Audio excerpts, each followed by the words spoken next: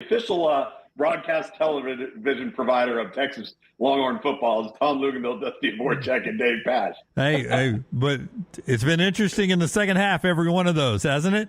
Oh, no doubt. I mean, I will say this about Sark's team. They have come up with ways to finish, and they've come up with ways to win in different fashion. And in fairness, you could make the argument that is something that team has failed miserably at in years past. And credit those kids and that football team, because I know culture is an overused phrase in this business, but there's something going on in that locker room at Texas. That's a very galvanized unit. All right, Tom Luganville, man, have a happy Thanksgiving. You'll obviously be on the road for your Thanksgiving to Austin there. Hope you and your family. Yeah. Congratulations to your son. I actually taught a class at Eastern Kentucky when I worked in Lexington. What? Yeah, broadcasting class. It was for football players to make an A, so I wish I was still there. I'd give him an A. So it was great. Luganville back with us next Monday. Couple more Monday morning lives this football season. Thanks for being with us. Brought to you by mybookie.ag. Mybookie.ag, promo code next round. Other than Texas Tech, Texas with Lugs on Friday night. You get Oregon State, Oregon, 7:30 on Fox. That impacts the playoffs. And then we go into Saturday's rivalry weekend. Should be a lot of fun. Don't forget, the next round, the boys join me coming up at 9 a.m. Central Time in about an hour. If you want us on the replay, it starts right here at the top of the hour. Until next time, happy Thanksgiving, everybody. God bless you, and God bless America.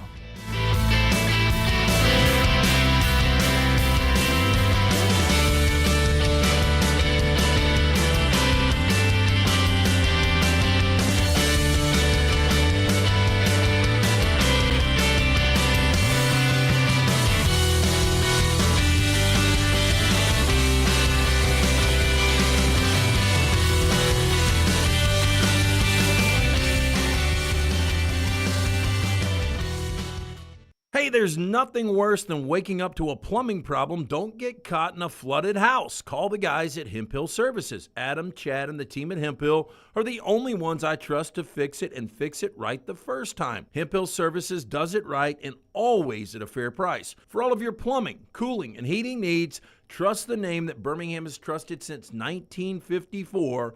That is Hemp Hill Services. Call now, 205-229-2090. That's 205-229-2090. Hi, this is Wes McClooney, owner of the New Balance Birmingham store. You're not average, and the New Balance Birmingham store has the shoes and apparel to perfectly match your unaverage self. If we were all shaped the same and had the same level of fitness, and if we all walked and ran exactly alike, well, then I guess an average shoe store selling average shoes would be just fine. But you deserve better. At the New Balance Birmingham store, our specialists will match you with a custom pair of New Balance shoes that fit you perfectly. Come see us at the New Balance Birmingham store. Your feet will thank you. Twin Peaks is the best in the game. Here, you're in the red zone for every college rivalry and divisional matchup all season long. On game day, you never have to decide which teams to watch, only what combination of bites, burgers, wings, and more to order. Plus, where else are your favorite draft beers always poured at a frozen 29 degrees? Only at Twin Peaks, the #1 sports bar. Stick around after the sun sets. Twin Peaks is open really late. Wind down with bourbon and late-night bites. Only at Twin Peaks. Start your day online with our website, nextroundlive.com. The latest videos, podcasts, and college football stories. It's also a great way to stream the show or shop in the Next Round store. Stay connected by visiting nextroundlive.com. That's nextroundlive.com. The wait is over. Tonali has arrived. Beautifully distinctive Italian styling and performance. Come test drive the all-new 2024 Alfa Romeo Tonali plug-in hybrid at Alfa Romeo of Birmingham. The all-new Tonali offers best-in-class horsepower and torque, fastest 0 to 60 times in its class, plus best-in-class range with full electric charge. And best of all, qualified Tonali leasees are eligible for up to $7,500 EV tax credit factored into your lease. Hurry down to Alfa Romeo of Birmingham and experience the all-new Tonali. What would happen if Santa came down your chimney and discovered fire damage in your home? What if he came down the chimney and discovered a wet floor? Santa's elves can't clean it up. You would have a lot of unhappy children Christmas morning. If that happens, contact DryTech Water Restoration immediately and make sure your children have a Merry Christmas. DryTech can clean up the mess and get in touch with your insurance company. Call DryTech 205-637-0143 and make sure your holidays are safe and happy. Happy holidays to all from DryTech Water Restoration. Jim Dunaway, Lance Taylor, Ryan Brown, and Rockstar. Live from the Birmingham Racecourse Casino Studios, the next round, presented by Bud Light, is on now. Thanksgiving week, Iron Bowl week, and maybe chaos walking through that door. Oh, wait a minute. Now you're going to be the chaos train? No, it's not happening. No, it's not happening. He is doubting chaos. Chaos is going to happen. It's not. Third straight week. The third straight week, the top 8 all won again. Can't happen this week. Okay. Because Ohio State and Michigan play each other. I said it for the last few weeks. There's going to be a 20-plus point underdog. A few of these that went outright. We had one this past week. It didn't matter. Yeah, it was way off the playoff radar. Yeah. We'll start right there, though. Jim Dunaway, Lance Taylor, Ryan Brown, Rockstar Tyler, Forrester Lunsford, Taylor Korn handling everything on the social media platform. Emily Grace McWhorter is down in Auburn covering Auburn's Media Day, and that's where the upset maybe of the year happened. 23.5 in some places. I got it at 26.5 at mybookie.ag earlier in the week. New Mexico State gets $1.85 million and goes in and beats Auburn outright, not close, 31-10, nothing fluky about it. I hinted all week, tough game for Auburn. Never in my wildest dreams thought they would lose the game. Well, Diego Pavia, and I forgot, was it EG that brought him up? Yep. And you're like, who in the hell is that? That's Dunaway's response. The much better quarterback on the field. Look, he played really good football. And what can you say? Jerry Kill, a guy that had an epileptic seizure on the sideline in 2011. Twice. Yeah. And by the way, that was the last time New Mexico State beat a Power 5 school. This guy can coach, and the comments, I'm sure, probably upset some Auburn fans after the game. I don't think it was really a dig. I just think it was more Jerry Kill being Jerry Kill. But this guy can coach, and what's crazy is New Mexico State, one of the most difficult jobs in the FBS. They've only been to one bowl game since 1960. They've now won 7 straight games. Do you know the last time the Auburn Tigers have won 7 straight games? Oh, don't do this. When is it, though? You probably can figure it out. 2013? It would have been 2013. 2013. Yeah. So it's been a decade, and New Mexico State has done it this year. Yeah, they haven't had this many wins since 1960. And what is mind-boggling or frustrating for Auburn fans is the offense was coming off their best performance on the road at Arkansas against an SEC team. And I said this afterwards on our post-game show, and I'll say it again here, and I want your reaction. One, I don't think it impacts recruiting at all for Auburn. Don't think it impacts recruiting at all. And 2, I don't think it changes the Iron Bowl at all. I think this Auburn team that plays on Saturday will be a different Auburn team emotionally than they were this past week. The crowd will be emotionally different than it was this past week. And the outcome of the game will still be the same as it was going to be if Auburn had beaten New Mexico State. Whatever that ends up being, I don't think New Mexico State impacts Auburn at all. Yeah, but I think it is a cold water in the face moment for Auburn fans right now who thought maybe had gotten baited in the last few weeks of thinking this program is further along than it is, because that was not a fluke upset. You didn't turn it over 5 times and New Mexico State gets some scoop and scores. No, you got soundly. You got dominated in every facet of the game. New Mexico State is the better football team. Yeah. And we can, you can discount that all you want. New Mexico State is a better football team than Auburn, and that's not Hugh Freeze's fault. But I agree. But he's got to dig them out of that hole. With what Dunaway is saying, I still saw Auburn against Arkansas, and that was 2 completely different teams. So if Auburn plays more like they did against Arkansas with that crowd behind them, I think the Iron Bowl is going to still be interesting. And back to your point on this not affecting recruiting, to me, this is Nick Saban's Louisiana Monroe game. That's right. By the way, that Louisiana Monroe team was 4-6 when they beat Alabama. 4-6. This New Mexico State team is now 9-3 with 1 game to play. They played Hawaii earlier. That's why they got 13 games. Yeah, now they've got Liberty for the conference championship. And, that is on the table. I think I kind of lean New Mexico State in that game. Yeah. They got to come back down for Jack State first. That's right. It's a tricky game with Jack State. We're catching them at a good time. Ashley sent me a question earlier. She was like, what does New Mexico State, what does this mean for Jack State? And I said, you know how this works out. Jack State will beat New Mexico State. No doubt. I don't think there's much doubt about that. And I said this post-game, and I'd love everyone's reaction. If you gave Alabama fans and Nick Saban right now 31-10, New Mexico State over Auburn. If you gave Alabama 31-10 over Auburn, And you would take it right now. Don't even think over the turkey. Yeah. You just eat turkey twice. Yeah, I guarantee you behind the scenes, I mean, Nick Saban's like, we're much more talented, but this is a scary game. He's seen some crazy things happen in Jordan here. And what does this do for your team's mindset now? Right. Instead of them being on a 4-game win streak, 3 over the SEC, and they just blitzed New Mexico State, and your guys, Alabama players, are going in thinking, okay, it's Jordan Hare, it's going to be a fight, they're hot now, blah, blah, blah.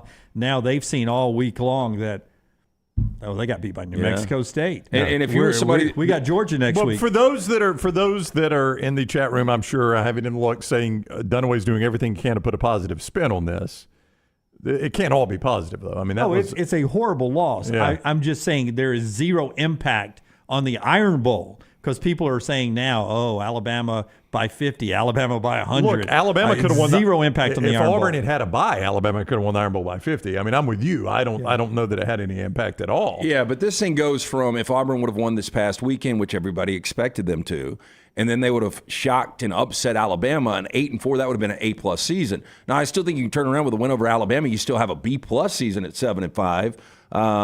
And I do agree. I don't think this game, the only thing it affects is a point spread. This thing was probably going to be 11. It was 10.5, Furman said Friday, and then Furman and I are texting in the game, and he's like, this thing may get as high as 17 if they lose this game. Yeah, I thought that I always thought it was going to be around 13. Yeah. But the loss did affect it probably a field goal. But it's 14.5 now, and I've got to imagine early on everybody rushed to the window to get them a little bit of Alabama minus 14.5 after seeing that. I would think most people will play Alabama in this spot. I would not feel good about it, though. I wouldn't either. Why not? They just lost to New Mexico State. No, that's what I'm saying. That's what the general public by 21. And Alabama is definitely playing their best football of the year right now. I mean, this is Auburn with one of the most puzzling losses in all of America, and Alabama playing their best football of the year. Yeah, is this, and I should know this, but I don't. So it went off at 26. Is this the biggest upset of the year so far? I think it is, Lance. But point spread-wise, it is, yes. What I wanted to ask you is, can you remember a bigger margin? So a team that was favored by 26.5 losing by 21. No, because I remember the infamous 47.5 margin. The biggest underdog I ever saw was Stanford knocking off USC in the Coliseum, and they were 41-point underdogs. But they won that by 3, right? Or a point? Yeah, I think it was a point. Yeah, it was a tight win.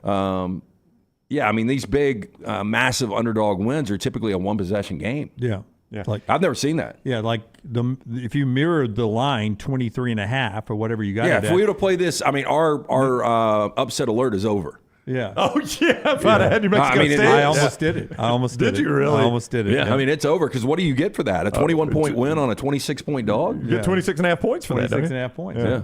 Yeah, would have flipped it around. Let's do a couple of great sponsors here, and we'll continue the conversation. It includes our friends at Legacy. It's the holiday season, Thanksgiving, and then fast forward to Christmas. And what's better than Christmas presents or a holiday trip with the family? If you want to use a personal loan from Legacy to take care of that this season, they will tell you they've got affordable payback plans and flexible terms. You can apply online in minutes at LegacyCreditUnion.com, LegacyCreditUnion.com. And they've got the Legacy credit card as well, with an annual percentage rate of 8.9%. No annual fees, no balance transfer, and this makes shopping safe this holiday season and very convenient. You can apply online in minutes there as well at LegacyCreditUnion.com. APR, the annual percentage rates and offers subject to change. See website for details. Federally insured by the NCUA and also by our friends at Simpio LT. One of the first calls we made was our friends at Simpio. Yeah, Blake Patterson and the guys at Simpio. Make the phone call that we made. It was the first phone call we made here on the next round.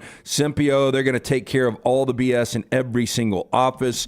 When your company joins Simpio, they take care of the 4 pillars. That is compliance, HR, payroll, benefits. Call Blake and the guys today at Simpio. It's very simple. You can go to Simpio.com for more information. You can always buzz them at 205-635-7467. On average, Simpio saving companies of all sizes and industries over 18% net of their fees. No annual contract. With that being said, 99% retention rate. Simpio.com. So I've seen this. I saw it in our Saturday postgame show. You could still go watch that. Little T from a wedding with her thoughts on Auburn. Saturday postgame show at Next Round Live on YouTube and Facebook and all that. But I saw it in that show, and Stan said it earlier, and I don't know if it's sarcasm or what, that Auburn will have practiced 2 weeks for Alabama now, that the reason they lost this game where they were practicing for Alabama. So a couple things there. Number one, I think Hugh Freeze is a good enough coach to know he could not practice for Alabama for 2 weeks. The New Mexico State could beat them if they did that. Number two, it has been blown up by many people who have played the game, the actual benefits of practicing 2 weeks for one opponent. Like, that it actually might hurt you to do that. That it doesn't really happen. That when you say, oh, so-and-so's been practicing 2 weeks for their rival, that it really hurts you more than it helps you. Like Barrett Jones one time laughed at us when we brought it up. He's like, guys, 1 week is, what is that? Some kind of thread on my computer. Turning it all the way down. Is it going to blow up, Lance? I mean, it's going nuts. I don't know what the hell's going on. We're back, baby. Here comes Lance. Your window is infected with 5 viruses. Oh, really? This is that McAfee bullshit. The guy got shot in the head, didn't he? He did. I think he died. Yeah, I don't know if it was a shot in the head. There you go, Lance. I don't know what happened. He died in prison. I'm not sure. He died in prison? Okay. Yeah, but didn't he have a tattoo that said, I will not commit suicide? Something like that. He was a bit of an oddball. He got that tattoo in prison maybe a week before he died. Yeah. But Barrett Jones laughed one time. He's like, guys, 1 week is more than enough time to prepare for a game. And in fact, if you do it for 2 weeks, you risk losing your team's attention. So if you want to try to paint a good picture there, I don't really think that's all. You guys know that I do that Calcutta where you have 10 college teams, and one of my teams last year was Liberty. And the final week of the season, regular season, they lost to Jerry Kill, New Mexico State, 49-14. Yeah, that was when Hugh Freeze was franning it up. As we say on the show, we saw that coming. Yeah, we already knew he was taking the Auburn job. Alabama cruises past Chattanooga, and they get out the starters early. They get out fairly healthy as they prepare for the Iron Bowl this week, 2:30 on CBS. It'll be the last time the Iron Bowl is on CBS in the foreseeable future. 2:30, we'll be down there on Saturday for that. Reminder, live show on Friday. We're all off Thursday, but we're back with you Friday with some extended programming as well. So stay tuned. Later in the week, we'll tell you some extra hours you can watch with us live on Friday. That coming up as we get ready for the Iron Bowl. As it comes to the playoff chase for Alabama, though, Saturday morning on game day, before the Jordan Travis injury, this is even before Jordan Travis went down at Florida State, Herb Street and Desmond and Pat McAfee were making a case that SEC champion Alabama, if they were to win out, was more deserving of the playoffs than Florida State. Herb Street's quote was, "You guys are not going to make a case for me to tell me the SEC champion is not going to be in the college football playoffs." And they were doing the scenario, Washington wins out, Big Ten unbeaten champion, Florida State wins out, Texas wins out. What do you do with Alabama if they win out? And Herb Street's point was, Texas is in because they beat Alabama. Alabama would be in ahead of Florida State. I That was disagree. even before Jordan Travis. Yeah, look, now with Jordan Travis, I think if you're part of the committee, they're not whole. And Jordan Travis, their best player, now that he is going to be out, this game was going to be so interesting if on the other side you had a healthy Graham Mertz. He's out. Yeah, now you've got a freshman in Max Brown that will be starting. This is a former 3-star guy. I know you love this. His offers, Central Michigan and Temple. It's diamond. We call him a diamond in the rough, Lance. But he does. He's a two-way athlete. He plays for the baseball team. So this is a guy that he's very athletic. But on this stage against Florida State, that's going to be it's going to be massive. But with that said, even if Florida State wins this game, if Alabama does win out, I think the committee takes a different look. If Jordan Travis was there, I still think an undefeated Florida State would have gotten in front of Alabama. I don't know if that happens. But you think that it could impact Florida 100%, State even if they're unbeaten? Is that fair? Is that agree. fair? Yeah, it's 100% fair. Close your eyes. What if it was Jalen Milroe and Alabama was unbeaten? Would it be fair? Yeah, it's 100% fair. Yeah. If you don't have time to evaluate the backup. Now, like if Milroe had been hurt, say, in the Tennessee game, and then you get to see Ty Simpson come in and beat LSU and beat Kentucky on the road and beat Chattanooga and win the Iron Bowl on the road and beat Georgia, you're like, that team has not missed anything. The Rodemaker kid's thrown, 8 passes? Yeah, you've got to try Lost to Jack State as a starter, by the way, in 2020. You're asked to pick the best 4 teams. And you're going to get 2 games to evaluate this guy. And if you don't think he makes them one of the best 4 teams, it's absolutely fair. Florida State people are going to get upset about it. ACC people will get upset about it.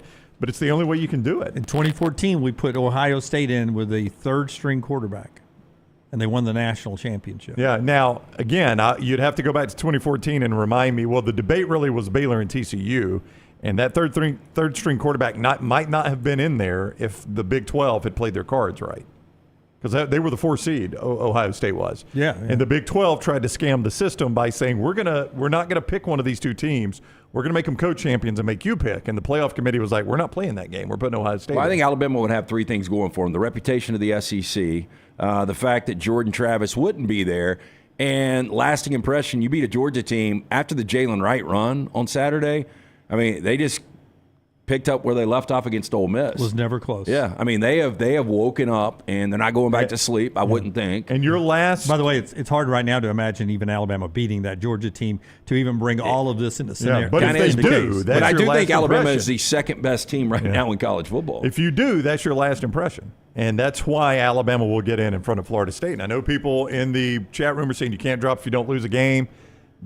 There are no rules that say that. I know that's the way we've always thought it works, and that's the way it's always worked.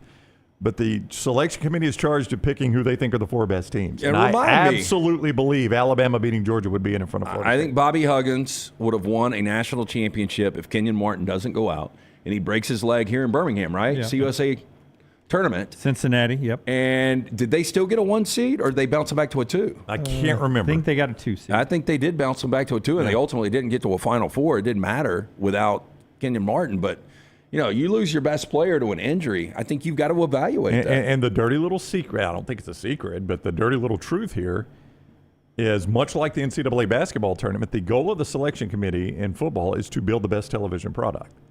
And I think if they think a team's going to get run out or doesn't belong, they're not going to put them there. Meaning Rodemaker and unbeaten Florida State. Yeah, I mean, if they think that makes them an obviously weak team, and I've got 4 other teams I think are stronger, they're going to do that. I'll tell you, the game to watch, though, is obviously the big game. Ohio State, Michigan. Yeah, the game. Is that on Fox? Have you seen a promo? Yeah, I know. Every freaking commercial break. But here's the thing. If Michigan loses this game, and I can't believe they were up 23-3, and they let Maryland hang around. And Maryland had a chance in that game. Oh, man, they had the ball multiple times in the fourth quarter, down 5. But if Michigan loses this game, I don't care if they lose in triple overtime by a point. They're done. Oh, yeah. And if you flip it around, if Ohio State loses in triple overtime by a point, they're still alive. How? There's no. I mean, I'm talking about if like Florida State or Texas chaos. loses. Yeah, if there's chaos. Yeah. But I'm saying even if there's chaos, Michigan's not alive. Michigan's done. It would take a lot of chaos. I would say this on the game coming up. Until this past weekend, I didn't think Ohio State had a chance against Michigan. And now, after 2 weeks... It's amazing, though, how just a small sample size can completely flip the script. After 2 weeks, and with Travion Henderson back at Ohio State, it's a toss-up for me now. It's a pick-em. It could go either way. But until this past week... I mean, Brown, they had a scoop and score. Right. They had a safety, and they had 2 interceptions that set up points. That's how Michigan beat Maryland on the road. Yeah. Let me ask you guys this. If we were back in college or high school and I was dating a girl and y'all were like, hey, Brown, we want to meet your girlfriend. Like, nah, we're good. What would y'all think? That she was... Manti Te'o. That she had a very good personality. Oh. Yeah. Well, either one. Either one's true. Made up or not attractive? Yeah, either one. I would think more made up. Yeah. But if you would think it was fishy, right? Yeah. If you're in tough situations and you never ask your quarterback to throw, I mean, do you think there's a reason, like they try to avoid that guy throwing as much as they can? And they do. They try to avoid J.J. McCarthy throwing as much as they can. It's weird because you hear internally all of the experts, and they're like, his skill set is incredible. But they've played 2 important games this year. Yeah, I didn't think Penn State on the road. They didn't have to against Penn State, though. Well, again. I think they needed to against Maryland, and I saw him actually attempt a couple in the fourth quarter, and they weren't great throws. They were not great 12 throws. Of 23 for 141. And even the ones at the first half, down in the red zone, he put the ball in harm's way. Yeah, but I still feel a lot better about J.J. McCarthy, who made plays last year against Ohio State, than Kyle McCord. Now, the difference is which defense is better. As good as Michigan has been, Ohio State's defense has been lights out. I still think it comes down to Michigan's defensive line and Ohio State's lacking offensive line. Michigan in the close ones where I am early in the week. Mark, do you guys see the messages, or is this a waste of time? He's from Facebook. We see him, Mark. Mark says, do you believe that Bama is better than Texas? If so, then head-to-head is irrelevant. Head-to-head is a data point to use when you consider teams completely equal. Yeah. I do think Alabama's better than Texas right now, But I, honest to goodness, do not think it's going to come down to that because I think Texas and Alabama will be in front of Florida State. Yeah. So I think Texas definitely will. Look, if I'm on that committee, I think Alabama's a better team. But everything equal, Texas one loss, Big 12 champion, Alabama one loss SEC. I'm putting Texas in because head-to-head's got to mean something. Yeah. Who's got the better loss? This goes back to your Sports Illustrated letter when Alabama lost to USC and USC lost Arizona State. That's right. Yeah. Alabama's got the better loss. Better for a team like Alabama to lose to a team like Texas and Texas they to still lose lost to, by double digits at home. Yeah. To a team, though, as everyone's I'll point saying out, that McCarthy may be hurt. Well, he may be, but they don't trust him. Up. I can tell you that. I know they lost big, but when it comes down to it, if they've beaten Georgia, you're going to look at it and say they just beat our number one team, and their only loss is a team we also have in the playoffs. Yeah. It's going to be hard to overcome that. By the way, it's a shame that Georgia would be left out at that point. I agree, it really would be. But they would be. 28, soon to be 29 straight wins. I mean, they're catching Alabama at the wrong time. And if Georgia was to lose this game by possession and for them to be left out of this college football playoff, I mean, they are definitely one of the 4 best teams in college football. To me, if you're going to flush Texas's win over Alabama, then I would flush Texas's Big 12 championship too, and I'd put Georgia in ahead of some other people. I think it's easier to do a one-loss Georgia non-SEC champion than Florida State undefeated ACC champion. I agree. And then now do the Pac-12 for me.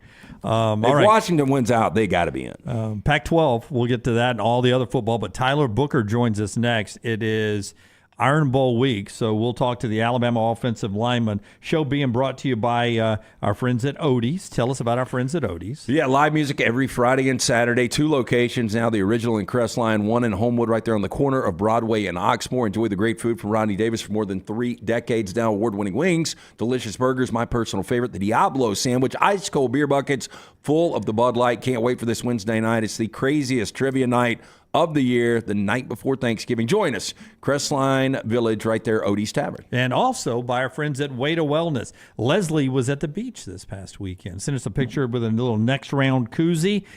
She can get your body beach ready in 2024 with Way to Wellness. Just go to this website, aplanforme.com, aplanforme.com. You'll find out there that no plan is the same. Every plan is different. No cookie cutter plans. They design a plan for whatever you're trying to do. Want to lose 10 pounds? They'll get a plan for you.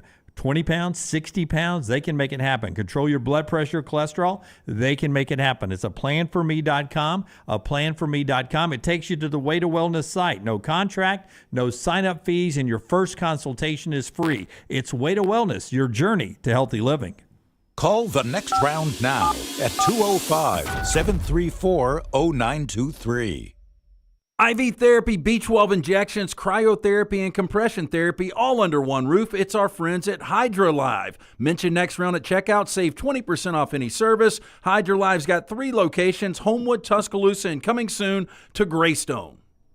Twin Peaks is the best in the game. Here, you're in the red zone for every college rivalry and divisional matchup all season long. On game day, you never have to decide which teams to watch, only what combination of bites, burgers, wings, and more to order. Plus, where else are your favorite draft beers always poured at a frozen 29 degrees? Only at Twin Peaks, the #1 sports bar. Stick around after the sun sets. Twin Peaks is open really late. Wind down with bourbon and late night bites. Only at Twin Peaks. The next round golf card is back and is presented by Urology Centers of Alabama. For $89, play Limestone Springs, Cross Creek, The Meadows, and the renovated Woodward Golf Club. $247 in value for just $89. Or get bonus gifts with the Deluxe Golf Card for $119. No restrictions, good through September of 2024, but supplies are limited. Buy right now at nextround.store.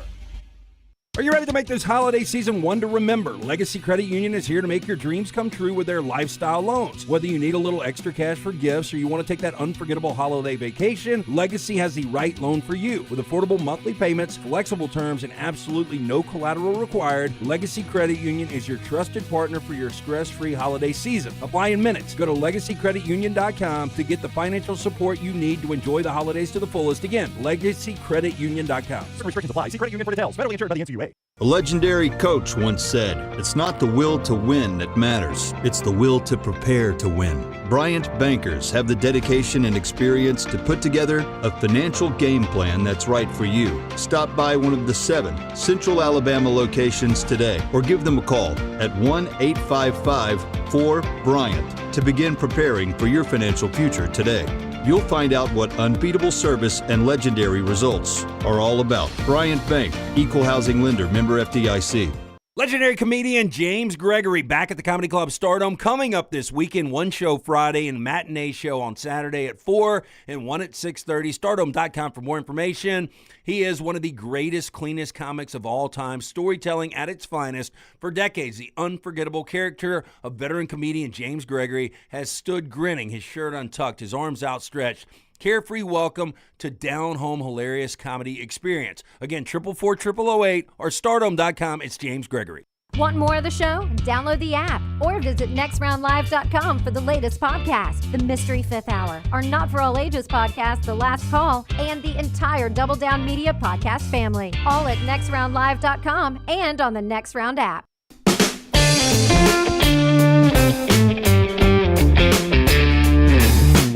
It's big game week, Iron Bowl week. We're about to get Tyler Booker not in the SID's office. We get Tyler Booker, unfiltered Tyler Booker in a second. Let's tell you about a couple of great sponsors. One of them, I could eat the bottom out of these loaded fries right now from Milo's.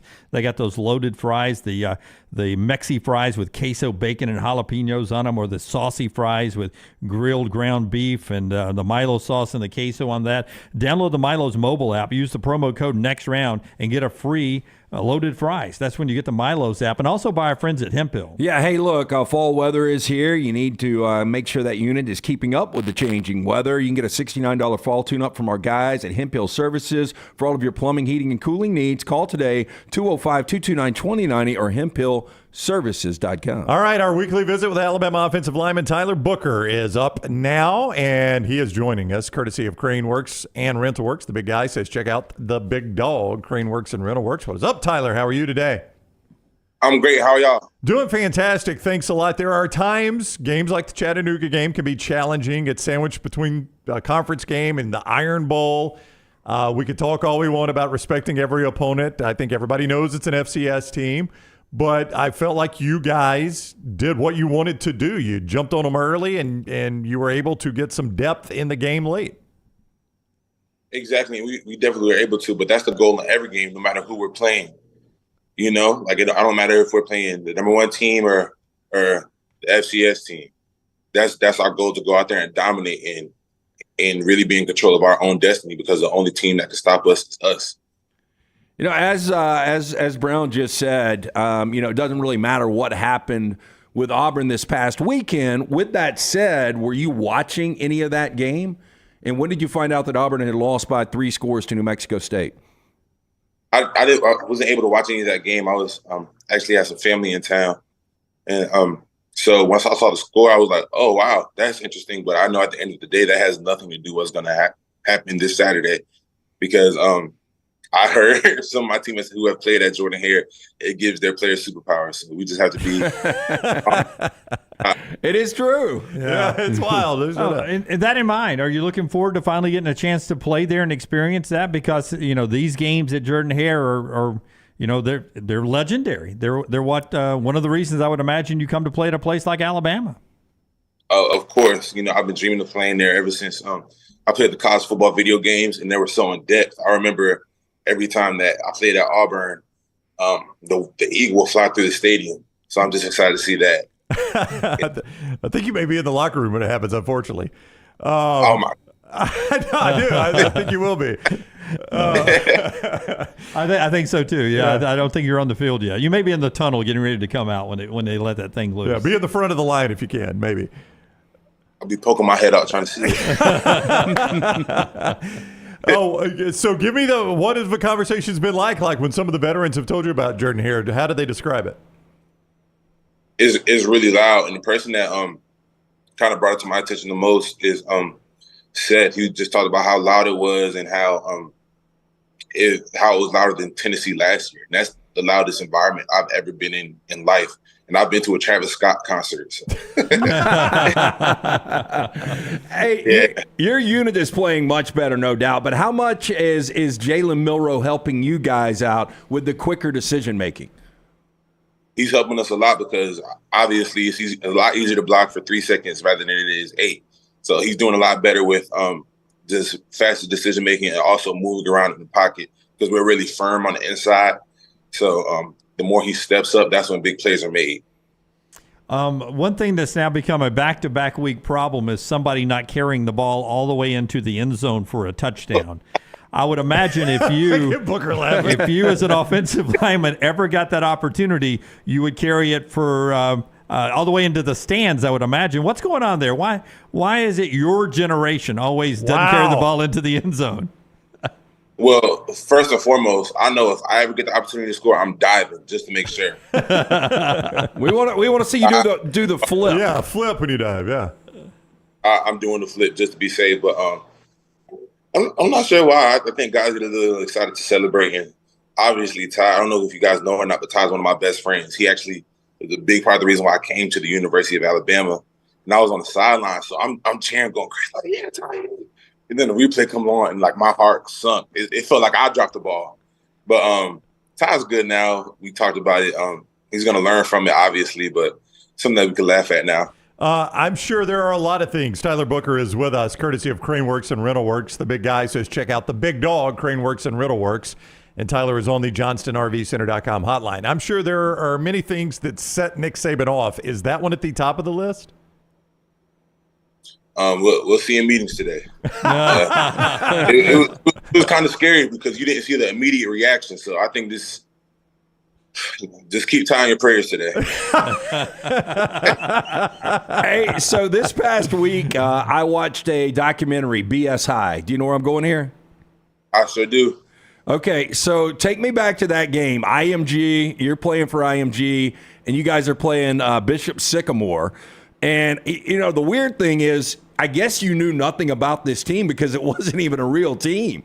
Were you guys able to watch film before, and did you realize how bad they were? We were able to because we played them the year before as well. So we didn't think much of it. And but I knew something was up. The year before, they were a little bit more legit. But the last year that we played them, I'm like, all right, something's wrong because there were dudes out there. There was one player, it was number 27. He had a full beard. He couldn't have been taller than 5'7". Yeah. You got guys switching helmets on and off the field. You got guys with the gas station stickers on their helmet too. I'm like, all right, this is weird. Let's beat up on this team and go home because we had Ohio the next week. But it wasn't brought to our attention until after the game. My dad was like, that wasn't good for you. I was like, what do you mean? We just blew him out. He said, I'll tell you when we get in the car. And he broke the whole thing down to me. I was like, oh my gosh. That's crazy, man. They had one of their moms was the trainer. And that one dude blew an ACL. Yeah, it's crazy because like they put those kids in danger. So like we joke about it, but it's something that really shouldn't be taken lightly. He is Tyler Booker. You do not get to go home. You're not close enough to meet the go home list for Thanksgiving. So you'll do what on Thursday? My beautiful mom, who is right here. Oh. She's gonna cook. We're actually in my apartment, so the whole family's gonna come down. She's gonna cook. We'll have Thanksgiving here. Is she the best cook you've ever been around? I know she's got to be, right? 100%. Oh, look at that. Oh. What is the favorite thing, the favorite Thanksgiving dish that your mom makes? Tyler Booker's favorite is what? So I have to go, too, because it's kind of a combo. It's her macaroni and cheese and the yams. Because I like to a little bit, but those, oh, my gosh. Yeah. I'm getting excited already. Yeah. Will she jump on with us? Will you jump on with us, Ma? Sure. Oh, yeah. There you go. Yes. Just a little hug. Hey, Travis and Jason Kelsey's mom making a lot of money right now, endorsements. So this could be a trial run. Yeah. This is her debut. I didn't know she was going to be in town. Is this common? I mean, you've only been in Tuscaloosa. Well, I mean, if he can't make it there, this is a good mom. Hey! Good morning. How are you? Good. How are you? Very good. Man, what an awesome young man you've raised here. He's the best. Thank you. I tried my hardest. Yeah. So how difficult was it grocery shopping for a dude that big when he was in high school? Oh my. Very difficult. Very difficult. I tell people all the time, my daughter would say, she would look at his plate and say, "Are you really going to eat all of that?" And he would every single. Is it difficult I've talked to many parents of players and watching their kid play, like you live and die with every play. Are you that mom that lives and dies with every play that Tyler's in the game? Yes. And if the game is really close and I'm home, sometimes I can't even watch it. I have to go away from the TV. Like it's hard. Yeah. So you didn't see the second half of the Tennessee game. Hey, so are you? Would you rather be in person in the stadium watching the game or on the couch? I would rather be in person. Yeah. Me too. Pretty good on the couch. All right. Well, Thanksgiving, man. What a great time to have mom in town. This is so awesome. Do you know what she wants for Christmas yet? I mean, you can spend the NIL money you're making with us on your mama. Well, luckily for me, she said she wants me to make something. So the gears have been turning in my head about that. But I'll get her something really nice. Yes. Make her something really nice. Again, you've done a tremendous job with your son. He has been great with us and is a phenomenal player. We really appreciate the time. Have a happy Thanksgiving. Thank you. You too. All right, bye-bye. Thanks, Tyler. Take care. Tyler Booker, the Alabama offensive lineman, with us each week courtesy of Craneworks and RentalWorks. The big dog and the big guy, Tyler Booker, and Elijah McAllister of Auburn, who will be with us on Wednesday. Say, look for the big dog. Yeah, absolutely. Always a good family time of the year. Thanksgiving coming up on Thursday. We're here Wednesday and Friday with live shows.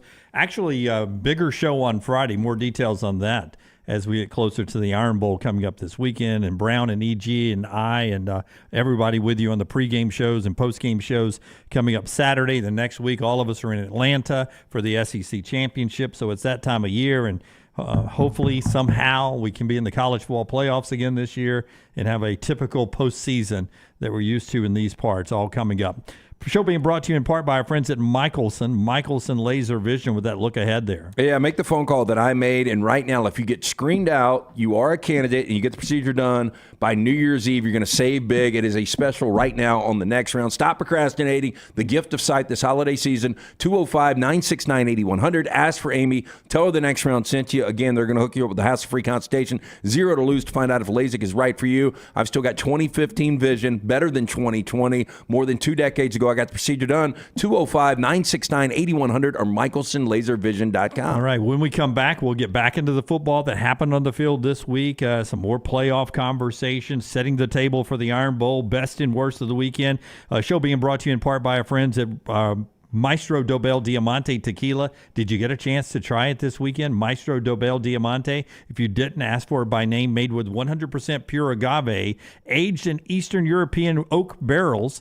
It is our friends at Maestro Dobel Diamante. Crystal clear and robust. It's the best tequila anywhere. Maestro Dobel Diamante.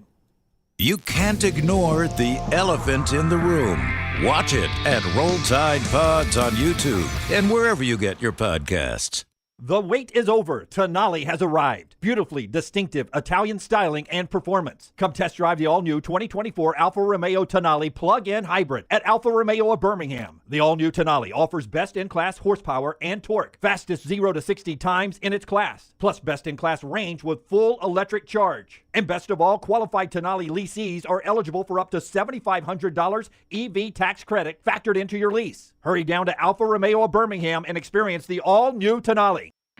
The Next Round is so much more than the show you get from 9 to 1 each day. So make sure to head to our official YouTube channel at Next Round Live and subscribe to get all of our latest content. We, of course, have plenty of specialty content and shorts based all around the sports in the heart of the SEC. But we also talk pro sports, gambling, lifestyle and entertainment, and so much more.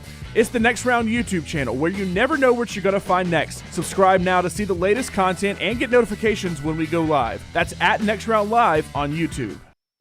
Twin Peaks is the best in the game. Here, you're in the red zone for every college rivalry and divisional matchup all season long. I mean, where else are the scenic views as good as your view of the game? Only at Twin Peaks, the #1 sports bar. Support the show and grab some great t-shirts and hoodies right now in the Next Round store. Buy the Alabama State map shirts in your team's favorite colors, the popular Y'all Can Have the Rest, or Next Round flag shirts are also online now. Just go to nextround.store. That's nextround.store. The traditional Next Round logo shirts are there too. Buy them for yourself, or they make a great gift for someone else. And let us know what you'd like to see in the store coming up. Nextround.store. That's nextround.store. Are you ready to make this holiday season one to remember? Legacy Credit Union is here to make your dreams come true with their lifestyle loans. Whether you need a little extra cash for gifts or you want to take that unforgettable holiday vacation, Legacy has the right loan for you. With affordable monthly payments, flexible terms, and absolutely no collateral required, Legacy Credit Union is your trusted partner for your stress-free holiday season. Apply in minutes. Go to LegacyCreditUnion.com to get the financial support you need to enjoy the holidays to the fullest. Again, LegacyCreditUnion.com. Some restrictions apply. See credit union for details. Federally insured by the NCUA. Hey, Lance Taylor from the Next Round. You've heard me for years talk about our friends at Bromberg's Jewelers, and we welcome you to stop by and see that great customer service at the Mountain Brook and Summit locations. But we'd also love for you to check out their new online shop. They've got plenty to choose from. Great gifts, big and small. Available online, they've got David Yurman, Tudor watches, select diamond and gemstone jewelry, William Henry, seasonal and favorite giftware items, and baby gifts as well. They've even got an online sale section. For more information, Brombergs.com. Man, I love a good meal. I'm Jim Dunaway. A good meal is what you get with my friend Sterling at Champy's Chicken on Highway 119 in Alabaster. We're talking great southern fried chicken, wonderful sides, hand-cut chicken fingers, po' boys, and those Mississippi Delta recipe tamales. You got a perfect menu for everybody. Champy's Chicken is perfect for watching the big game, or taking a meal to the lake house, down to the coast, or stay in the restaurant and dine in a great atmosphere. It's all made fresh to order right there on 119 in Alabaster, Champy's Chicken.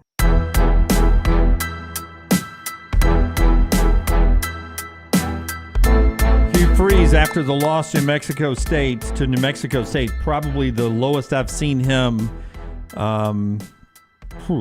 ever as a coach at Auburn, maybe ever. Here's Hugh after the loss. It really is as good as last week felt, and as complete as we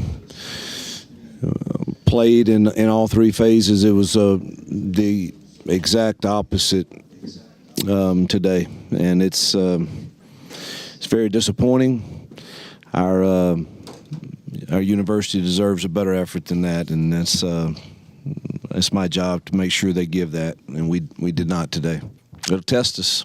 You know, it's a great thing about this sport, and being early on in our journey here, this is a great something I hope sits in the craw of our stomach and makes us sick, and gives us a reminder for future that you have to earn your right to win a football game every single time you're out. That's Hugh Freeze after the loss to New Mexico State, how it impacts the Iron Bowl and a lot more as we get going on Iron Bowl week here. That's being brought to you by our friends at Wayne's. Weather's cooling down. You can stop the mice, the bed bugs, and the rodents before they come in. Call Wayne's at 866-WAYNES-1, 866-WAYNES-1 to gift yourself a safe and pest-free home this holiday season. Sign up for any reoccurring service with Wayne's and save $50 off. Celebrating 50 years with Wayne's with $50 off reoccurring services. Don't let the mice and rats ruin your holidays. 866-WAYNES-1 or go to the website callwaynes.com. Also by our friends at Woodhouse. Yep, this Christmas, treat that special person to the gift of luxury from Birmingham's best day spa, the Woodhouse Day Spa, located at the Summit Shopping Centers right off of Highway 280. You can choose from a menu of over 70 options, including massages, body treatment, skincare, waxing, nail services. Order that special person gift online 24/7 at birmingham.woodhousespas.com, or just stop in, go see Stuart and that great staff, and tell them the Next Round sent you. My best of the weekend is Georgia. They are cruising right now. My second best, though, would be Bo Nix, where I don't know if there's a way he's not in it, at least in New York for the Heisman. Oh, 100% there, yeah. I mean, 100%.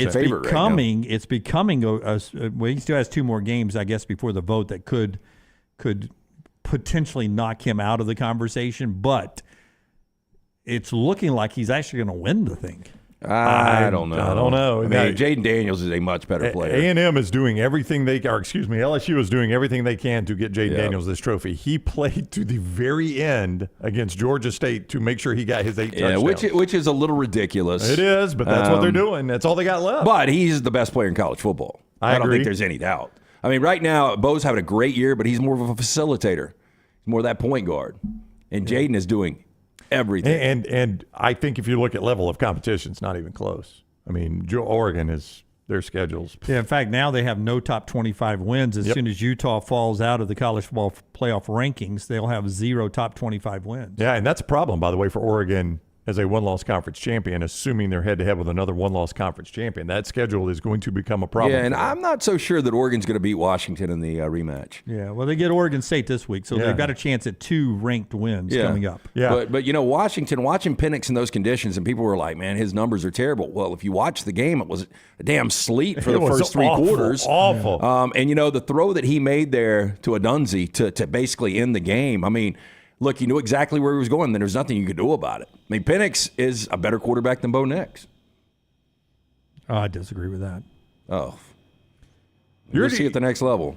Yeah. So you're telling me you think Michael Penix Jr. is going to be a good NFL player? I think he'd be better than Bo Nix. Bo Nix still doesn't have that accuracy. He's Well, not going to be able to throw to those tight windows. I don't know about Bo Nix in the NFL, but you I think didn't say he's a Michael better Penix quarterback. Jr.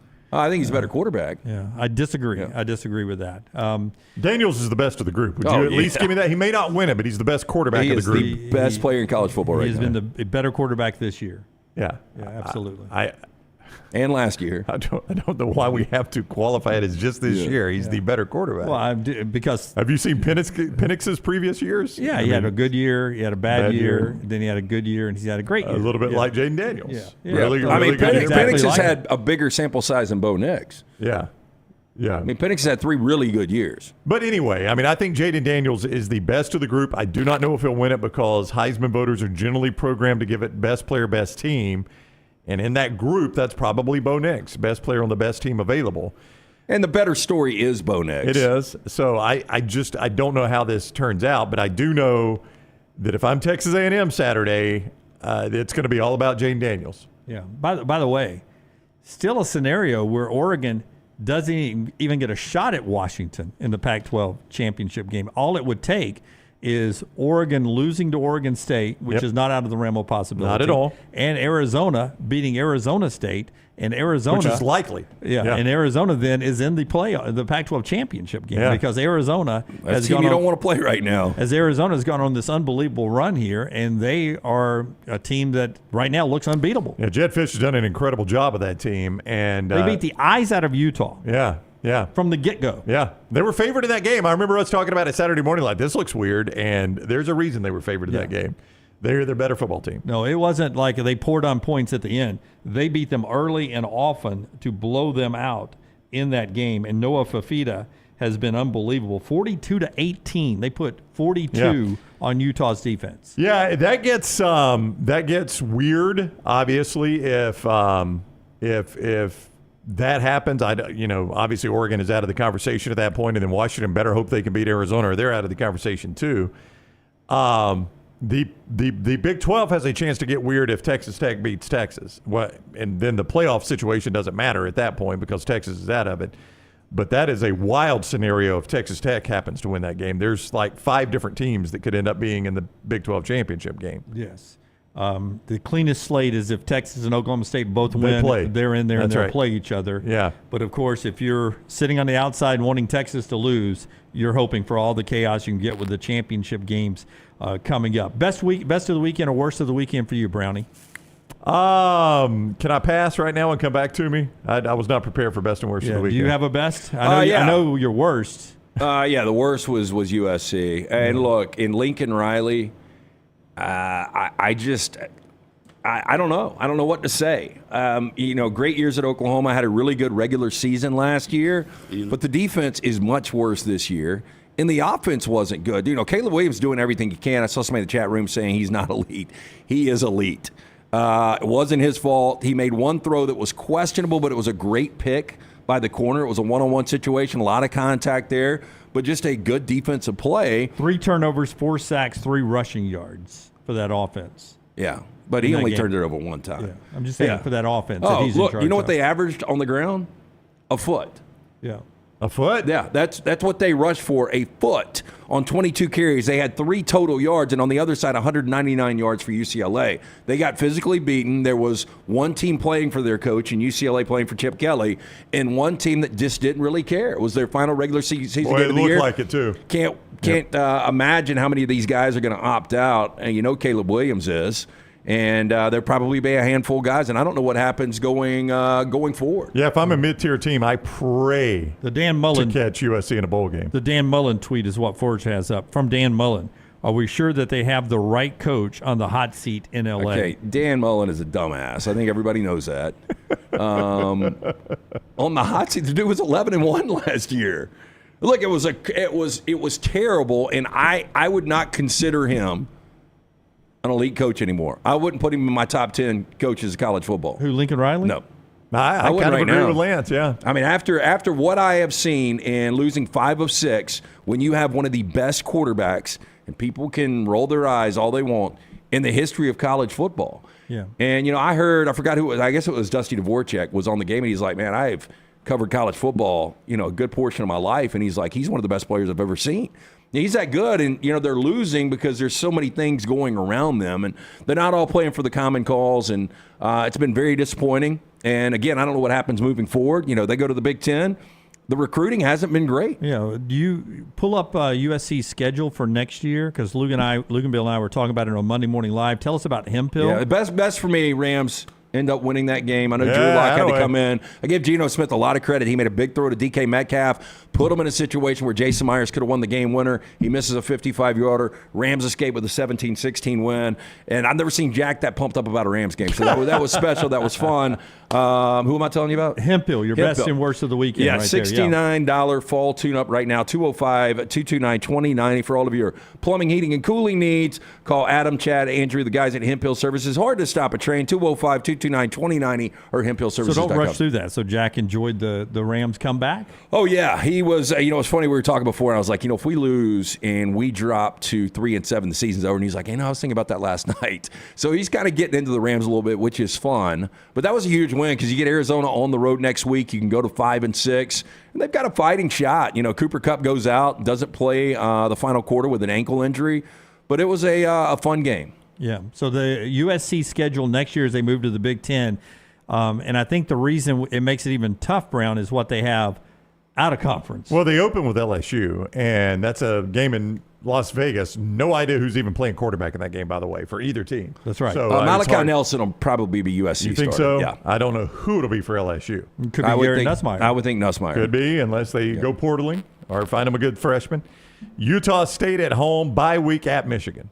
I mean, it's not outside the realm of possibility you're 1-2. Oh, yeah. Right out of the chute. I think you're going to be underdogs in both games. Yeah, Wisconsin at home. Should be a win. It should be a win. At Minnesota. Should be a win. Penn State at home. If you can find your way to the top 10, I guarantee you win that game. You're right. But I don't know if you can. At Maryland, we go cross-country for that one. Rutgers, we stay cross-country for that one. Or no, that's back in L.A. At Washington, bye week, Nebraska at UCLA, Notre Dame. I mean, if you survive, you go 1-1 in those 2 big games in September with LSU and Michigan, they could be okay. And look, this thing can flip quickly. I just don't think they've got good team chemistry. I think they put a bunch of guys in from the portal that it's not meshing. Lane Kiffin was 7-6 in 2012 when they were number 1 in the country. This team started out number 6 in the country, and they finished the year 7-5. We'll see what they do in the bowl game at USC. By the way, I know we are bemoaning the departure of the Pac-12, and I understand why. That is so much better of a schedule than what I've watched USC play. Until this year. Until this year. I mean, this year's Pac-12 was a lot more entertaining. I'm going to get to see these helmets. Yeah, I mean, the helmet schedule, talking. It's an amazing schedule. But Wisconsin, Nebraska, those teams are not what they used to be. They're not. They're not. This year, I mean, to have Colorado, and that game was early on, in Boulder, Arizona, Notre Dame, Utah, Washington, Oregon, and UCLA, that's a fun schedule. Yeah, but helmet schedule, I'm going to get to see them play LSU, Michigan, Penn State, Nebraska, UCLA, Notre Dame. Those are helmet games, man. Now, again, some of those programs aren't where they used to be, but still, those are helmet games. Iron Bowl is this week, 2:30 on CBS as we get ready for that. We just spoke with Tyler Booker. We'll talk to Jalen Milroe later this week and our other NIL guests. Nick Saban's news conference is later today. So is Hugh Freeze's. E.G. Emily Grace McWhorter is down in Auburn. We'll have all of that coming up in overtime today. No Joel Klatt today. He has had to move because he's getting ready for the game, Michigan and Ohio State, up there in Ann Arbor coming up. Much more as we continue in our football conversation. We'll get to the playoff discussion, but a couple of things happen off the field in college football this weekend that included Cam Rising announcing he's coming back for his 7th season. That's big for Utah as they move to the Big 12. Dino Babers gets fired at Syracuse. He's out. Well, what a fall, man. There was a time where he was rumored for like the USC job. He had a really good 10-3 campaign where they finished up 15th in the AP poll. But the problem has been since 2020 with NIL and transfer portal, you can't do anything at Syracuse. That sadly is an awful job now. Yeah, and it makes you wonder who ends up getting that job. I heard Kurt Cignetti's name mentioned. If I'm Kurt, I don't take that. James Madison just blew it this weekend. They had game day and everybody cheering for the NCAA to flip the script, and the NCAA said, well, let's see what happens this week. Oh, you lose to Appalachian State. And all the time, Appy State's in the hotel just doing this, right? Yeah. Y'all keep talking about this NCAA stuff. You still got to play us. Yep, and App State ends up beating them, so James Madison doesn't have to worry about being the best Group of 5 team out there now after that loss this weekend. But they still will not be in the Sun Belt Championship. That likely is going to be Troy versus the Coastal App State winner coming up. So Troy has their spot already booked in that thing. Well, the NCAA had to breathe a sigh of relief. This was becoming a PR nightmare for them, and they already gotten some bad PR off of it, but it's off their plate now. They don't have to worry about James Madison. And Sam Pittman gets word from his athletic director, and Forrester will put up what the AD sends out here, that the team was extremely excited last night when I told him that Coach Pittman is going to be our head coach for the 2024 season. He goes on to talk about how, it's not what we wanted this year. But Sam Pittman was talking to Lauren Sisler, our friend, who is working at ESPN, and she was interviewing him on the sidelines. There's that picture there. Said Pittman was at peace going into the weekend, and he's excited to get one more chance with the Hogs there for another year. Good move by Arkansas. I think so. I like Sam Pittman, and Brown says it's because he's folksy. I don't know why. That has something to do with it, probably. He is folksy, but though. I think he is a really good fit there. And of their 7 losses, 5 by 1 possession. He's got to figure out a way to start winning these 1-possession games. I haven't looked at their schedule next year. You know it's going to be difficult because it's Arkansas. Well, it is. I mean, out of conference, they're at Oklahoma State. I mean, that's a tough place to go play a football game, at Oak State, out of conference. And, and you get your main conference games, A&M, LSU, Ole Miss, Tennessee, Texas, at Auburn, at State, at Missouri. So, I mean, they've got some tough games. And I wonder, and I don't know if you guys know the answer to this, KJ Jefferson has played 5 years, but does he have that 6th COVID year? I get lost, but I think he does. Because this is not a year that he wants to come out because the production's been down. He's been a little banged up, and you've got a million quarterbacks coming out this year. You really do. You really do. That's hence Cam Rising coming back for a 7th year if he can. All right, when we come back, more college football. We'll talk about the playoff race and how there's been lack of chaos. What is some scenarios from these guys and a lot more. You can jump into the chat room. We'll get some chat room comments, some of your best and worst of the weekend. Show being brought to you in part by our friends at Hydra Live. Hydra Live right now wants to remind you, if you can't make it to one of the great locations, they can send a nurse to you. We had Nurse Lacey in studio last Thursday. IV therapy, B12 injections, cryotherapy, compression therapy, all under one roof. Gift cards, great Christmas idea. Mention Next Round at checkout. You're going to get 20% off any other services.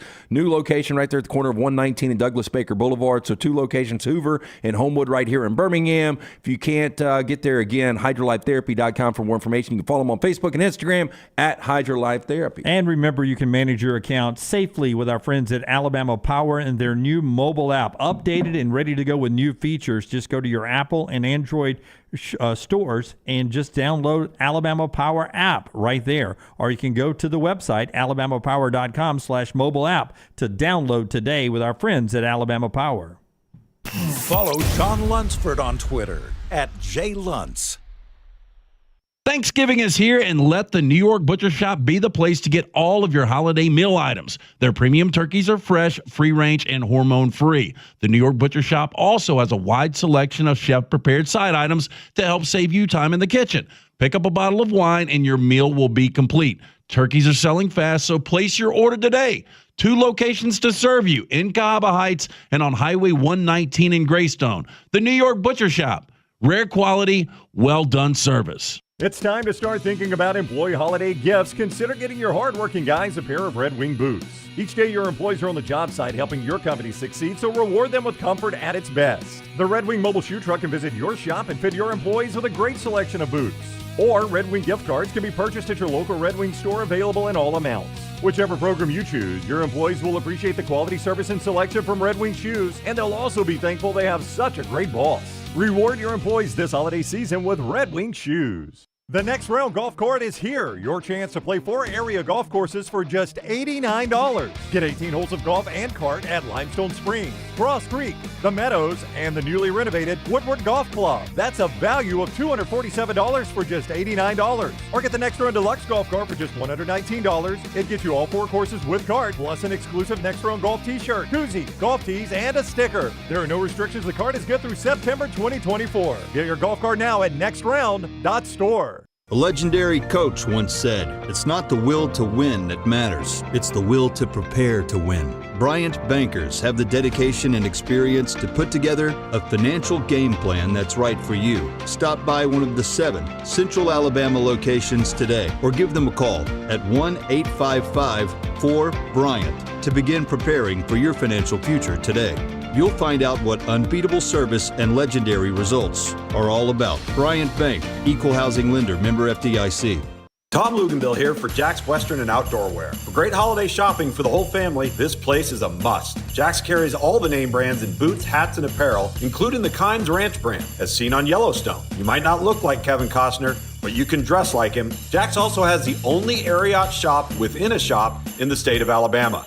Come see us every Monday through Saturday from 8 a.m. to 8 p.m. and Sundays from 1 p.m. to 6 p.m. Just look for the big red building off I-65, exit 304 in Coleman. Follow Next Round Live on Twitter, Instagram, Facebook, and YouTube. The social media team at Next Round Live will share the latest interviews and videos from UAB, Alabama, Auburn, and campuses all over the college landscape. You'll also get the latest highlights and news from the Next Round Live Daily Show. Jim, Lance, and Ryan will share their thoughts, and remember, you can always see the old shows on the Next Round Live YouTube channel. Subscribe, like, and don't forget to comment. Turn on the notifications so you don't miss a thing.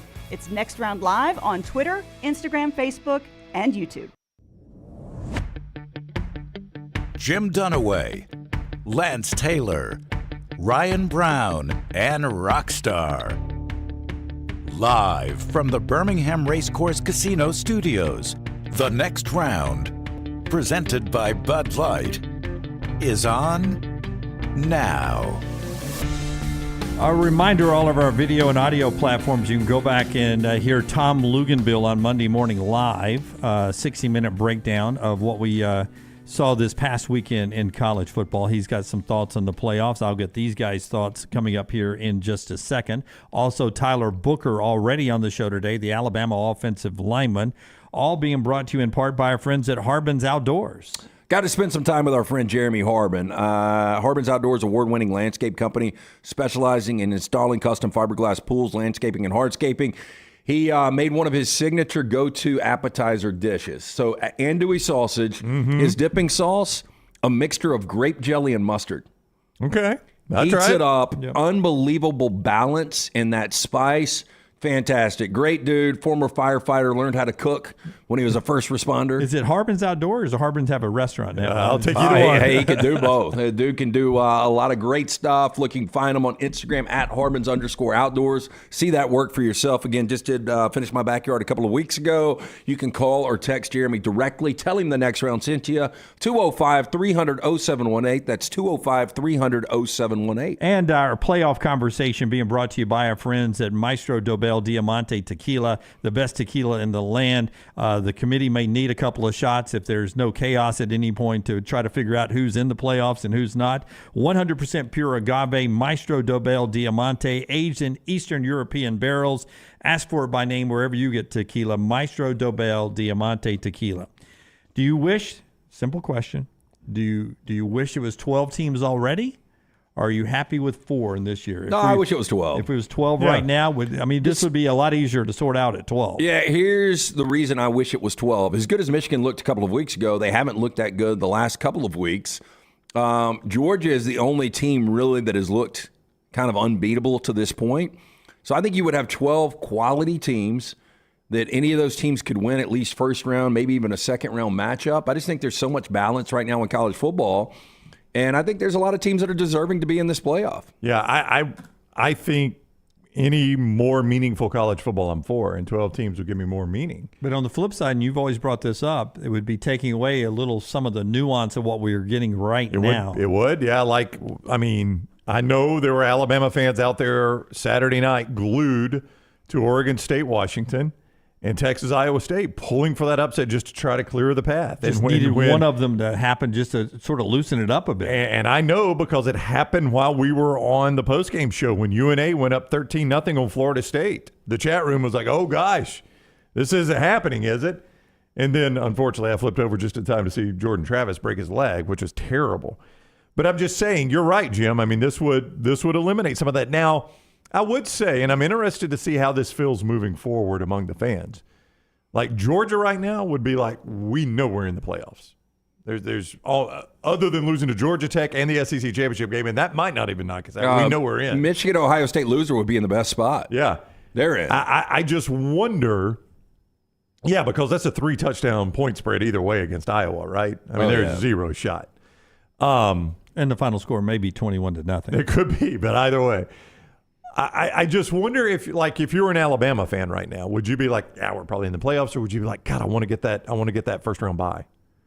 You know, how hungry are fans going to be for that first round bye? Because Alabama could still be alive for that. So could Georgia. So could Ohio State, Michigan. Alabama loses Iron Bowl and loses to Georgia. I think they're out. No, they're out with 3 losses. I'm just saying, like right now, how hungry would they be for that first round bye? Or would they think if we could just beat Auburn, we're probably still in? Now we won't know, and this could come back to haunt me. But I would say it would be a lot like the NFL in the future. The first thing you want to do is secure your spot in the playoffs. Yep, that's step one. And then once you have that secured, then you can start manipulating. Okay, now my wish list is, now I want to beat Georgia so we can get there. But my first thing would be to secure my spot in the playoffs, which would be if this was a 12 team this week, you beat Auburn this week, you'd be in the playoffs. Yeah, and I still think there is something, we talked about this in break a few minutes ago, that we don't know the future of conference championship games, but because there still is an SEC championship game, there would still be something big about winning that. That's right. If there wasn't, the SEC championship would be over. Georgia would have it right now. Yeah, and I just wonder, I wonder about the future of those games moving forward when we continue to expand the playoff and more money is coming from the playoffs, and you wonder, why am I playing this game now? Yeah, but it would open up the door for co-champions all over the place again. Because if the Pac-12 were going to survive past this season, the Pac-12 people right now would be like, that game could only hurt us. Washington is in this thing if they could just win the Apple Cup. Right. You know, the one thing that could cost the Pac-12 a spot, Oregon winning the Pac-12 championship game. That's it. Yeah, assuming Washington wins the Apple Cup, obviously, That's right? Right now, if I'm an ACC, if I'm the ACC with Jordan Travis's injury, I sure would like Florida State to only have to go to Florida and win a game rather than then have to go to Charlotte and beat Louisville, too, with a backup quarterback. I think Louisville's very good, but you're also playing a backup quarterback. So those conference championship games, I think in the future you're going to look at them and say they're doing us more harm than they are good. Yeah, and I don't think, in my opinion, I do not think we've opened the door for Louisville to have a shot this year. There's a discussion out there for Florida State to be unbeaten and not get in. I don't think Louisville, barring huge chaos, can play their way into the playoffs. They can beat Kentucky this week and beat Florida State, but there is no way you're going to put Louisville in as an ACC champion over, say, a one-loss Georgia or a one-loss Michigan or Ohio State. There's no way you're going to do that. In your words that we wasted 5 minutes talking about this last week, I still think if Louisville was to beat Florida State and Michigan loses to Ohio State, the committee, if Michigan loses, they don't have to worry about it anymore. And I think they would punish Michigan. I could be wrong. There's just no way anybody sees Louisville on the same level as a conference championship loser Georgia or a conference championship losing Michigan, or for that matter, a conference championship losing Washington. Look, I agree. I don't think Louisville is that good. They had every opportunity to lose. What a terrible Hail Mary, too. You got to get it to the end zone, don't you? You do, yeah. I mean, the guy caught it. That's what's Restrepo crazy. had a great game. Yeah. But that's just, it's one of those, if you're going to get the deflection, you've at least got to be in the end zone. Yeah, the guy caught a Hail Mary and is still down at the 2 or 3, whatever. But I mean, that was a back-and-forth game. Miami was just as good as Louisville. So I agree that Louisville's not an elite team, but if they were to be 12-1 and their lasting impression was beating Florida State to win an ACC championship and Michigan sitting at home, the weird thing I wouldn't feel great about it if I was Michigan. The weird thing about if we do away with conference championship games, as Coach Jibb points out, we would be screaming towards co-conference champions in the Southeastern Conference this year. And I don't know. I guess fans are cool with that. I mean, you just add another one to your list and you don't worry about it, right? That's the way we used to do it. It is, and we'd be doing it in the American, who has 3 unbeaten teams right now. Luckily, 2 of them play each other this week to make their conference championship weird. But as many people are pointing out, in our chat room and writing stories this week, when we go next year to even bigger conferences, there are going to be scenarios where unbeaten teams in conference play are actually going to be left out of their conference championship game because you have 3 multiple unbeaten teams in conference play. Yeah, I know. You don't have divisions anymore. Yeah, I know. It is going to feel weird, but it is, as they say, what it is, right? I mean, it's what we got to deal with. Isn't that one of your least favorite things? It is. I hate that saying. It is what it is. It's just the weirdness of the college football playoff, though. And follow my logic here, okay? Okay. The weirdness of the college football playoff, actually, if you look at it, potentially one of the most critical plays all day Saturday happened in Columbia, Missouri. The 4th down play that Missouri stayed alive? The Graham Mertz injury. Oh, yeah. Because if Graham Mertz is healthy, you like Florida to win the game. I'm not sure Florida doesn't win the game anyway. But with Graham Mertz healthy, I would lean Florida. I'd lean Florida. And, just him getting banged up right there, that's going to make Florida start a backup quarterback, potentially save Florida State a loss, which now affects Texas and Alabama and Oregon and Washington. It affects a lot, well, maybe not Washington, but a lot of teams, That's just the weirdness of the college football playoff, is that one play, meaningless to everyone else, except the Mertz family. But you see Graham Mertz just take that shot on his shoulder and get hurt. And all of a sudden now, Florida State's got a little easier path through Gainesville without Jordan Travis. It's just weird how that works. Yeah. It's Michigan's AD that's on the playoff committee, Elijah, I believe, not a coach. Yeah, Ward Manuel, who has to recuse himself when they're talking about Michigan. Now, I never assumed that doesn't help having your guy on the committee, though. I thought he already tapped out, is he not? No, he was. Okay. There were calls for him to tap out. Peter Burns, I think, was the first one to say anything. But I have not seen where he has stepped out. I don't think he will. Most people don't give up power. Whatever power that is, it's something he's got. Most people don't willingly give power up. You bring up Jordan Travis, Rockstar. Give me cut number 7. Here is Mike Norvell, well-respected Norvell is, and so too is Jordan Travis. Norvell's turned Florida State back into a winner, really riding with Jordan Travis from him being booed at the home stadium in Tallahassee to now him being really a dark horse Heisman candidate to now being injured. Here's Mike Norvell after the injury. What were your emotions now, and what were they at the moment? And how did you block it out after a minute? Don't. I mean, I like to say you block out. You don't. I mean,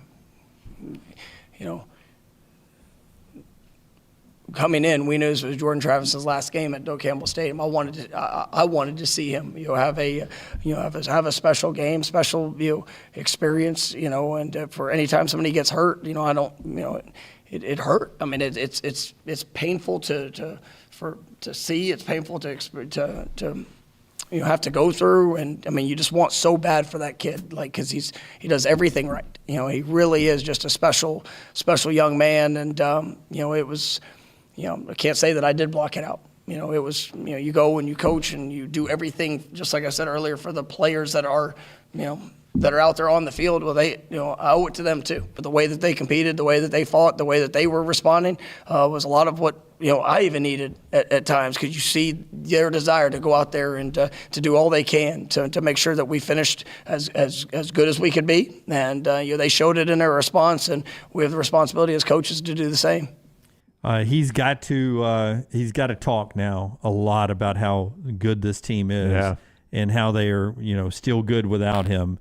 But it has felt like all season long since that LSU game that it's almost like they're a group of 5 team because of how the state of the ACC this year. I mean, it's just not a great schedule. I mean, outside of LSU, their best conference win is Duke right now, who has taken on some water. Technically, I think Clemson has Clemson passed Duke? Okay, so Clemson's back to 7 wins and Duke's 6 wins. Yeah, I mean, the fact that that's the debate we're having right now tells you about their conference schedule. Now, they'll get to play Louisville, who at least at this moment is, a top 10 team. But we all believe Louisville is there because they had a beneficial schedule. They did have a beneficial schedule. We don't think that's a good football team. But Jeff Brom's done a nice job. I don't want to take away from the job Jeff Brom has done, but I don't think they're a good football team. No, and hey, they could lose to Kentucky.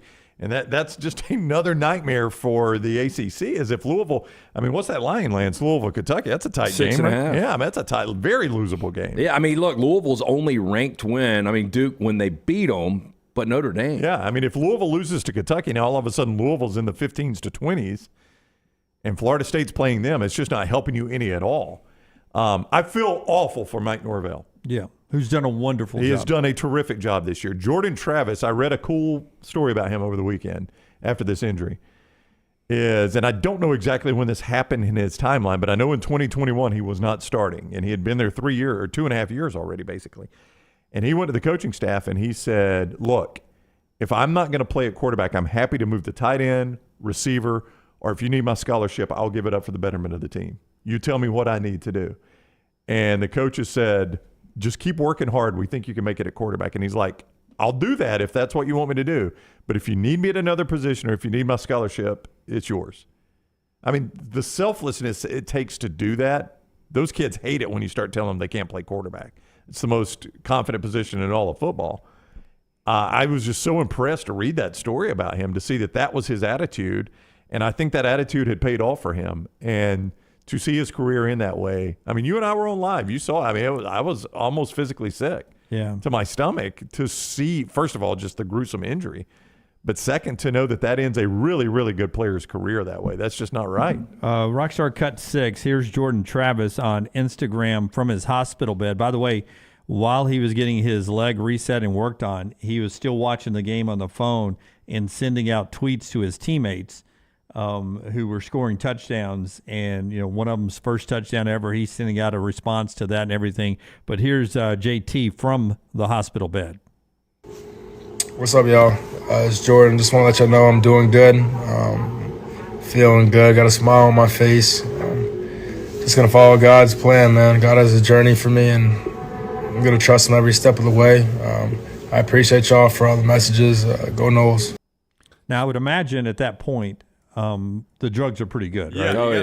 Yeah. It's still a great attitude. Yeah, but his leg was pointing in a way it wasn't supposed to be looking. It's hard to watch. Yeah, he's probably hurting right now more than he was hurting right there. Yeah. So when he started off, I thought it was going to be one of those, like when you get your wisdom teeth out and your friends film you. Hey, my tongue is so heavy right now.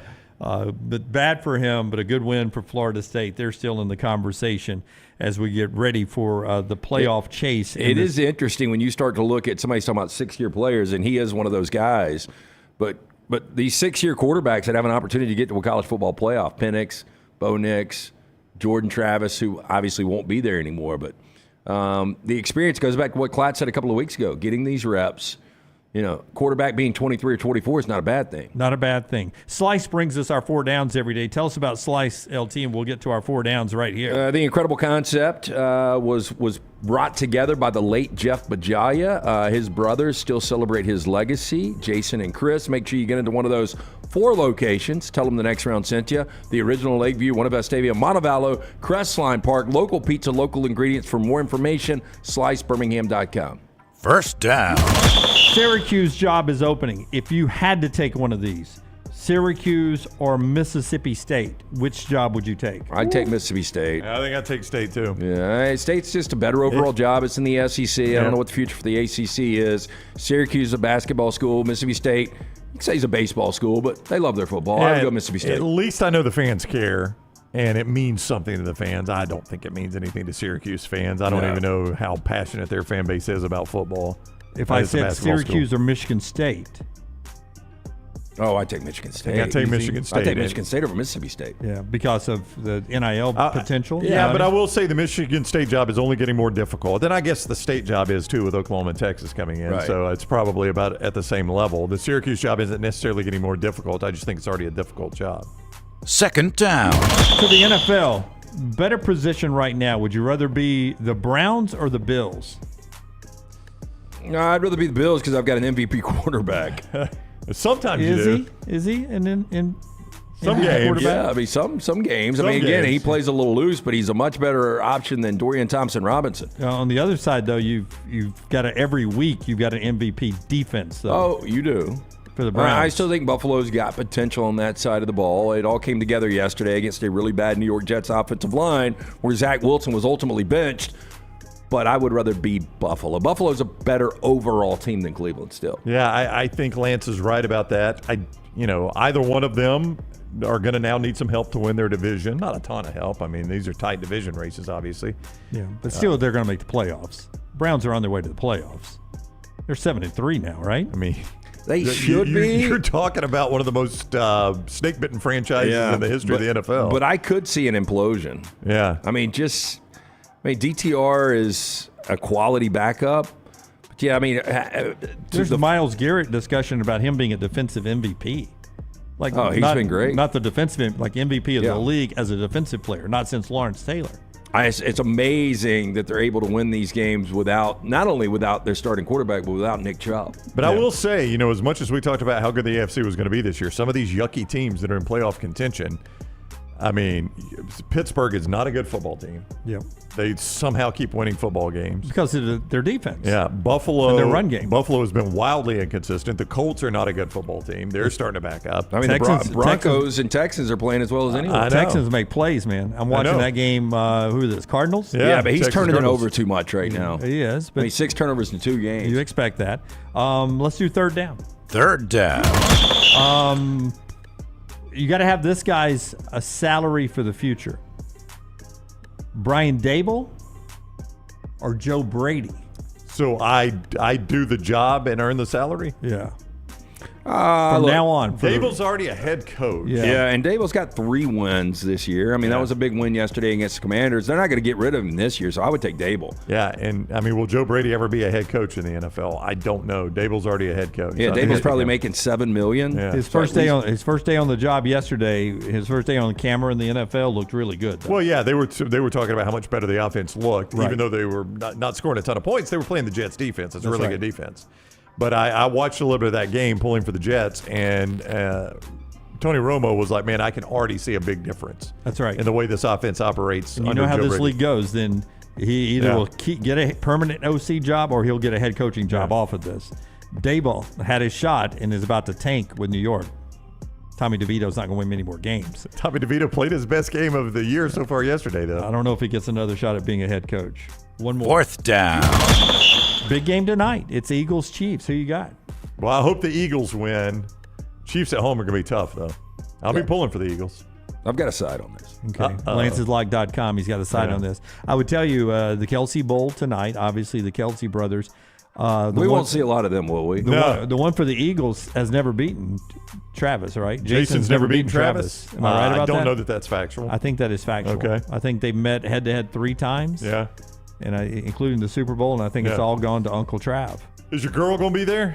Taylor? Yeah. I don't know. We'll know. I mean, we'll know. I'm sure she'll be there.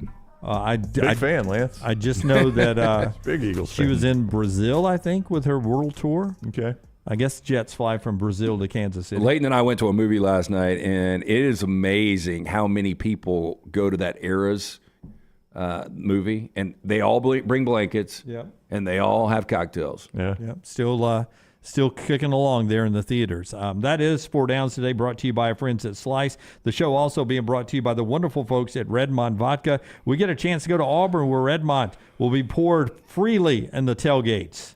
Yes, it is a locally owned and operated product. Charles Barkley, one of the great faces behind Redmond Vodka. Ask for it by name at your local restaurant or bar. If they don't have it, tell them to get it. Available in 22 states, gluten-free, 8 times distilled. Pick up a bottle today of Redmond Vodka. Our Monday morning quarterback is Fox Sports' Joel Klatt. Every Monday at 10:25. The wait is over. Tonali has arrived. Beautifully distinctive Italian styling and performance. Come test drive the all-new 2024 Alfa Romeo Tonali plug-in hybrid at Alfa Romeo of Birmingham. The all-new Tonali offers best-in-class horsepower and torque, fastest 0 to 60 times in its class, plus best-in-class range with full electric charge. And best of all, qualified Tonali leasees are eligible for up to $7,500 EV tax credit factored into your lease. Hurry down to Alfa Romeo of Birmingham and experience the all-new Tonali. This holiday season, give yourself the gift of peace of mind with a credit card from Legacy Credit Union. Why risk shopping with cash when you can enjoy the safety and convenience of shopping with their contactless credit card? With a Legacy credit card, you can enjoy incredible perks like rates as low as 8.9% APR, no annual fees, and no balance transfer fees. But that's not all. Earn fantastic rewards for travel and merchandise through Scoreboard Rewards. Apply online today at LegacyCreditUnion.com to make your holiday shopping not just safer, but smarter. APR annual percentage rate. Certain restrictions may apply. Subject to approval. Federally insured by the NCUA. Make sure to start your day at nextroundlive.com. Get caught up on the latest podcasts and videos from the live daily show, plus specialty shows such as the Mystery Fifth Hour. You can also learn more about the whole staff at Double Down Media, find all of our social media feeds, see the latest videos from our YouTube channel and gaming channel, plus find other ways to consume the show like the Next Round mobile app, which you can download direct from the site via your iOS and Android device. Make nextroundlive.com your homepage and stay up to date with everything from us here at the Next Round. There are so many things I love about walk-ons. Authentic, mouth-watering Louisiana cuisine prepared fresh daily from scratch. A great beer selection and TVs everywhere to watch the big game every day of the week. And of course, they've got 2 great locations on Highway 280 and 119 and at Hoover near the Hoover Met. Walk-ons is also a great place for happy hour, 2 to 6 Monday through Friday with $5 moonshine swirls, $5 house pours, and half-price appetizers. And it's an easy take-home experience for the family as well. Highway 280 and Hoover with walk-ons. Hey, Lance Taylor from the Next Round. You've heard me for years talk about our friends at Bromberg's Jewelers, and we welcome you to stop by and see that great customer service at the Mountain Brook and Summit locations. But we'd also love for you to check out their new online shop. They've got plenty to choose from. Great gifts, big and small. Available online, they've got David Yurman, Tudor watches, select diamond and gemstone jewelry, William Henry, seasonal and favorite giftware items, and baby gifts as well. They've even got an online sale section. For more information, Brombergs.com. Hey, Ryan Brown here from the Next Round. Do you want to help pay for my kids' college and look great while you're doing it? You need to go to the Next Round store. Everything from hats to short sleeve and long sleeve t-shirts, sweatshirts, hoodies, zip-up hoodies, and much more. And we're adding new things all the time. Why would you not want to see my kids get a great college education and look great out in the public while you're doing it? Get the gear we wear all the time on the show, and there's only one place to get it. NextRound.store. That's NextRound.store.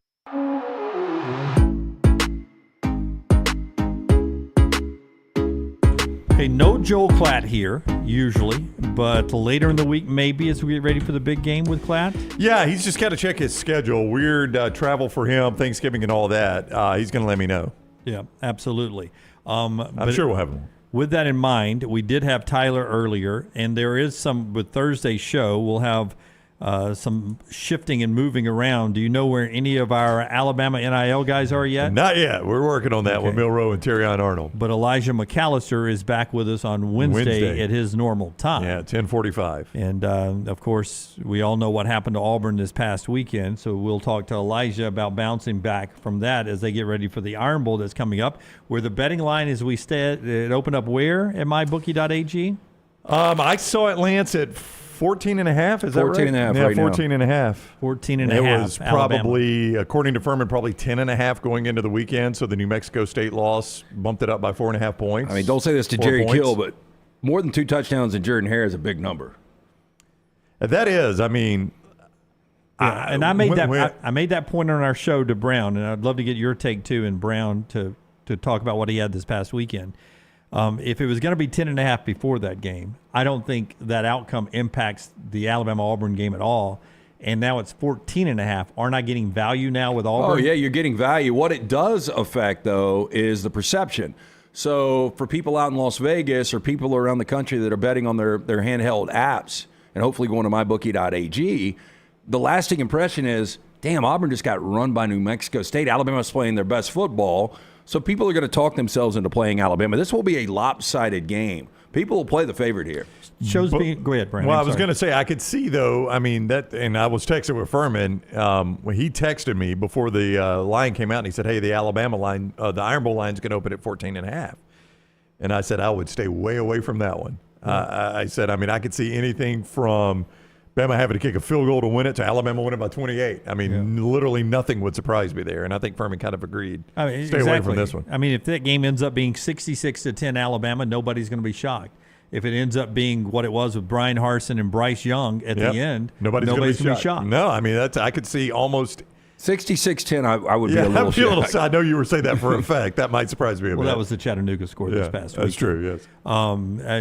The show being brought to you in part today by our friends at Mortgage Right. They'll bring you trash in about an hour, and they also bring you great loans right now. Yeah, buying a home, major milestone in life, getting it right comes down to the right advice at the right time. That's why we're proud to partner with our friends at Mortgage Right who do mortgages the right way. 205-815-9200 or online mortgageright.com/TNR. Yeah, and also by our friends at Wayne's. I don't know about you guys, but when the holidays roll around, you have people coming over to the house, it gets really hectic out there, and you start digging around in the garage, and maybe you're leaving the door open to bring, things into your garage or take things out of your garage, and there's little creatures out there trying to get out of the cold weather and get inside.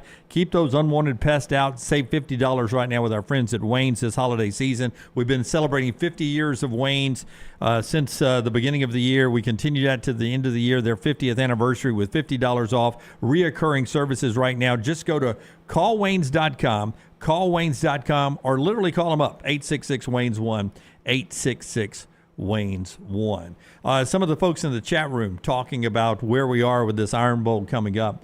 Of the locations for me for the Iron Bowl, I always love the Jordan-Hare one the most. I don't know why. Well, because it's a better game. I mean, the ones in Tuscaloosa in the Sabin era have been blowouts with one exception, right? So it's better games at Jordan-Hare because that is a difficult place to play. Alabama historically has just struggled with that crowd.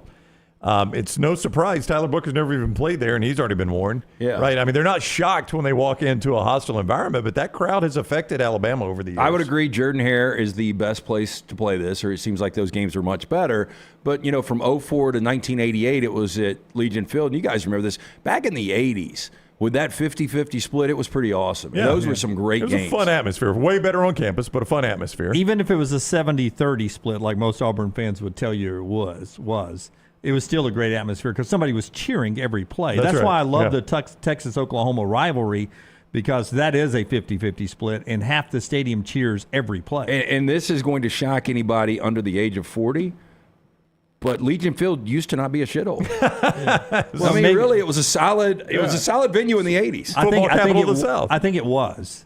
I just think that all stadiums were back That's then. true. That's a good point. You know what I'm saying? Yeah. I just think it. I think it It was. blended. It was what all stadiums were back then. Like when you would go to, Fulton County Stadium, or when you would go to other football stadiums like Neyland and stuff. We had not spent billions of dollars on them like we do now. Yeah, that was, watching the Rams again in SoFi yesterday, and that is just such an amazing facility. I don't know if it's needed. I know for the fan experience and to get people out, you want that kind of venue now. But put that up against a Legion Field. But if you just go back to when Sabin has gotten this going, if you exclude the 07 game, Auburn was the better team in 07. But 09, Alabama was a much better football team than Auburn. That's a national championship football team. And Alabama had to do everything in their power to go win that game. And being there, I just think the crowd was part of that. 11, Alabama won that game pretty comfortably. 13, Alabama had every opportunity to win that game. And you can't tell me Alabama missed all those field goals because their field goal kicker was that bad. Yeah. He was affected by the crowd. Yeah, if Yeldon doesn't get out of bounds and the game goes to overtime, we miss one of the greatest plays I know in the history of God all only college knows football. what would have happened to that overtime, though, based on what happened. 15, Alabama had a fairly comfortable win, but that game was on the scoreboard. That game was very, very tricky for Alabama. 17, Alabama loses the game, and the scoreboard probably is not even indicative of how bad the national champion actually got beat in that game. That's right. Auburn coasted at the end of that game. They were burning clock at the end of that game. 19, 2 pick sixes. How often do you see that? Just a wild game. 21, that's a team that played for a national championship that had to go to overtime to beat a bad Auburn football team. With the Heisman Trophy winner. Yeah, and these are different coaches, different players that are in that game. You can't tell me that crowd didn't have a factor on those games. Cut 3, Rockstar. Nick Sabin talking about how his team has grown up since the loss to Texas. And, boy, there are a lot of people that are hoping the committee at some point, if they can stick the landing here, realizes what Nick Sabin is saying right here. It's always the goal that your team grows and develops. And obviously, I think, this team started, sort of not like we wanted. But I think a lot of guys have made a huge difference in the development of this team. Jalen's growth and development, confidence, ability to execute, take what the defense gives has, sort of transformed our offense into, being something that's very productive. I think it's increased the confidence of everybody else that plays around them. The offensive line has made significant improvement. Defensively, we've had guys in and out, key guys. I don't make comparisons to other teams. We've had some other teams that started out great and didn't finish strong. And I think, we got a 2-game season left here. And I think we need to focus on how we finish and how we continue to improve and how we continue to have the right mindset to be able to execute regardless of the circumstances, regardless of who we're playing or where we're playing, and that's what our focus is going to be this week. I know what my answer is, but if Alabama can beat Auburn and Georgia and make it to the playoffs, do you think there's anybody out there they can't beat? No. If they can beat Georgia, they can beat anybody in the country. Right. Yeah. I mean, look, Michigan has shown some vulnerability over the last couple of weeks. I mean, really, right now, if you're just asking me after this past week 12, I would say Georgia's the best team, Alabama, then Michigan. But I think if you're Alabama and you got to beat Georgia, there's no doubt they've got to beat Georgia and Auburn. I kind of think you want Georgia playing this way. I don't think you want Georgia to have an off game in Knoxville. I think you want them playing the absolute best football they've played. That is just hard to maintain that. You've seen it with Alabama under Sabin. You've seen it with Georgia under Kirby. It's hard to maintain that week to week to week. Yeah. You guys thought that elite level play. You guys thought Tennessee would have a little bit more for Georgia. Absolutely, I did. Yeah. But did you see that first play? Yeah, when Jalen Wright ripped it off, I was like, damn. This is going to be close. That's what we were talking about, man, that first play. Yeah. I mean, Dolly came out saying Rocky Top. I never batted an eye, though. I was never nervous. I knew they were going to come back. Did you see Dolly sing Rocky Top? Did you know after that Georgia was still going to win, even after Dolly sang right with Peyton Manning holding her hand? In fact, when she did sing that, I was like, they're off today. Dolly said she couldn't can't hear. Dolly said she couldn't hear. You know I love me some Matt Stafford, but this Carson Beck kid might end up being the most talented Georgia quarterback they've ever had. You're not telling me nothing I didn't expect. I expected this from Carson Beck. He was the better recruit than Stetson Bennett. This is the way he's supposed to be playing, and he's got great talent around him. Maybe you expected. I don't remember you saying that.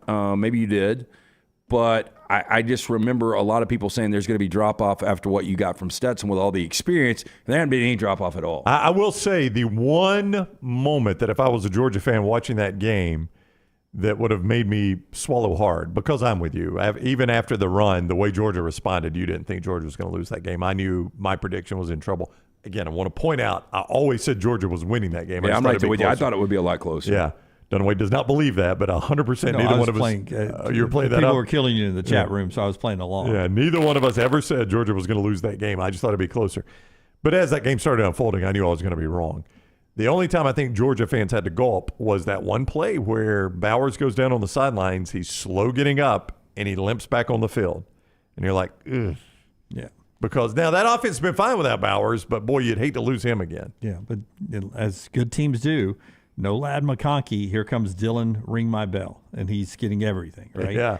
Next guy up. They're just so good. That next play, though, if I'm not mistaken, it was the next play after Bowers got dinged up a little bit. They throw it to Delp, and he just flat drops it. I mean, right in his hands. Beck puts it right on the money for a first down. And Delp looks the part, but I don't know how good he is. Yeah, he's not as good as Bowers for sure. Yeah. But that Georgia team is fantastic. I mean, they are a machine right now. So this is what I asked Luganville to do. He said he did it on College Football Live 2 weeks ago. And you just did it without resume, who beat who, and who's playing. Who do you think the 4 best teams are right here going into this weekend? You said Georgia, Alabama, Michigan. Who's the 4th? Ohio State. Ohio State. What about you? I think that's probably right. Michigan's complicated because, I mean, they've played nobody all year. The last 2 games they've played, their quarterback has looked – he's either not thrown the ball or he's been very average throwing the ball, which worries me a little bit. But I don't have anything to – like I can't go back and say, yeah, but early in the season they played Notre Dame and he was fine, right? Early in the season they weren't playing Notre Dame. They were playing a bunch of nobodies.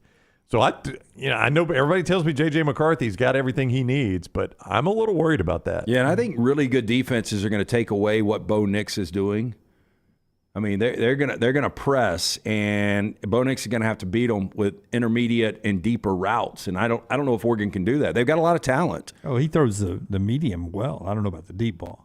Yeah, I'm just saying anything over 20. But I'm with Lance. I was impressed by Washington Saturday night. That was a hostile environment, horrible conditions.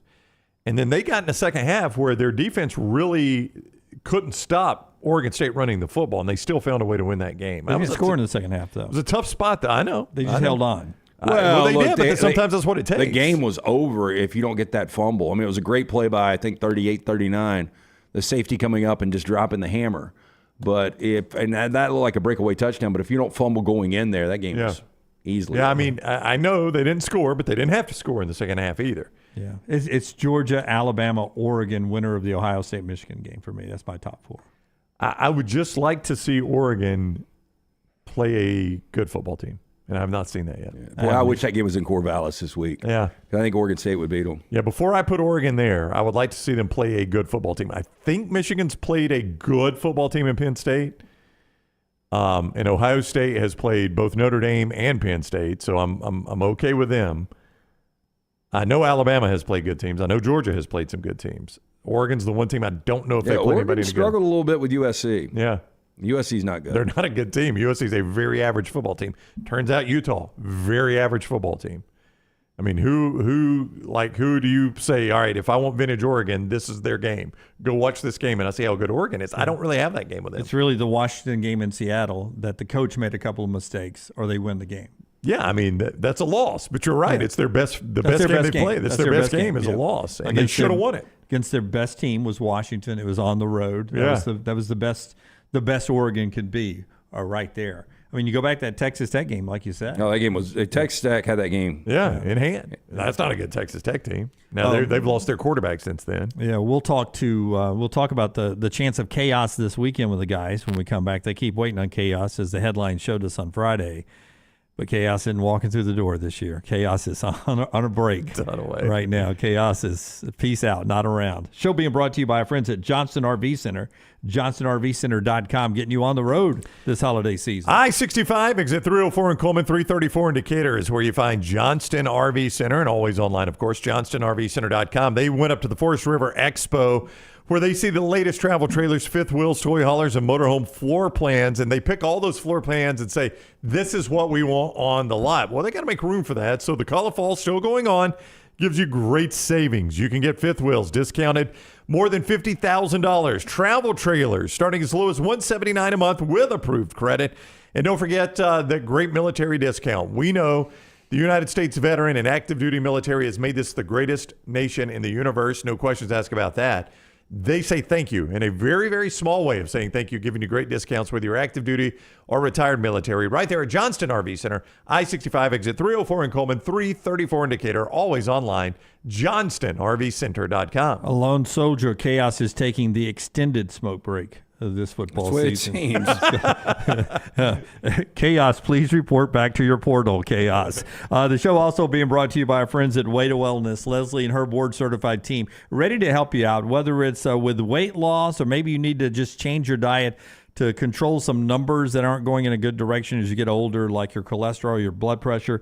This is the website you go to get all the answers right here. It's a planforme.com, a planforme.com. It takes you to the Way to Wellness site. You'll find out there's no contracts, there's no sign-up fees, and the first consultation is free. That's no out-of-pocket money right there. It's a free look at what Way to Wellness can do for you. I've lost 45 pounds on it. You can do it too. Keep the weight loss, change your blood pressure, cholesterol numbers. A planforme.com, a planforme.com. It's Way to Wellness, your journey to healthy living.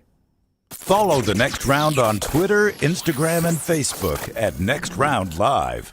This hour brought to you by Jack's Western and Outdoor Wear, the perfect place for all your holiday shopping. We are easy to find just off of I-65, exit 304 in Coleman. Just look for the big red building. The Next Round Golf Cart is here. Your chance to play 4 area golf courses for just $89. Get 18 holes in Cart at Limestone Springs, Cross Creek, The Meadows, and the newly renovated Woodward Golf Club. A $247 value for just $89. Get your golf cart now at nextround.store. Hey, Lance Taylor from The Next Round to tell you about one of our favorite places for breakfast, lunch, and dinner. That is Hamburger Heaven since 1982. Hamburger Heaven has been serving Birmingham's best hamburgers, cheeseburgers, French fries, hand-spun milkshakes, and sandwiches made fresh to order.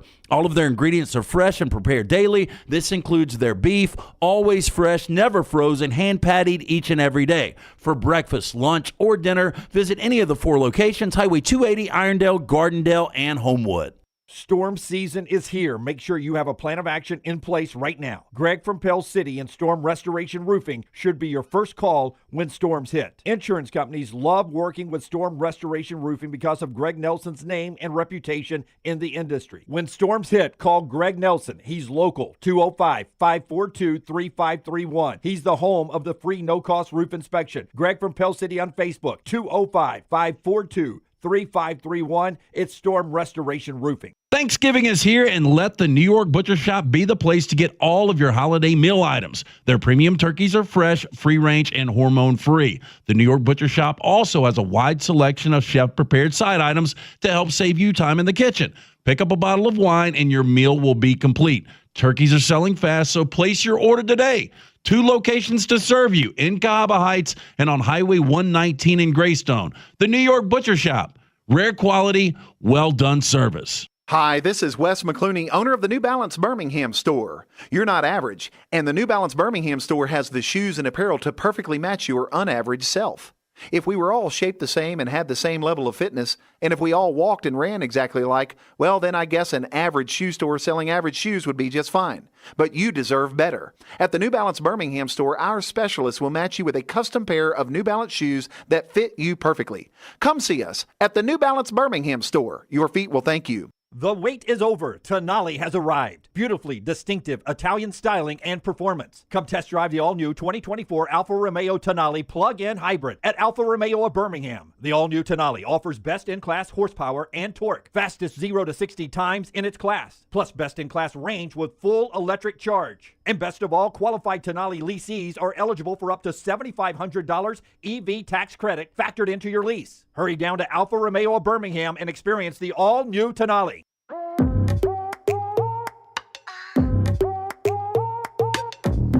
Our playoff conversation coming up in the next segment as we continue to get you ready for the Iron Bowl and SEC Championship.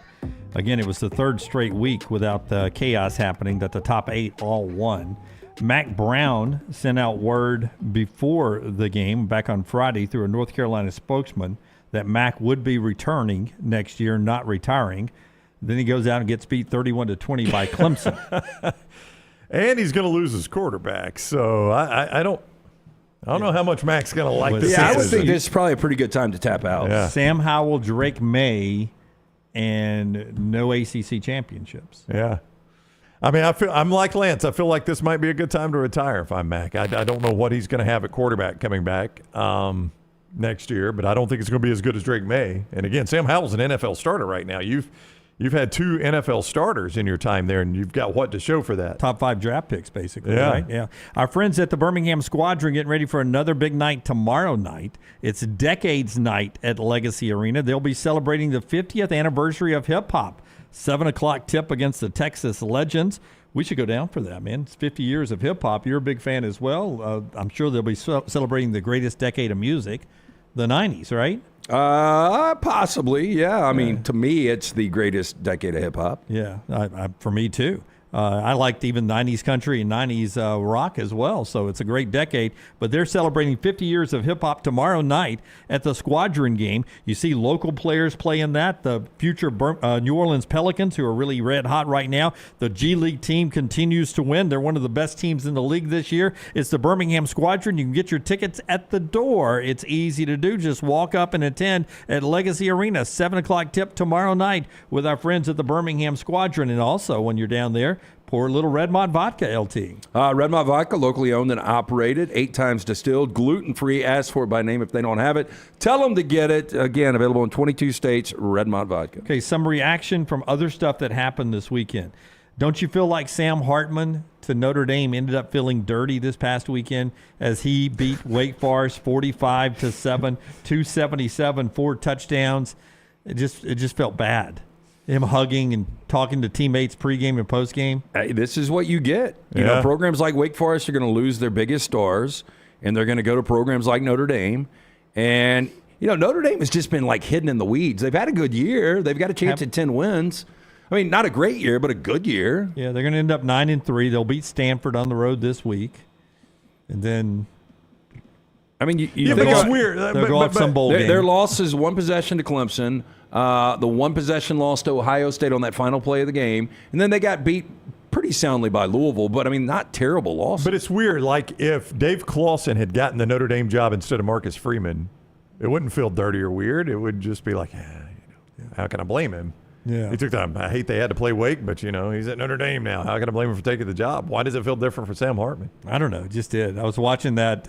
I didn't watch any of it. It was on one of my TVs, and I was watching the pregame, and they were like, and I was like, God, I hope it's a good game. And then it's 45-7 afterwards. He's like, hey, see you guys. We're going to go over here and sing now and do the things we do here at Notre Dame that we don't do at Wake Forest. But this is what happens with some of these, you know, he was a Group 5 quarterback there, or excuse me, a Power 5 quarterback, but like the Diego Pavia guy. I mean, you don't think he's going to get looks now at New Mexico State? Now, what's his size, though? I mean, I'm not talking about from the Alabamas or the Auburns of the world, but I mean, this guy can obviously play.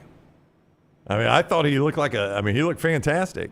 Yeah, he did in a very rec league kind of way. But yes, I agree with that. Dudaway, if you don't play for a traditional power, he is not going to give you any credit. I just can't see that guy coming in and quarterbacking anybody in the SEC. Are you kidding me? I mean, Lance he was a better quarterback than Peyton Thorne on He was Saturday. the best quarterback in that game. Lance is right. Yeah. I mean, the kid right now, I think he's 6 feet. Let me see. Is he? He didn't look it to 6 me. feet, 200 pounds. 6 feet tall, 6 feet wide. He's a little fire plug. Yeah, guy, he is. Yeah, 6 feet, 200 pounds. And this is a kid that I'm sure they got him out of their backyard. He played high school football in Albuquerque. Yeah, but probably 7-on-7. If I had to imagine with Albuquerque the way I picture it, you say it's beautiful. I have somebody who's going there. I forget who. No, I wouldn't say Albuquerque. Santa Fe is beautiful. Albuquerque is a neat city. They're going to New Mexico, and I think it's come up over the holidays. I can't even remember who it is now. And I was like, Lance used to have family there, still does. And he talked about how beautiful it is. And I always thought to myself, seems like it would be a beautiful location. Yeah, Albuquerque, like some of the backdrop is beautiful, but, overall, inner city, I mean, it's on a grid.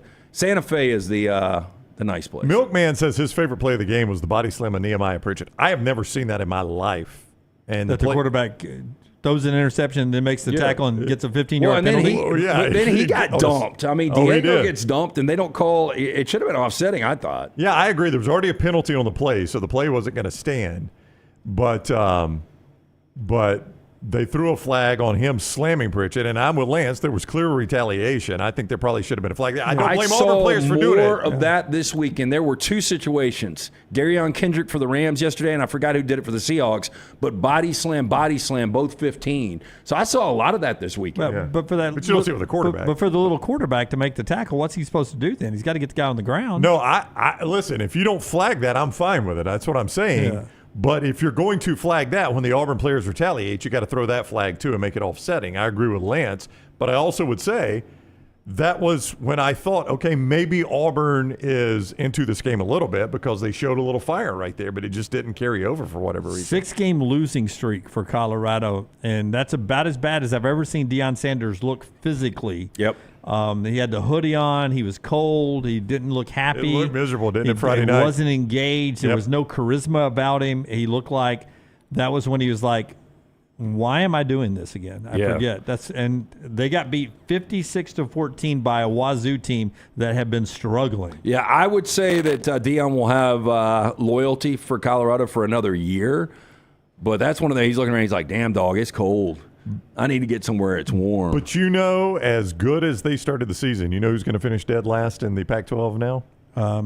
With Wazoo beating them, it's going to be Colorado. It is going to be Colorado. Even Stanford? Stanford's going to be ahead of them? Stanford's got 2 conference wins. Yeah, and remember the Stanford beat them too. Yeah. So they're going to lose 6 consecutive games and 8 of their final 9 games. I mean, it has been a far more entertaining product, a far more competitive product. He won some big games early.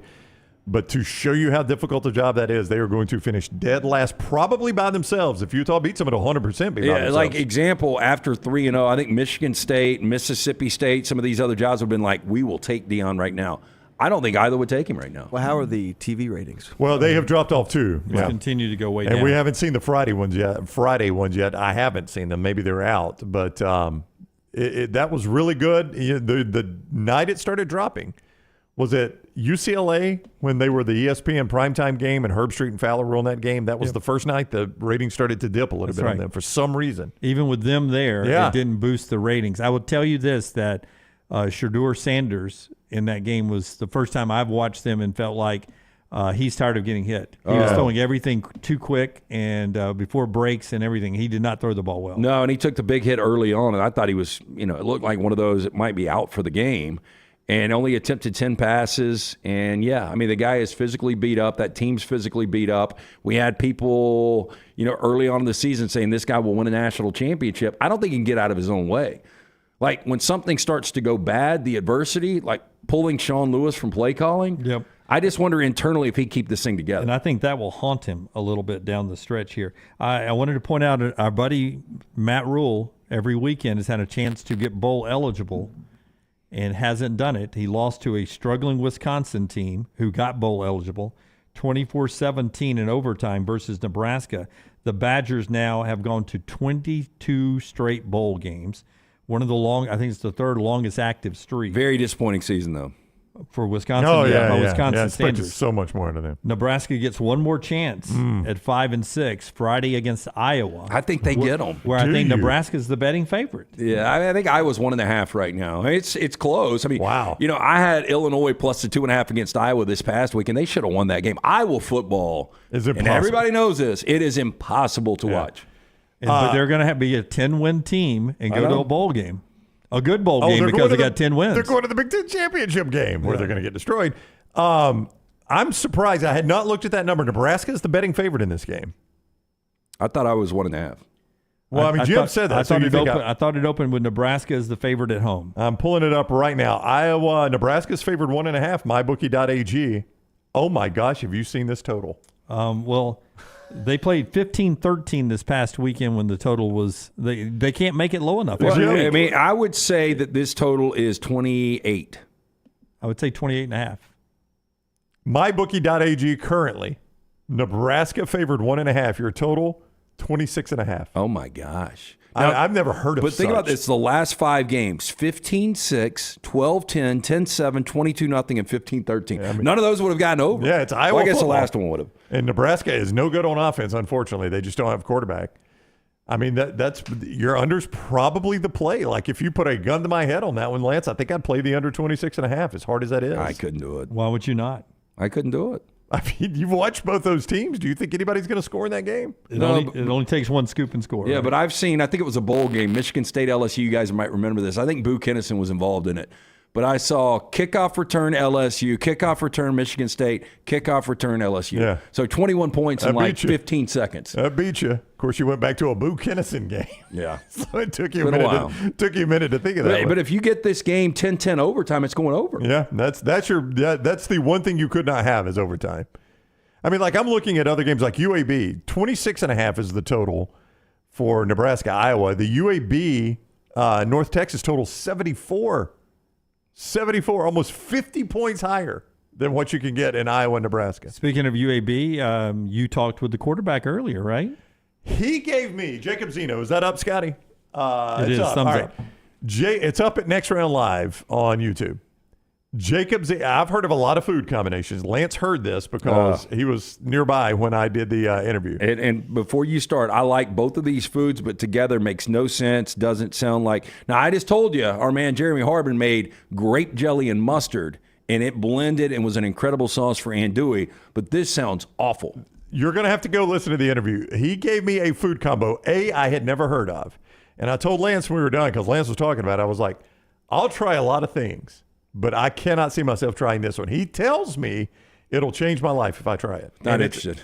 It's a weird food combo and a weird food combo for Thanksgiving, but Jacob Zeno does it. Don't give it away. It's in the interview now. It's up on our platform, so go watch that. Top of the hour. When we come back, we will talk about the game, the Iron Bowl for us, the game, Ohio State and Michigan for everyone else, and the playoff race, and LT's Got Trash as we continue on. The show being brought to you by our friends at Bromberg's. Tell us about Bromberg's, LT. Yeah, since 1836, family owned and operated. They are your diamond specialist. If you're looking for that perfect gift this holiday season, get into one of those great locations, Mountain Brook at the Summit. Nothing like giving or getting that silver box from our friends at Bromberg's. For more information, you can shop online, check out their incredible inventory right now. Go to brombergs.com. From diamonds there to diamonds in the rough on Highway 119 in Alabaster. It's officially 11 o'clock now, so they're unlocking that door and opening it up on 119 in Alabaster for Champy's Chicken. Swing by there. I ate there twice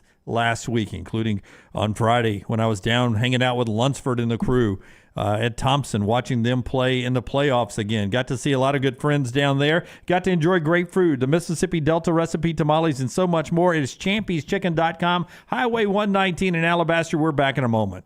Start each game week on Monday morning live with ESPN's Tom Luganville and Jim Dunaway. 7 a.m. everywhere you get the next round. What would happen if Santa came down your chimney and discovered fire damage in your home? What if he came down the chimney and discovered a wet floor? Santa's elves can't clean it up. You would have a lot of unhappy children Christmas morning. If that happens, contact DryTech Water Restoration immediately and make sure your children have a Merry Christmas.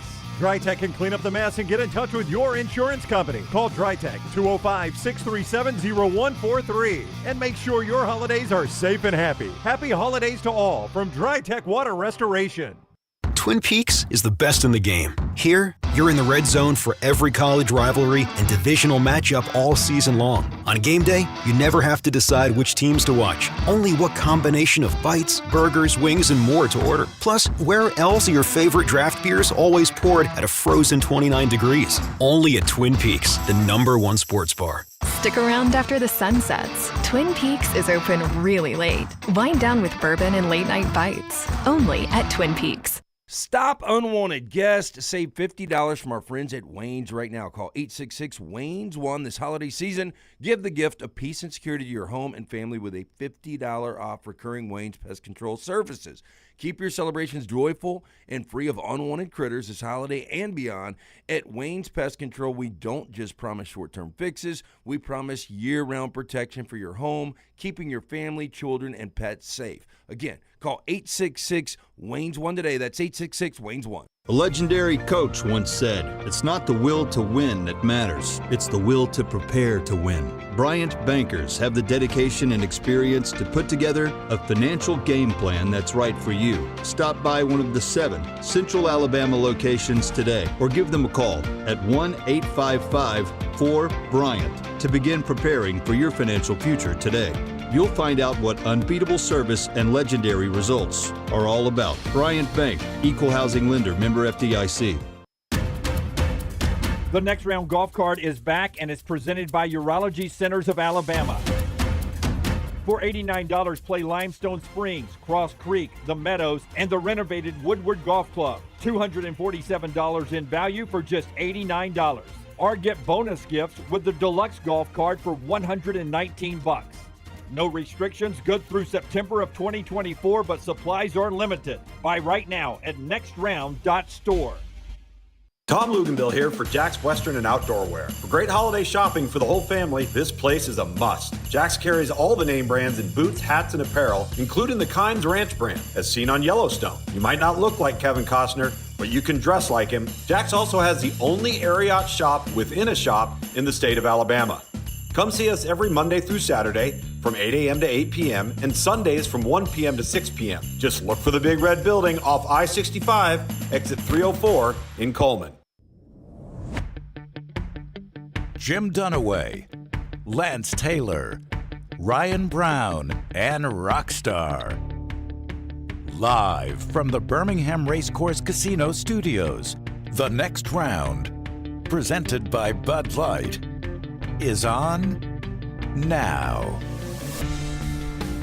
We're about to have a playoff discussion and a discussion about the big games coming up this weekend, including Ohio State and Michigan, who are meeting again as both 11-0 teams, and what that means in a playoff discussion as we move forward. Jim Dunaway, Lance Taylor, Ryan Brown, Rockstar Forrester, Tyler Lunsford, Taylor Korn, who's handling everything social media, and Emily Grace McWhorter, who is down in Auburn covering the Hugh Freeze news conference, which is underway right now. We'll bring you Hugh Freeze and Nick Saban's news conference in our overtime today. That's coming up just after 12 o'clock. You don't have to change anything, click anything, go to a different link. We'll roll right into that in overtime coming up at the top of the hour. This hour being brought to you in part by our friends at Storm Restoration Roofing. Our buddy Greg Nelson, Greg from Pell City, this time of year, he wants to remind you that after a long summer, with all those storms you get from April to May to June, July, August into September, they can do damage on that roof, and you need that roof inspected. And that's where he came up with the free no-cost roof inspection to help out families. Greg Nelson will get on top of your roof. All you have to do is call him up, 205-542-3531. 205-542-3531 for that free no-cost roof inspection. Or Greg from Pell City on Facebook, A+ rated with the Better Business Bureau. Insurance companies trust him. Get that free no-cost roof inspection now, 205-542-3531 for Storm Restoration Roofing. All right, on Twitter, not the chat room, but on Twitter, Scott writes in, the criteria as stated from the beginning of the college football playoff is the 4 best teams, guys. Unfortunately, the committee conveniently forgets that each week. As Late Kick Josh says, schedules aren't created equally, and just because you win all your games doesn't mean you're deserving of a spot. Now, with that in mind, how do you perceive what the committee should be doing? Well, I mean, the problem is if part of the criteria is conference championships, if that does mean something. That's one of the data points. They say it does, and head-to-head means something. It's hard for me that Texas, and I know Texas is playing different football than they played in September, and Alabama's playing much different football than they played in September, but Texas to roll into Tuscaloosa and to win the game by double digits, and if Texas has the identical same record as Alabama and they're both conference champions, it's going to be hard for me to put Alabama in front of Texas, although I believe Alabama's a better team. If you guys just want to line it up and say, at the end of the year, give me your 4 best teams, I got no problem with that, but I don't want any criteria with it. Well, I mean, I think that's their marching orders, right, is to do the 4 best teams. They just have criteria to try to help you determine who those 4 best are. I mean, we could just remove all the criteria and say do eye test, and if you had good football people in there, I'm fine with that. Yeah, I wouldn't have a problem. I don't know that you got good football people in there. I think you got some. But the games have to mean something, and I would tell you this: if for most of our folks in the chat room who are commenting about this, if you're an Alabama fan and Alabama had beaten Texas, right, but lost somewhere else, and Texas was, playing better football now, and the shoe is on the other foot here, Alabama fans, me included, would be banking on, but we beat them head-to-head. Yeah, we beat them head-to-head. The interesting thing, it depends on which side of the street you're arguing this, usually. If Alabama wins that game, I really believe Alabama and Georgia should have been in, whoever wins or loses that SEC championship. And I think you might be there, yeah. I don't know, though, Brown. With so many teams this year, still, there's another week and some championship games before the vote. In a tricky Florida State situation. In a tricky Florida State situation. But if Alabama beats Texas, I think right now the best two teams are Georgia and Alabama. Yeah. And I don't see a scenario where both get in. I don't see one.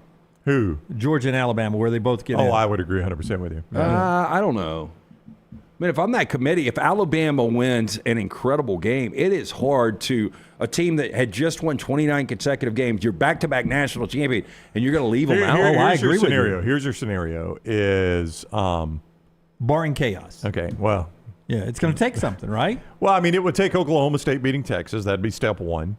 Or Texas Tech. I'll go Oklahoma State just to make it more realistic in the conference championship game. Boy, I wish Kansas State would have gotten there. Well, they still can.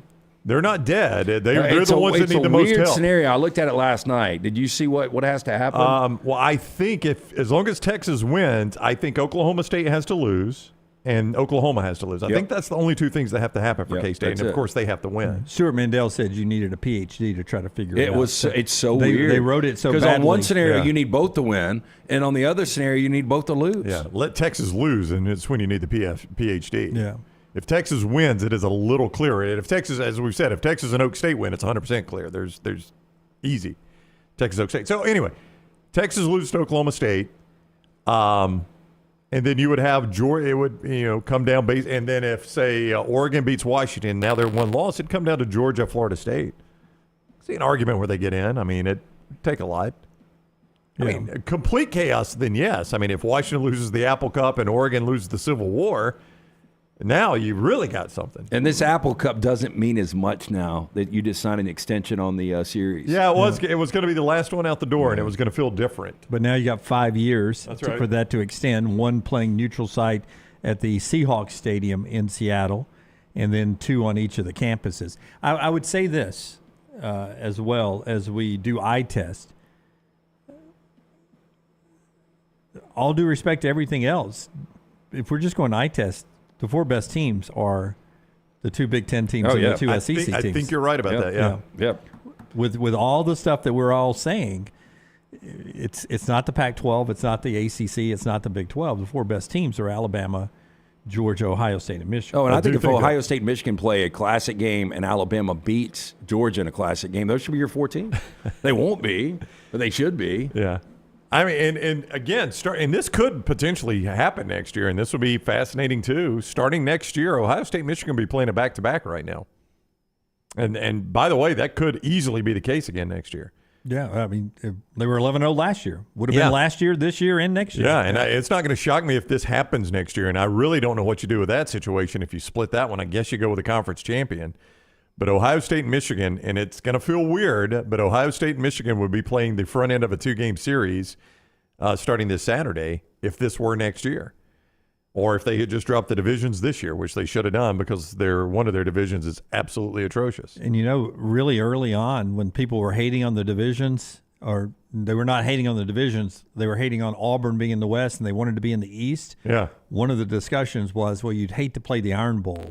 And then them each win their division. They turn around and play the next week in the SEC championship game. Right, and we're going to live in that world next year where it could happen if eventually Auburn gets better and Alabama stays good. Yeah, it might happen every year in the Big Ten. I mean, it may happen every year. I'm actually a little bit shocked, Lance, if it doesn't happen again next year in the Big Ten. I don't think Michigan and Ohio State are going anywhere. USC's got a lot of room to make up. Penn State can't beat anybody ranked in the top 10, so it's going to be tough to avoid it next year. Our spotlight today is big storylines moving forward, and it's brought to you by our friends at Michelson Laser Vision. One of the big storylines in LT's life was a few years ago. Yeah, 20 years ago, I got the procedure done. I had the 20/200 vision. I was legally blind without the aid of contacts. I have 20/15 vision, better than 20/20. Make the phone call that I made, and right now, special timing, special pricing.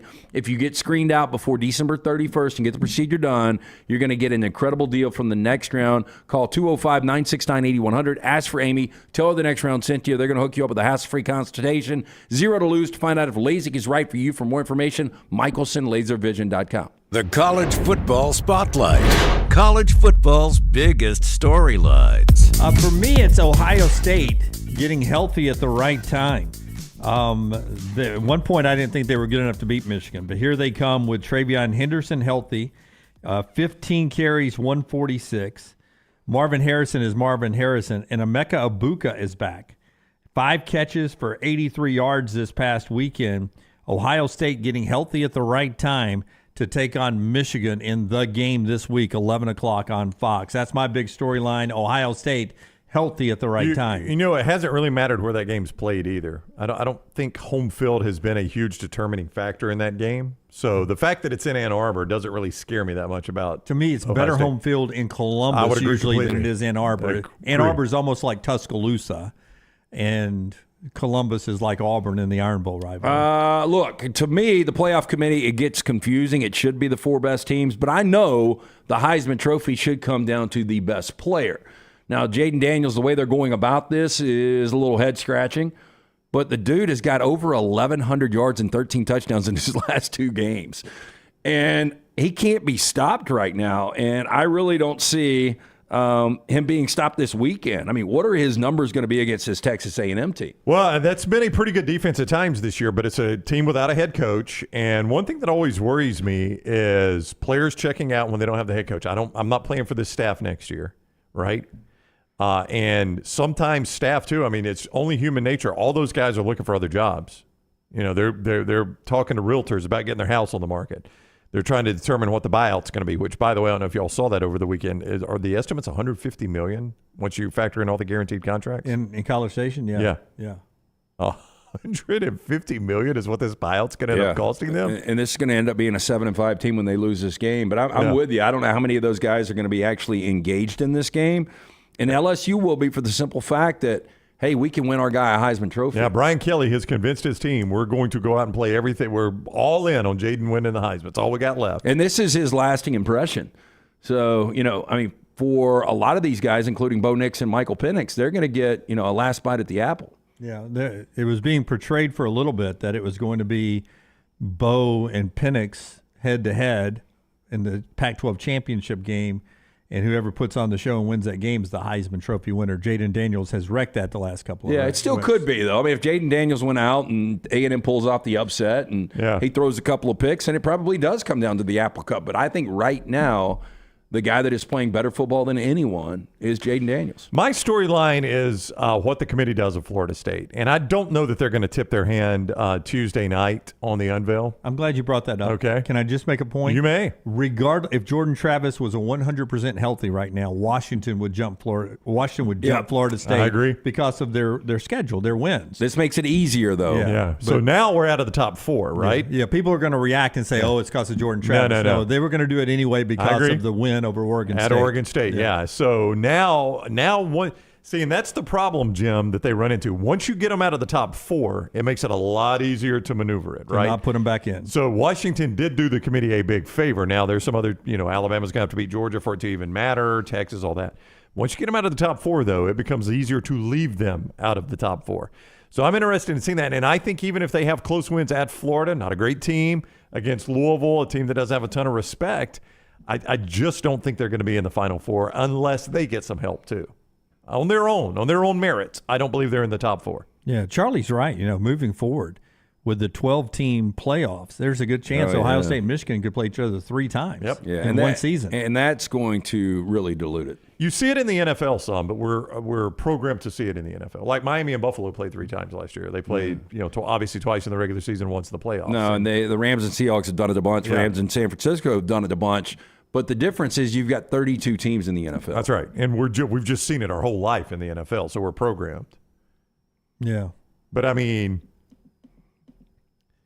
if it sets up, like if you had Michigan and Ohio State in the same half of the bracket, where one of them didn't have to play Georgia or Alabama. Well, guess when it won't happen? When you get rid of these conference championship games, which I think we all agree are probably inevitably is going to come to an end. Then they can meet the scheduled one and then in the playoffs. And you at least have some gap between the game, some space between the game. All right, that's our spotlight today. We'll do Upset Alert again tomorrow and work our way towards another Headline Friday coming up. Some bonus time on Friday. We'll tell you more about that when we get closer to Thanksgiving. But again, we're here live on Wednesday. Thursday, we're all off for Thanksgiving. We're all back live on Friday, getting ready for the big weekend. And don't forget, Friday games include 2 in prime time with playoff implications. Texas Tech, Texas, 6:30 ABC. That's the Luganville game Friday night. And then Oregon State, Oregon, 7:30 on Fox, prime time on Friday night. You know what sucks? For us to get chaos, we need these games played.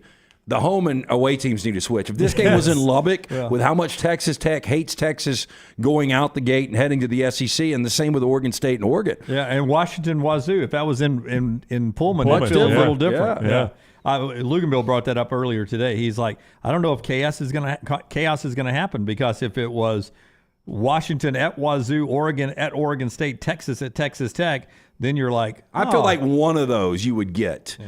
And I don't know if you get any of them now. And at least you got Florida State at Florida. Yeah, and you got Alabama at Auburn. I mean, we've made the mistake that a lot of the country will now after the Auburn loss. We're blowing past that Iron Bowl game like it's nothing. Yeah, this is a lot of points. A lot of points. Yeah. All right. That's our storylines moving forward. LT has got, that was a quick look at the final, sadly, the final regular season sheet. Anytime I type that 13 in there, that's the end. Yeah, and another bad Pac-12 Cal at UCLA on my Pac-12 After Dark. Yeah, there's a couple other games there, but they're Mountain West games. I just didn't choose to put on there. The late night schedule sucked this week, too. We didn't have anything. Yeah. I mean, it's just a bunch of nothing. Yeah, the late night has gone away on Saturday night. I hope when some of these programs in the Big Ten, it actually sparks it back up a little bit. Like when Oregon, Washington, USC, and UCLA are in the Big Ten, that we get a late night Big Ten game. I just don't understand. There is a market for that window. I mean, we're all up watching. I know. And now the problem is, it's not an ESPN product. ESPN will show games late into the night. We're going to have to depend on Fox, and I guess FS1 can do it. Yeah, that's what I would. But Maine Fox has showed some 9:30 games. Yeah, but I mean, I think there should be 4 9:30 window games. I'd vote for you for president with that campaign right there. Show brought to you by our friends at Alabama Power. Their new mobile app puts the power right in your hands. Now you can be the first to know when a payment is due or when your power is about to be turned back on. Download the mobile app by searching Alabama Power in your app store or visit alabamapower.com/mobile app, alabamapower.com/mobile app. Take the next round anywhere you go with official Next Round gear. Buy yours today at nextround.store. The Birmingham Racecourse Casino's 7 days of giveaways is going on now. The more you visit, the more chances you have to win. We're giving away $125,000 in free play and cash. That's right, Birmingham Racecourse Casino is giving away $125,000 in free play and cash. Play the latest, most exciting games around with fun bonuses and big jackpots. There's always more ways to win at Birmingham Racecourse Casino off I-459, exit 31, Derby Parkway. Must be 21 or older, must be present to win. Hey, Lance Taylor from the Next Round to tell you about our friends at Gutter Cap. Gutter Cap's that patented aluminum cover system that fits over most existing gutters to keep out debris and eliminate that gutter cleaning. It's backed with a lifetime warranty, almost 20-year service record right here in Birmingham. Stay off that dangerous ladder forever. 45% off the retail price now if you call guttercapbirmingham.com. Call my good friend Chris Stewart now, 205-823-2212. Cap it, don't snap it. It's Gutter Cap. IV therapy, B12 injections, cryotherapy, and compression therapy all under one roof. It's our friends at HydroLive. Mention Next Round at checkout. Save 20% off any service. HydroLive's got 3 locations, Homewood, Tuscaloosa, and coming soon to Greystone. Hey, there's nothing worse than waking up to a plumbing problem. Don't get caught in a flooded house. Call the guys at Hemp Hill Services. Adam, Chad, and the team at Hemp Hill are the only ones I trust to fix it and fix it right the first time. Hemp Hill Services does it right and always at a fair price. For all of your plumbing, cooling, and heating needs, trust the name that Birmingham has trusted since 1954. That is Hemp Hill Services. Call now, 205-229-2090. That's 205-229-2090. Twin Peaks is the best in the game. Here, you're in the red zone for every college rivalry and divisional matchup all season long. I mean, where else are the scenic views as good as your view of the game? Only at Twin Peaks, the #1 sports bar. Hi, this is Wes McClooney, owner of the New Balance Birmingham store. You're not average, and the New Balance Birmingham store has the shoes and apparel to perfectly match your unaverage self. If we were all shaped the same and had the same level of fitness, and if we all walked and ran exactly alike, well, then I guess an average shoe store selling average shoes would be just fine. But you deserve better. At the New Balance Birmingham store, our specialists will match you with a custom pair of New Balance shoes that fit you perfectly. Come see us at the New Balance Birmingham store. Your feet will thank you. A legendary coach once said, "It's not the will to win that matters, it's the will to prepare to win." Bryant bankers have the dedication and experience to put together a financial game plan that's right for you. Stop by one of the 7 Central Alabama locations today or give them a call at 1-855-4-BRYANT to begin preparing for your financial future today. You'll find out what unbeatable service and legendary results are all about. Bryant Bank, Equal Housing Lender, member FDIC.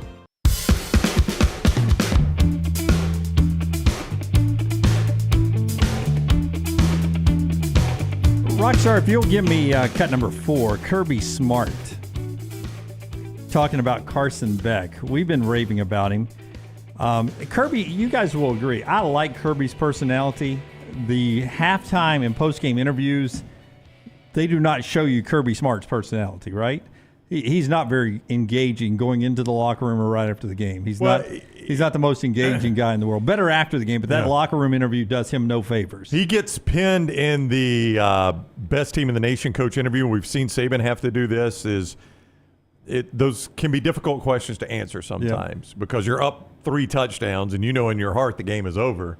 But you're trying to send the message the game is not over. You know what I'm saying? Oh, yeah. And it's sometimes hard to answer those questions without doing coach speak. But he has a great personality away from like when we see him when he comes plays golf here locally.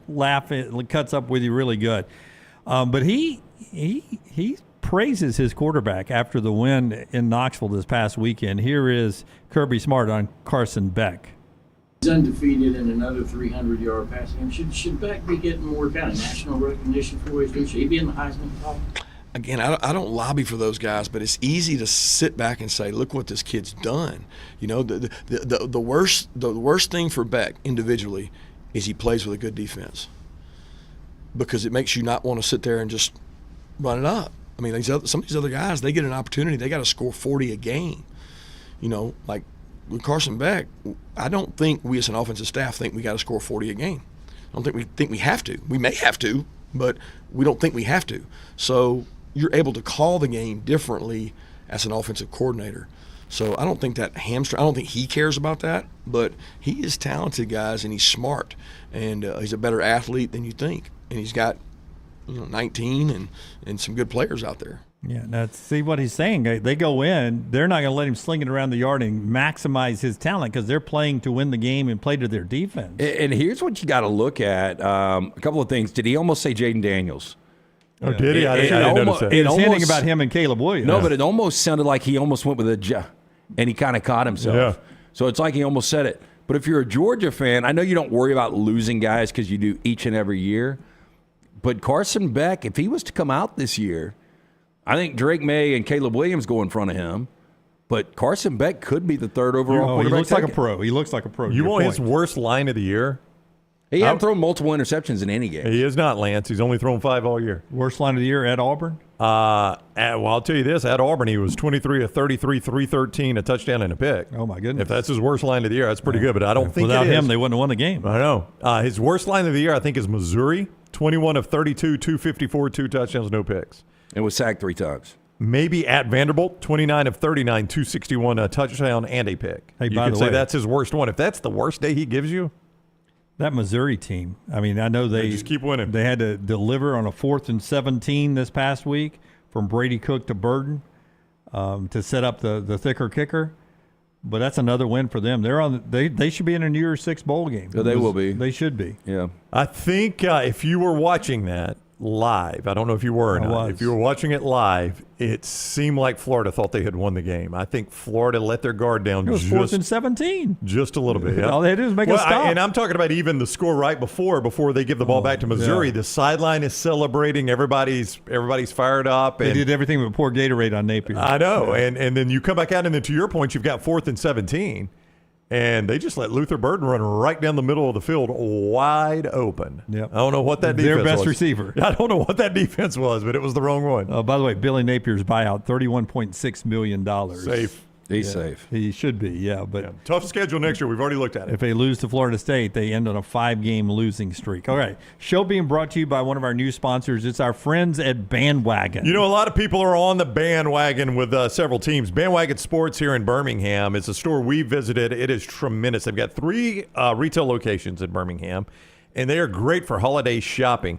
Top brands in sporting goods, the athleisure, lifestyle apparel as well. Your whole family can get stuff there.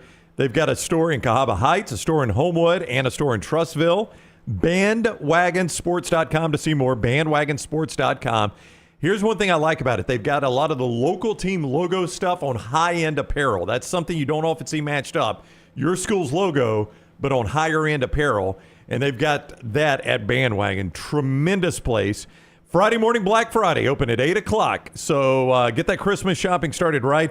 Time to jump on the bandwagon. You can see more at bandwagonsports.com. That is bandwagonsports.com. So I could go in there and get a cool Vestavia or Mountain Brook shirt put under the tree for somebody. I saw them this past Friday. We went in there. Beautiful location in Cahaba Heights. And this is like one of those old school sporting goods. It is really cool. The neighborhood sporting goods with a high quality gear. Yeah. Get baseball gloves in there, wiffle ball bats, get a little wiffle ball action going on Black I saw Friday some out in the Big yard. League Chew. Oh, they had Big League Chew. Yeah, I they missed did. that. Yeah. Oh, man. They also had something called macaroni and cheese gummies. I saw that. I was I'm tempted to assuming the buy it kids just like to it. see what it would Yeah. taste like. All right, before we get to trash, quickly on the NFL yesterday. Well, your biggest takeaway, big game tonight, Philadelphia and Kansas City, rematch of the Super Bowl, and arguably those two teams could make it there again this year. Who knows? Other than the game tonight, your big takeaway from yesterday was? The Chargers can't win a tight game. You Boy, know, their we were coach- their fortunate. We coach had got- the Packers +3, but yeah, and then Staley gets all. He got all edgy in the He postgame. did. He got pissy in post game. He gets asked every week, though, are you going to give up your defensive play calling? Why do you think he keeps getting asked that? Do you think they're just pulling that question out of their butt? They can't win a tight game, and the Texans win all their tight games. Yeah. By the way, Brock Purdy played a perfect game. 158.3 passer rating. Yeah, it was against my Buccaneers. And I'm telling you, we played a good game. They're really good. We played a good game. If we played like that every week, be a 500 team. We would win our division. Yeah. which is a 500 team. That's right. It's good enough. But you know, we don't have the talent. But he played a perfect game. That's a really good football team, and if they can stay healthy. And I heard this morning it was Rex Ryan talking about Bryce Young, and Orlovsky echoed what he said on our show. Look, this guy just needs to survive.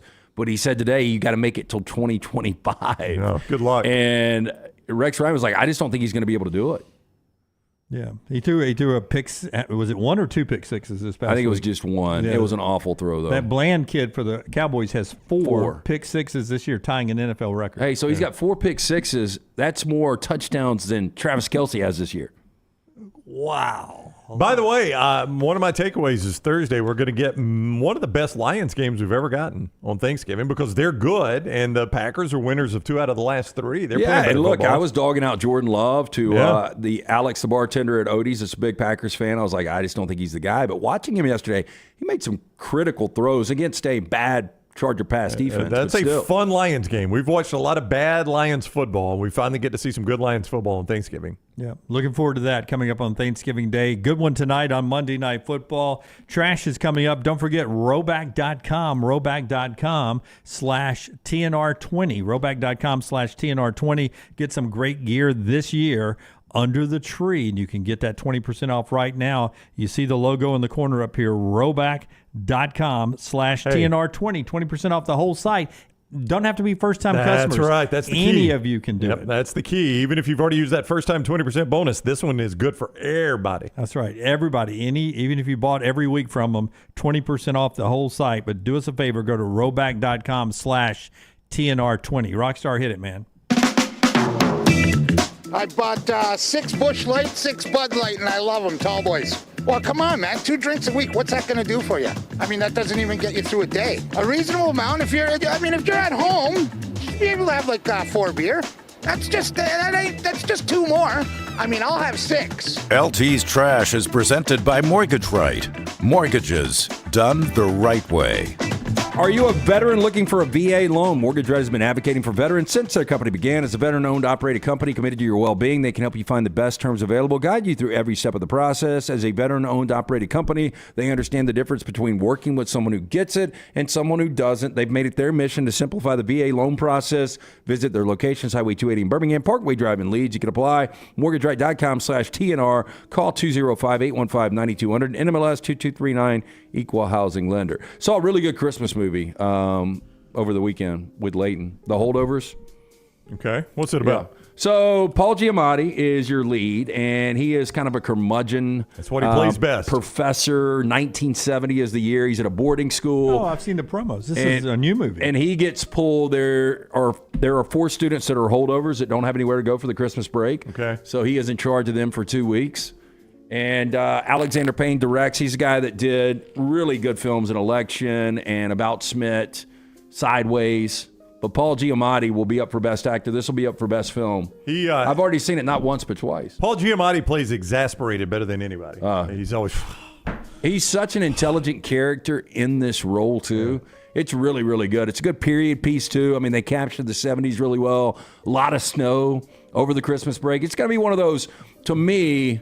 if you appreciate a really good film, it will be one of those in the mix for good Christmas movies down the road. Okay. So, yeah, I highly recommend it. I don't believe this story, Rocky, but according to Rocky's got me right here, Snoop Dogg said he's given up marijuana. Yeah. That's a great Snoop Dogg photo. I saw Jimmy Kimmel.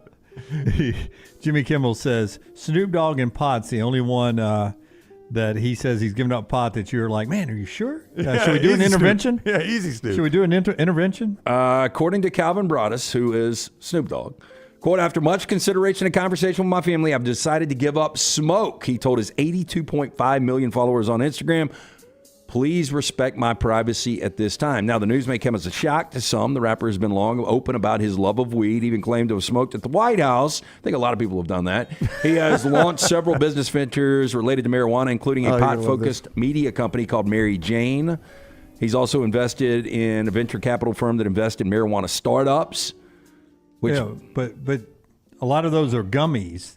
And if he's giving up smoking marijuana, he didn't say he was giving up using THC. I did notice that. He's giving up smoking. And I am just guessing that somebody has told him because in 2021 he revealed on Reddit. No, Scott just informed me. It's a genius thing that's going on right now. Scott, you're live. Scott, what is this Scott, for? you are live. This is actually about a partnership with Solo Stove because smokeless. We've been sucked into a marketing scam. I was going to say, I didn't know until I put it out there. This 2021 article on Reddit, he revealed that he smokes 81 times a day. Yeah. Now, I've got 2 friends that I think would match that or at least come close to it, but that's got to be bad for the lungs. I would imagine, yeah. It's unfiltered. Yeah. A lot you're putting in. How many times a day you said? 81. That does seem excessive, Lance. Yeah, I mean, what, you're awake for 16 hours a day? Ryan, why is that excessive? I mean, that's only 5 times a day, or 5 times an hour. 5 times an hour. Yeah. Rocky. Yeah. Every 10 minutes you're here. He's like one off the other. You're just stone as a bat 24/7. How does he function? Now, the travel agency Marvelous Mouse Travels announced it's organizing a fan-led cruise group for Swifties to come together and celebrate the singer and their fandom. Bring your own blanket. Now, the cruise, which is not actually affiliated with Taylor Swift herself, will take place aboard the Royal Caribbean Allure of the Seas ship next fall. The cruise sets sail from the port of Miami on October 24th, 2024, the day after Swift ends her 3-show run in the city. Isn't that crazy? How many years is she going on tour for? Not affiliated with her. That's right. People are going to start trying to make money off of her. Dancing with the Stars this week. I saw a promo. I guess it was during the... a million promos, but she's endorsing it. Yeah. Oh, she is? Yeah, because she's back there. I'll be watching, so they're paying her. Well, the best about this is the activity. This is a real Taylor Swift cruise. You see the activities they have. Well, they're not in stone yet, but this is what they're thinking. Is this what they could have? Yeah, so prices start at almost $1,600 for double occupancy, and the cost includes food and basic drinks like coffee and tea. For premium add-ons, guests will incur additional fees. Some of the details have not been confirmed, but for now, some of the planned events being reported include friendship bracelet swapping. Karaoke, dance parties, nightly era outfit themes, and Swift trivia. See, I'd do it. I mean, that's Why awesome. not? If it's not affiliated with her, that's pretty cool. She's made 10 fortunes on her talent. And has earned every dime of it. I do not begrudge her. She has earned it. It just seems like she's grabbing for more money. Well, but she's got nothing to do with this. That's what I was going to say. Yeah. How much have people made off of her name that she doesn't get a dime for? I mean, like could this? I just not come with cards against Swifties and do those card games? Yeah, absolutely. Cards against Swifties. Included in the package. That's right. You know what? My instead of Cards Against Humanity, I saw they have a Cards Against Friends. The sure card game off of the TV show too. Friends. Yeah. My 9 soon-to-be 10-year-old daughter can name Tua Tagovailoa and Jalen Waddle. Jalen Waddle is her favorite Dolphin because she likes his touchdown celebration, which you haven't seen enough of recently. Out of the blue the other day, she said, Dad, do you know who Travis Kelce is? Yeah. 9 years old. Hasn't watched a Chiefs game in her life that I'm aware of. Yeah. But she knows who Travis Kelce is. So a 73-year-old woman put young people to shame by continuing to party and revealing clothing despite her advanced age. She's how old? 70? 73. 73? That's good for 73. Yeah, it's not bad. Yeah. Lynn Zekas, who posts online as honest_aging, won't let her age stop her from hitting the clubs at Ibiza. Initially, she had concerns about what people would think about her being the oldest one there, but she decided not to let that get in the way of a good time. You go, girl. In a video, which has gained more than 1.9 million views, Lynn put on her crop top and a miniskirt that you see right there, got ready to watch DJ Fisher in action. For the evening, she donned a black and white triangle printed crop top, matching her Zara miniskirt and a cute black bag. Cute. Just reading her directly. That's not too revealing. That's pretty. That's pretty. I don't think so. She's growing a tail. I mean, for 73.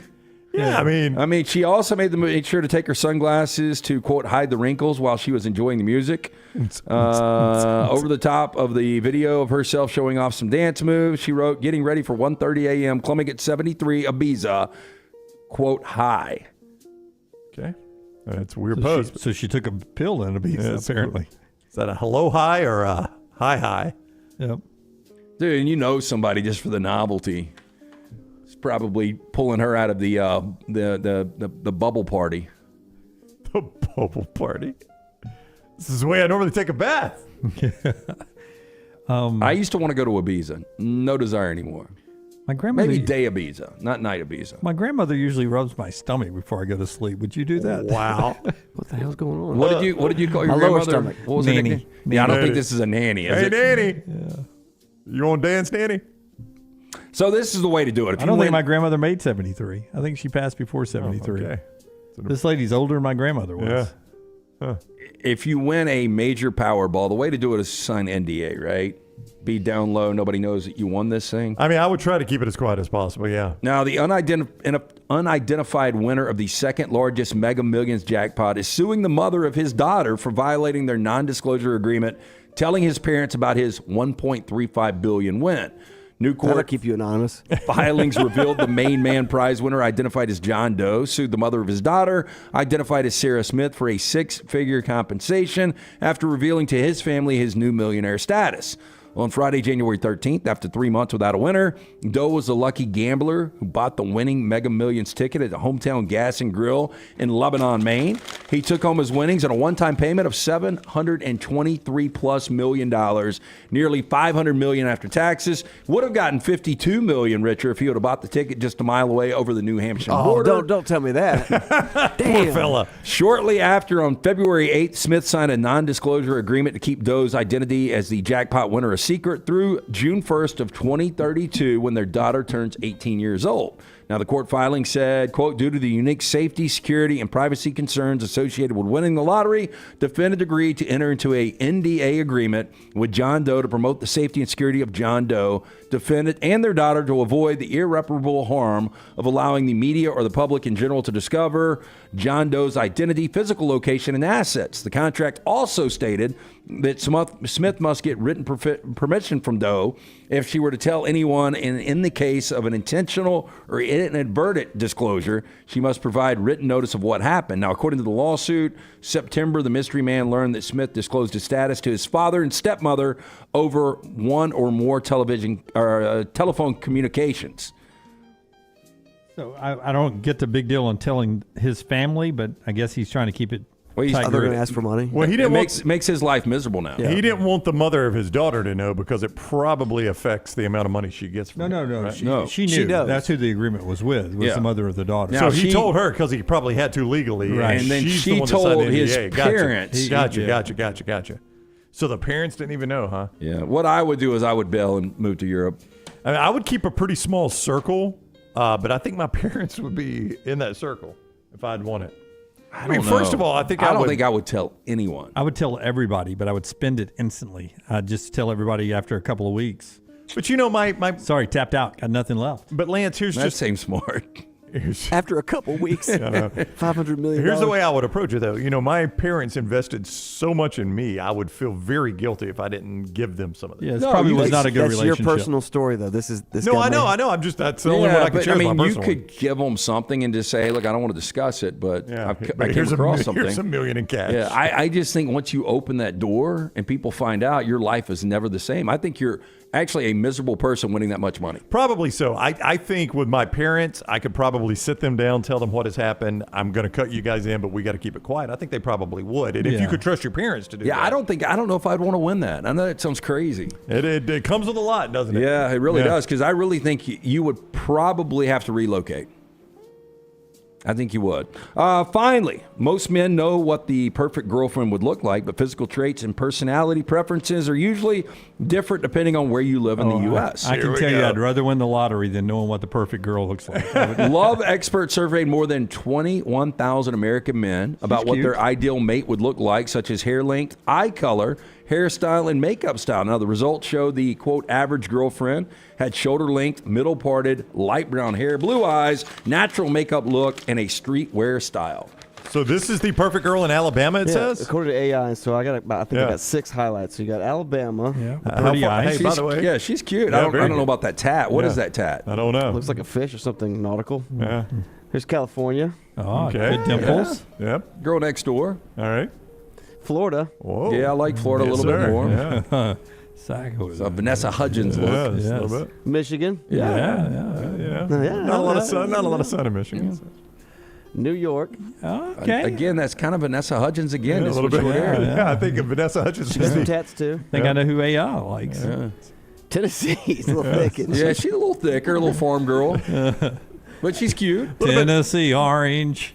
And I think one more. Yeah, that's it. Tennessee's the final one I got. No, the thing is, they were all cute, but none of them are like above an 8. Yeah. But I don't know if guys really want to date like straight up, 10s or 11s, do they? According to you, no, it'd ruin your life. You'd have to relocate at that point. I don't think that. With your millions and dating 10s. Dead on hit by Lance there. He's going, ooh, that wasn't. off the lights. No, I just think having, I'd love to win the, $17 million, because I think you could bury that and nobody would know about it. Yeah. But I'm sure the Mega Million people would work a deal with you.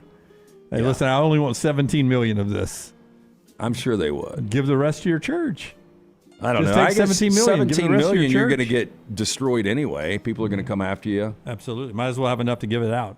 That is Trash Today, brought to you by our friends at Mortgage Right. Buying a home, major milestone in life, getting it right comes down to the right advice at the right time. That's why we're proud to partner with our friends at Mortgage Right who do mortgages the right way. Call them 205-815-9200 or online mortgageright.com/TNR, NMLS 2239, Equal Housing Lender. Keith says Florida for the win. RTD4, too many teeth for Tennessee. Oh, man. Jeez. Wow. All right. Champy's Chicken, Highway 119 in Alabaster. Open for lunch, dinner. Perfect. And listen, you're going to get tired of the turkey and dressing about 2:30 on Friday. That's when you're going to be glad Champy's Chicken's open for the weekend to watch a little football. Take it to the tailgate for the Iron Bowl or to watch it. Champy'sChicken.com. Sterling and the crew will take care of you. Cook to order. And those hand-cut chicken fingers right there. Highway 119 in Alabaster is Champy's Chicken. Call the next round now at 205-734-0923. Thanksgiving is here, and let the New York Butcher Shop be the place to get all of your holiday meal items. Their premium turkeys are fresh, free-range, and hormone-free. The New York Butcher Shop also has a wide selection of chef-prepared side items to help save you time in the kitchen. Pick up a bottle of wine, and your meal will be complete. Turkeys are selling fast, so place your order today. 2 locations to serve you, in Cahaba Heights and on Highway 119 in Greystone. The New York Butcher Shop. Rare quality, well-done service. Follow Next Round Live on Twitter, Instagram, Facebook, and YouTube. The social media team at Next Round Live is dedicated to giving you daily news conferences and practice video from UAB, Alabama, Auburn, and around college football. Follow and compare to the sites you used to visit. You'll also get the latest highlights and news from the Next Round Daily Show. Turn on the notifications so you don't miss a thing. Next Round Live on Twitter, Instagram, Facebook, and YouTube. See more at nextroundlive.com. Hey, Lance Taylor from the Next Round to tell you about our friends at Gutter Cap. Gutter Cap's that patented aluminum cover system that fits over most existing gutters to keep out debris and eliminate that gutter cleaning. It's backed with a lifetime warranty, almost 20-year service record right here in Birmingham. Stay off that dangerous ladder forever. 45% off the retail price now if you call guttercapbirmingham.com. Call my good friend Chris Stewart now, 205-823-2212. Cap it, don't snap it. It's Gutter Cap. Hey, Lance Taylor from the Next Round. You've heard me for years talk about our friends at Bromberg's Jewelers, and we welcome you to stop by and see that great customer service at the Mountain Brook and Summit locations, but we'd also love for you to check out their new online shop. They've got plenty to choose from. Great gifts, big and small. Available online, they've got David Yurman, Tudor watches, select diamond and gemstone jewelry, William Henry, seasonal and favorite giftware items, and baby gifts as well. They've even got an online sale section. For more information, brombergs.com.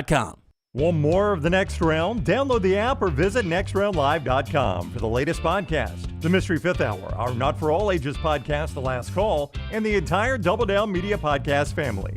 All at nextroundlive.com and on the Next Round app. If renting is putting a dent in your bank account, here's your sign from the universe that it's time to buy a new home. And who better to help you through the ins and outs of home buying than our friends at Mortgage Right. With Mortgage Right, you don't have to worry about becoming a short notice mortgage expert because they do all the heavy lifting for you. They're trusted mortgage professionals, and they'll help you choose the right mortgage option and stand by your side every step of the way. Visit mortgageright.com/TNR to buy before renting runs you dry. That's mortgageright.com/TNR. NMLS 2239, Equal Housing Lender. Start your day online with our website, nextroundlive.com, for the latest videos, podcasts, and college football stories. It's also a great way to stream the show or shop in the Next Round store. Stay connected by visiting nextroundlive.com.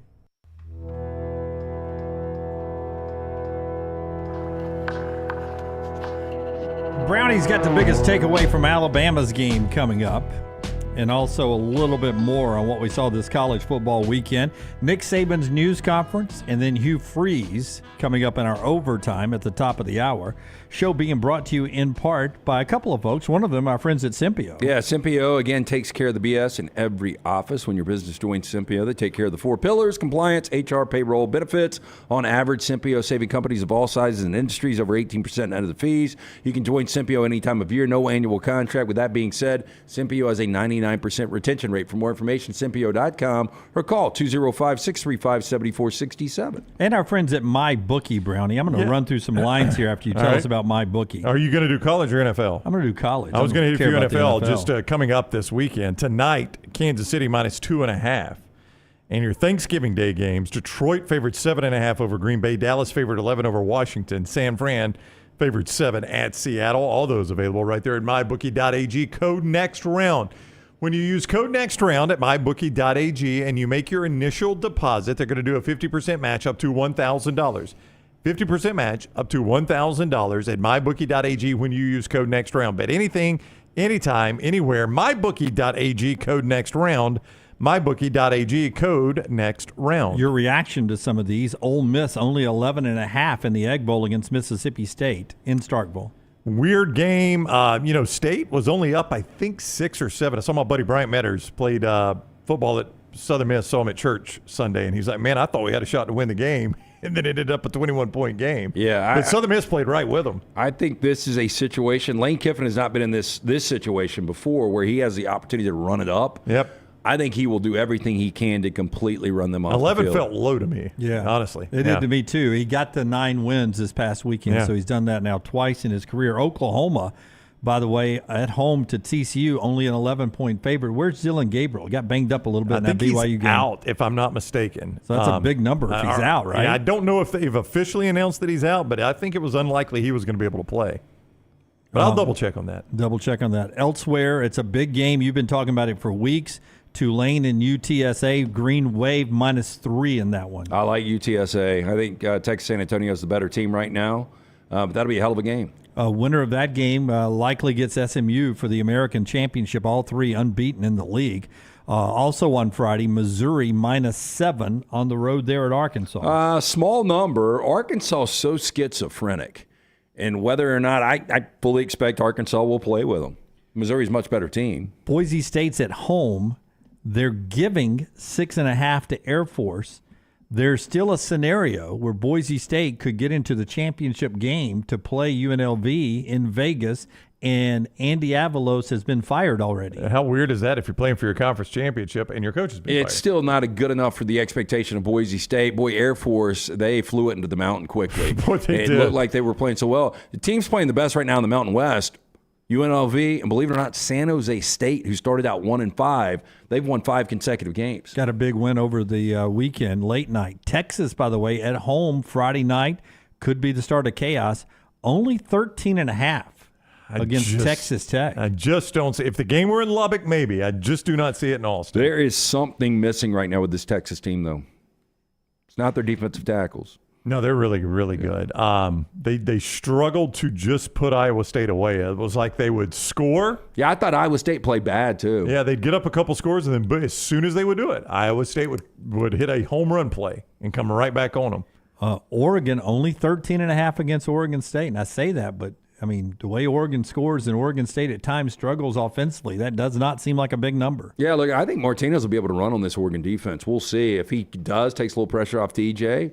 Bolden is a guy that can make plays on the perimeter, so I wouldn't surprise me at all if this game goes the way. Would not stun me, no. Basically home field advantage for the game. Michigan -3.5 against Ohio State. You know, this is the first time Ohio State has been an underdog to a Big Ten team in 43 games.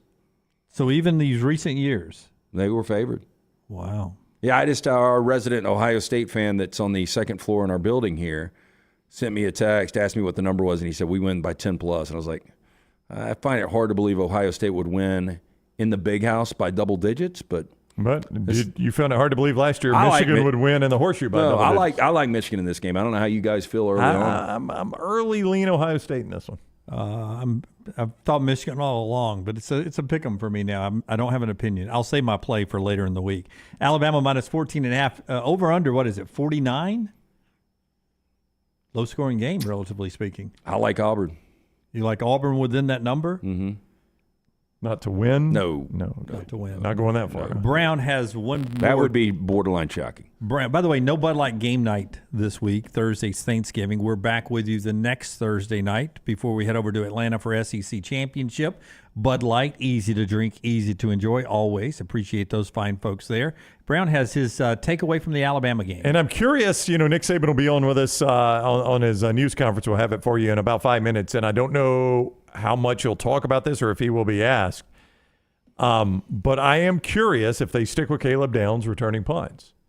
That was a good debut. It was a good one. Kool-Aid McKinstry again. Ineffective in the punt return game, fumbled, and after the fumble, Nick Saban had finally gotten his fill, I guess, of this, goes to Caleb Downs, and he returns one for a touchdown. And I've found it curious that they have stuck with McKinstry as long as they have back there. He has not really given you anything in the kick return game, and Downs immediately does. So you wonder if it's Caleb Downs when Auburn first has to punt Saturday at Jordan-Hare. But did you think he looked comfortable catching the ball? I know he took it to the house, but when he was fielding it, did he look like he didn't look uncomfortable to me. I didn't notice it. Did you think he did? I did not feel comfortable watching him catch it. Was that only because of the first time he was back there, maybe, you think? Maybe. And maybe I was just uncomfortable. I was like, okay, you went from your shutdown corner returning kicks. Now in a game that's obviously out of hand against UTC, you're going to put back your freshman All-American safety to return kicks. It might be a situational thing too. Yeah. It's one of those, bad condition, short field. I probably would feel more confident with Kool-Aid fielding the punt. Because he's just done it more times. Yeah. Yeah. Well, 8 different players scored touchdowns this past week. Is that right? Yeah, I think you're right about that. But real quick, back to him. The problem was him not fielding the punts. That's right. It wasn't necessarily that he was fielding them. Yeah. It was that he wasn't fielding them, and it was killing Alabama's field position. And Alabama fans will remember it, but there was an exchange when he was walking off the field after the one he'd muffed. And they talked a little bit. Nick did. Wasn't yelling at him, but they had a conversation. Yeah.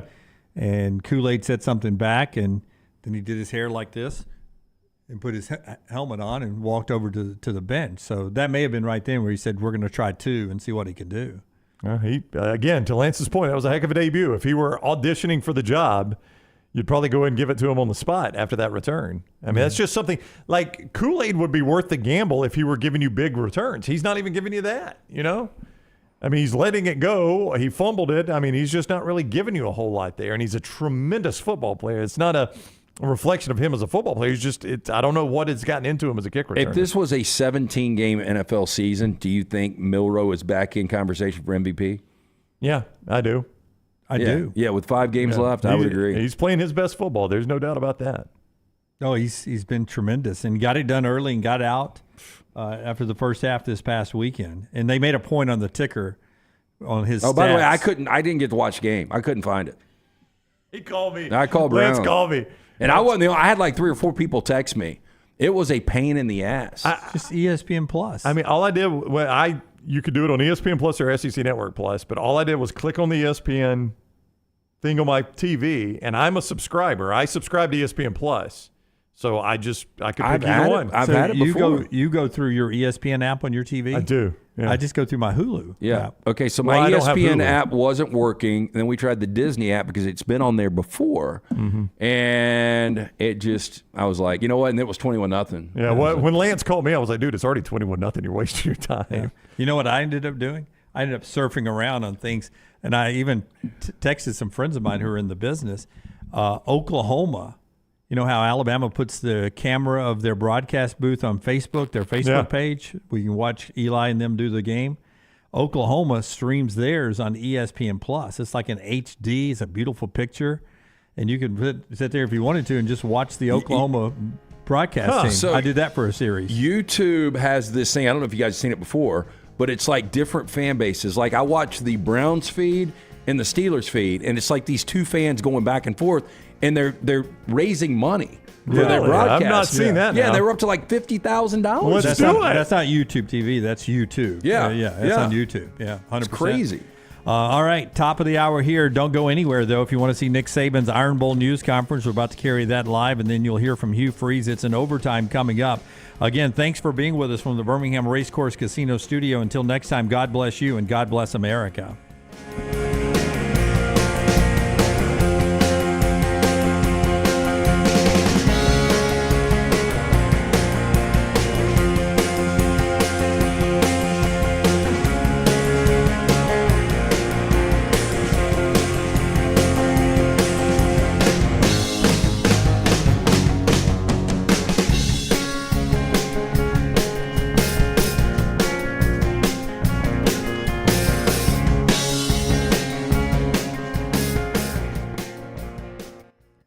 Go overtime now, brought to you by our friends at roback.com/TNR20. Brandon, explain to them why we want you to go roback.com/TNR20. Because many of you, and we thank you for doing this, took advantage of code TNR20 on your initial purchase, and that got you 20% off your initial purchase.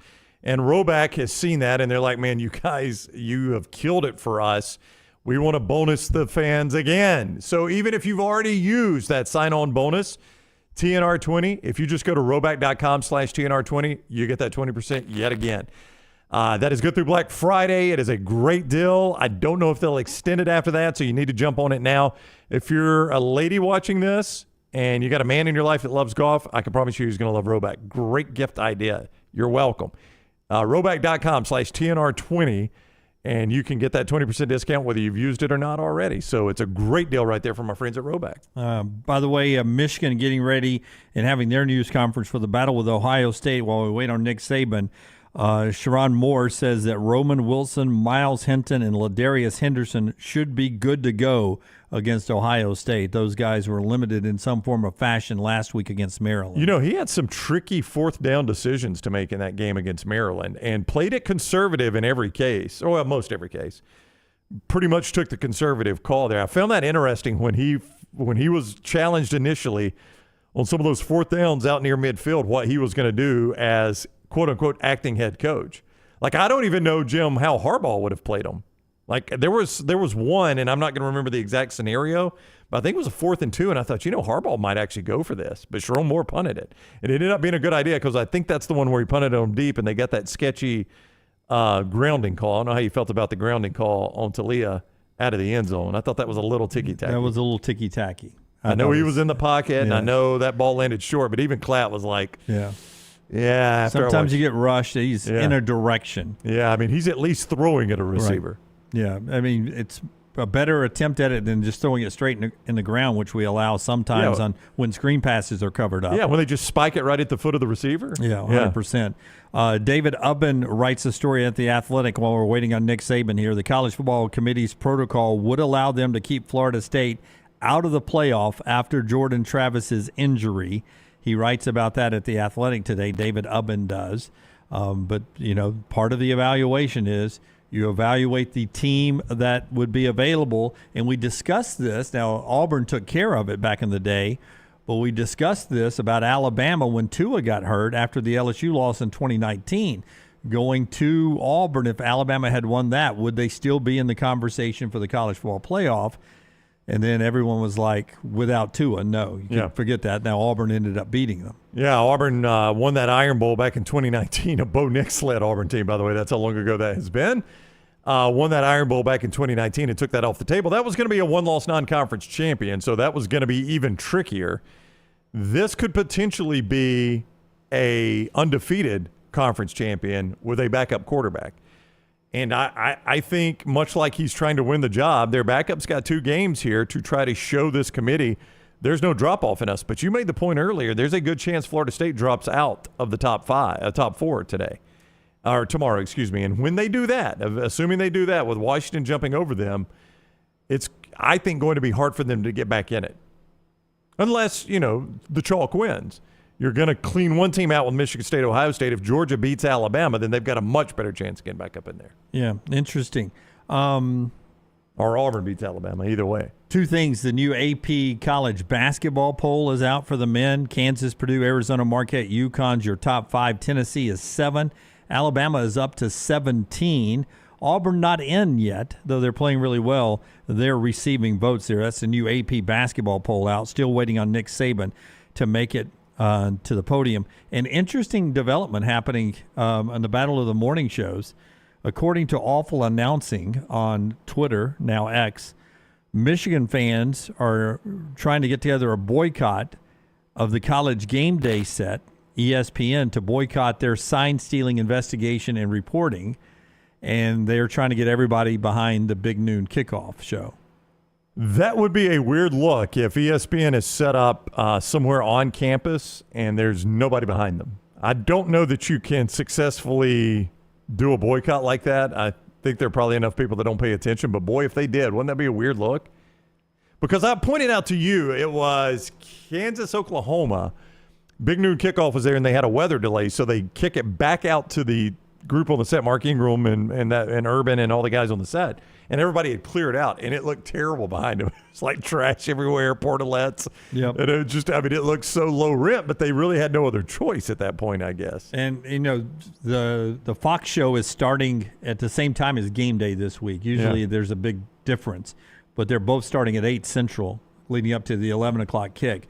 So both of them will have outside sets, and I just wonder if Game Day will move inside like the Big Noon Kickoff show will. You might get an indicator. We have it on in our studio every day, Pat McAfee, on his show, and he is on location wherever the game day is. He's on there Friday, and they have drawn really big college-age crowds because he's very popular in that demographic. So I think you'll get a little hint right there. What does it look like in Ann Arbor on Black Friday, assuming he still does a show on Black Friday? He may not do that. Alabama's news conference is coming up. Nick Saban will be here momentarily. All of our coverage, including Monday Morning Live, is brought to you by our friends at MyBookie, mybookie.ag.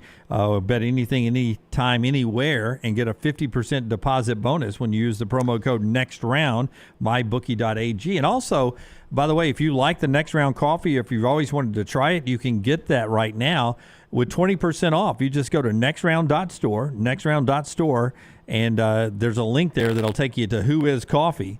And you go to that Who Is Coffee site, put in the promo code TNR20, get 20% off the coffee too this holiday season. 20% off that great coffee right there from Who Is Coffee.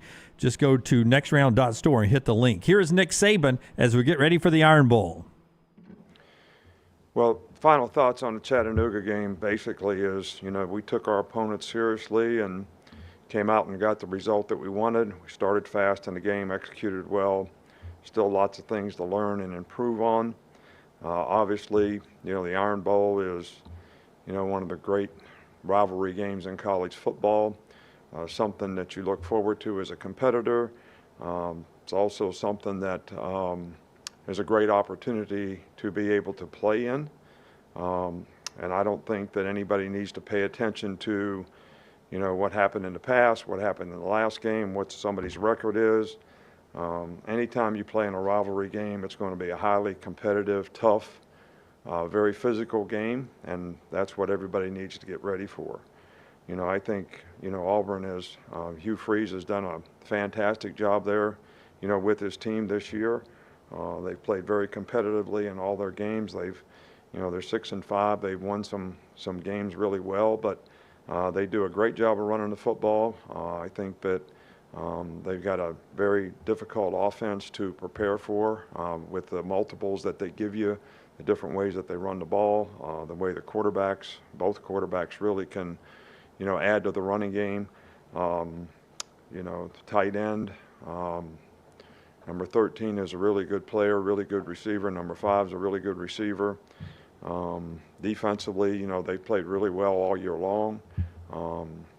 They got some good players, got some edge rushers, they got some people that can create some problems for you, as well as they're very good on special teams. They're very aggressive in terms of what they do on special teams. They've got really good specialists. The kicker and the punter both are, leaders in the SEC. So this is a challenging game for us, and I think our guys need to have the right mindset of what it's going to take to be successful in a game like this, especially playing on the road. Yeah, how would you assess the way your offensive line has played in recent weeks? We're playing better. I think we made steady improvement.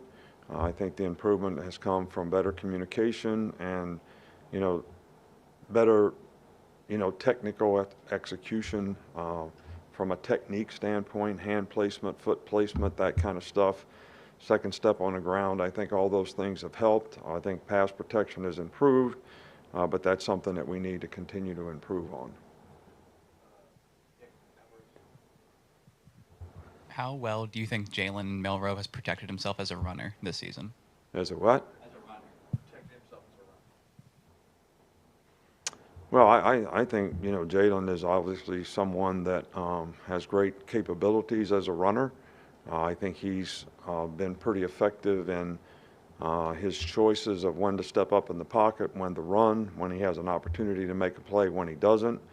But I think the thing he's developed is the ability to keep his eyes downfield and make plays in the passing game, even when the pocket breaks down. And I think he's been an effective runner for us, when we've had perimeter plays that involve reads on his part to get to the perimeter. So, and I think both those things help us overall offensively in terms of what the defense has to defend. Hey, Coach. Just what kind of progress have you seen from Terrion Arnold over the course of the season? Yeah, Terrion has really done a good job for us. Because of injuries, he's had to play multiple positions, which has been challenging for him. He's had to play some star at times, which in some cases when guys went out of the game, he didn't have a lot of reps at it. But he's been a trooper at, doing it and, trying to look at it as a challenge and go out and, improve each week. His coverage ability has been very good, and I think he's played extremely well. Good afternoon, Coach. I know during fall camp, building up depth along the defensive line was a priority. After 11 weeks, how has that group grown and evolved? Yeah, I think we've had some young guys that have really, come along and shown some improvement. Some of them played, toward the end of, last game. So I feel good about the progress that we made in that group. And, I just think that, our ability to stop the run is going to be critical in this game. And for us to play physical on the line of scrimmage and play really good technique with whoever's playing is going to be the most important thing that we need to do in preparation for this game.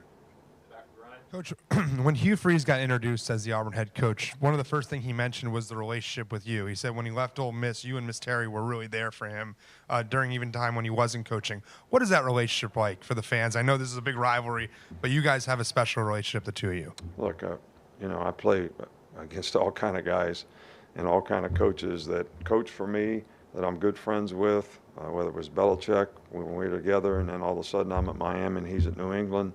All the guys in college coaching that you have to play against. I've always been a guy that has a lot of respect for coaches and what we do to try to promote our game and how we try to impact young people as players. So I don't think you have to really, I think you can have a relationship with somebody and still compete like crazy when you play against each other, but it's really not personal.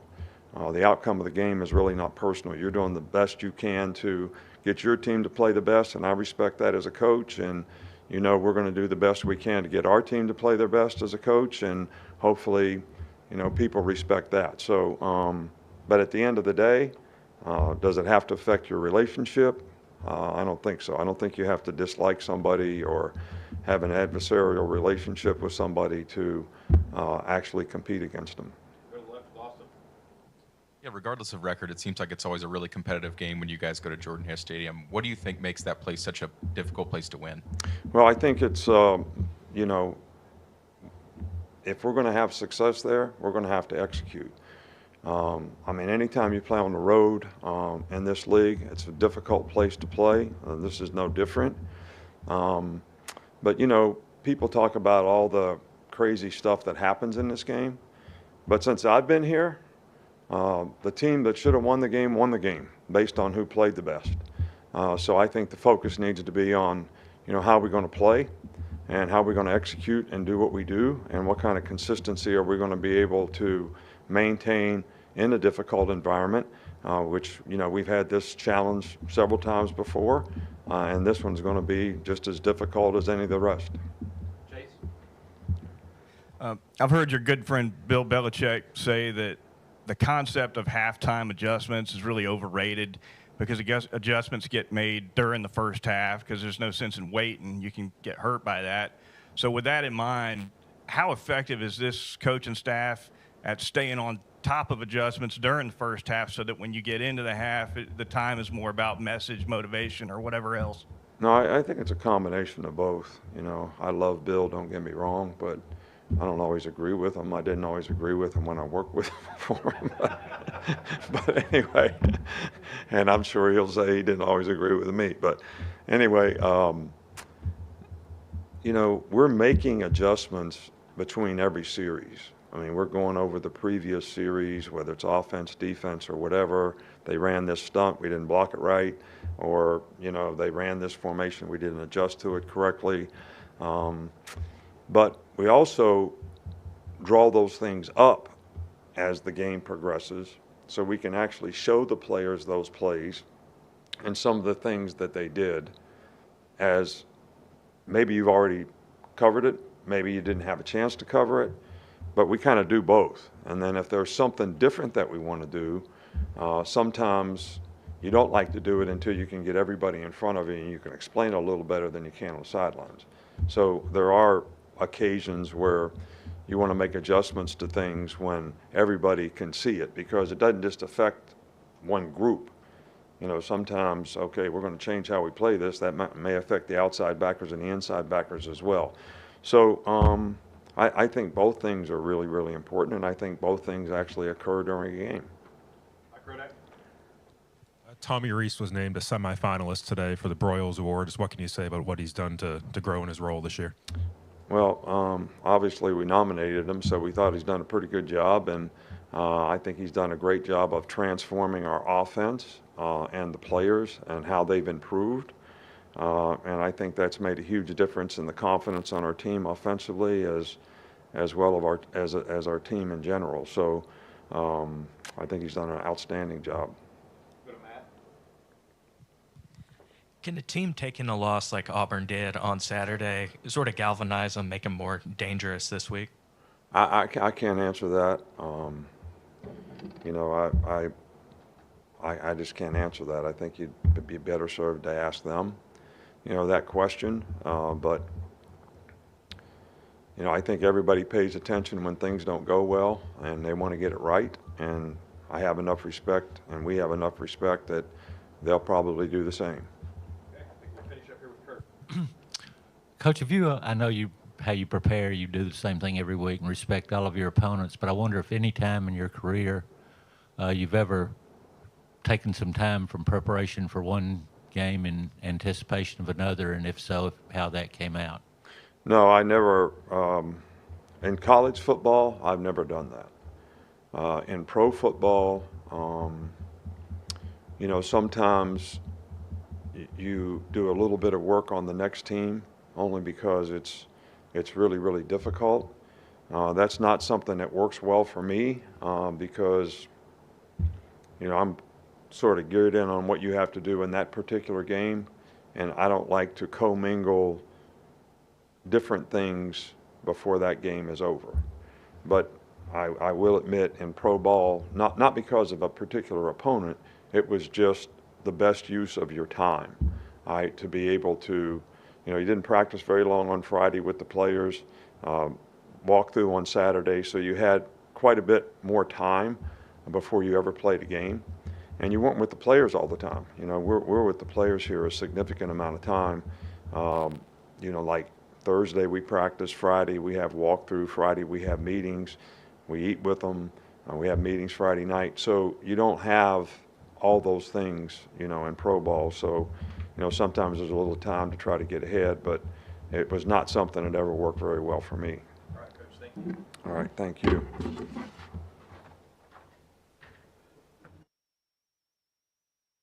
That is Nick Sabin there in our news conference, our overtime today, as we continue on with that. They mentioned Tommy Reese. They mentioned Tommy Reese there being nominated for the Broyles Award. He is one of 66 coaches that are nominated there, semifinalists. Yeah, that is it's a long trip for him, right? From a guy where a lot of people were super critical of him to being on that list. Now, Mike Denbrock of LSU probably is your odds-on favorite to win that thing. From LSU? Yeah. Mike Denbrock, the LSU offensive coordinator, their offense has been incredible. So you think he's the favorite to win this? Who would you make? I don't know. There's a lot of people out there that just go with the LSU guy. That's who I'm saying. Mike Denbrock, the offensive coordinator at LSU. That's what I'm saying. Just to go LSU, I think there's a lot of people. I got 65 nominees here. Yeah. Well, I'm just looking at the semifinalists, though. So am I, right? No, not if you got 65. You're not. How many is the six? How many is? I've 2, got 4, 6, 8, 10, 12, 14, maybe 20. Maybe 20. Yeah. All right. Give me some of the guys. Tommy Reese, Alabama. Adam Fuller, Florida State DC. Mike Bobo, Georgia OC. Phil Parker, Iowa defensive coordinator. Well, I'm just saying, the guy has to be perfect every week, and sometimes has to lead the team in scoring.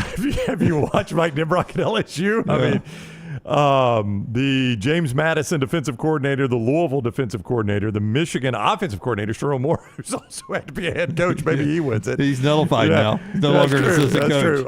The Missouri defensive line coach, Ohio State's Jim Knowles, the defensive coordinator, Will Stein, offensive coordinator at Oregon, Manny Diaz at Penn State, Pete Kwiatkowski, the defensive coordinator at Texas, the Anton Lynn, the UCLA defensive coordinator, and Washington's Ryan Grubb, the offensive coordinator. I mean, there's some good choices on there. I personally would go with Mike Denbrock at LSU. Yeah, I would say that offense been crazy. It'll probably be Ryan Grubb if they win it all. Yeah.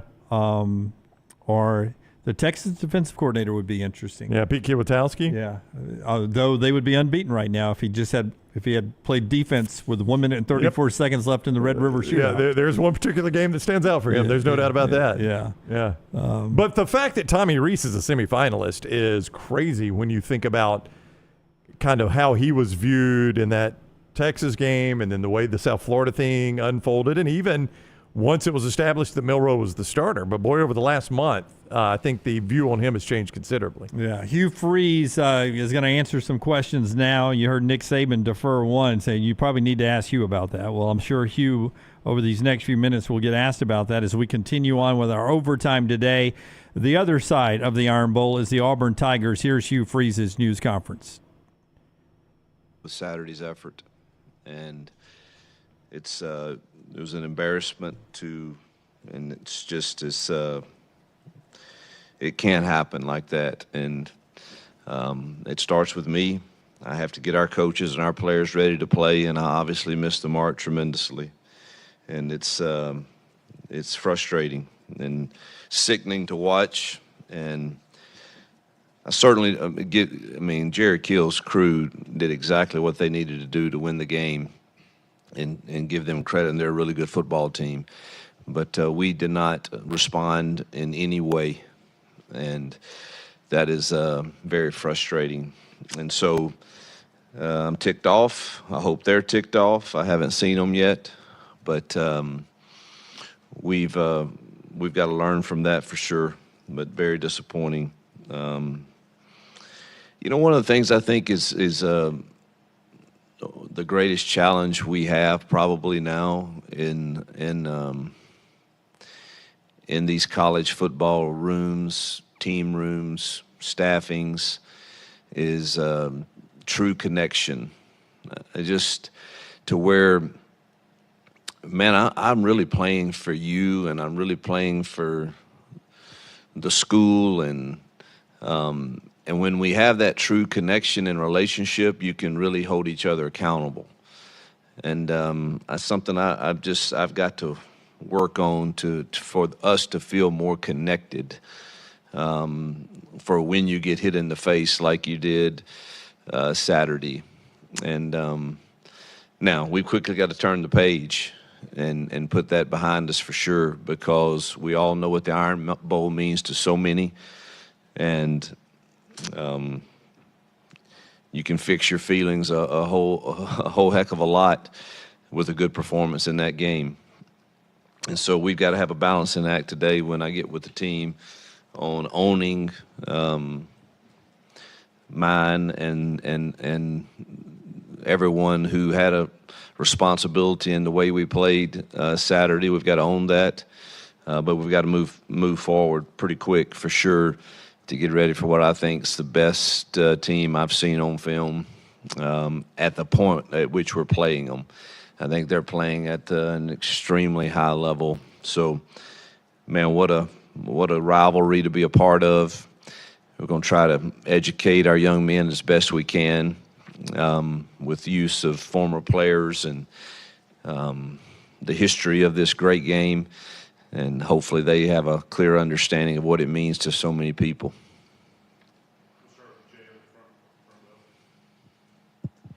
Yeah, Hugh, you know your team better than anybody. Is this team capable of coming back from an embarrassing loss like that and playing their best game, which is what it's going to take to beat Alabama? Yeah, I don't know yet.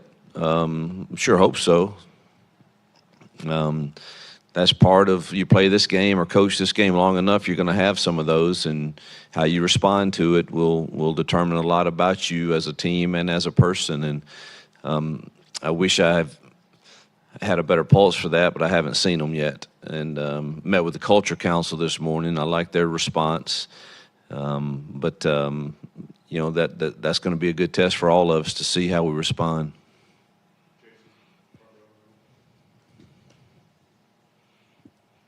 Hugh, how tough is it this week to not get so amped up so early when you're emotional coming off a game like that? You're like I said, a little angry, to make sure that you're not playing the game Thursday instead of kind of ramping back up. Yeah, I hadn't given that a lot of thought because I'm so ticked off at the way we played. I think the biggest temptation you have right now is trying to make sure you don't overdo the game plan. And try to do too much because, you think you've got to do this, and this to have a chance to win against, one of the elite teams in the country. But so I think you got to guard against that for sure. I don't the over amped up I haven't sensed because most everybody I've seen, it's like they're in a fog from what happened Saturday, and we've got to snap out of that fast. And so I need to see a little amped up come practice today and tomorrow.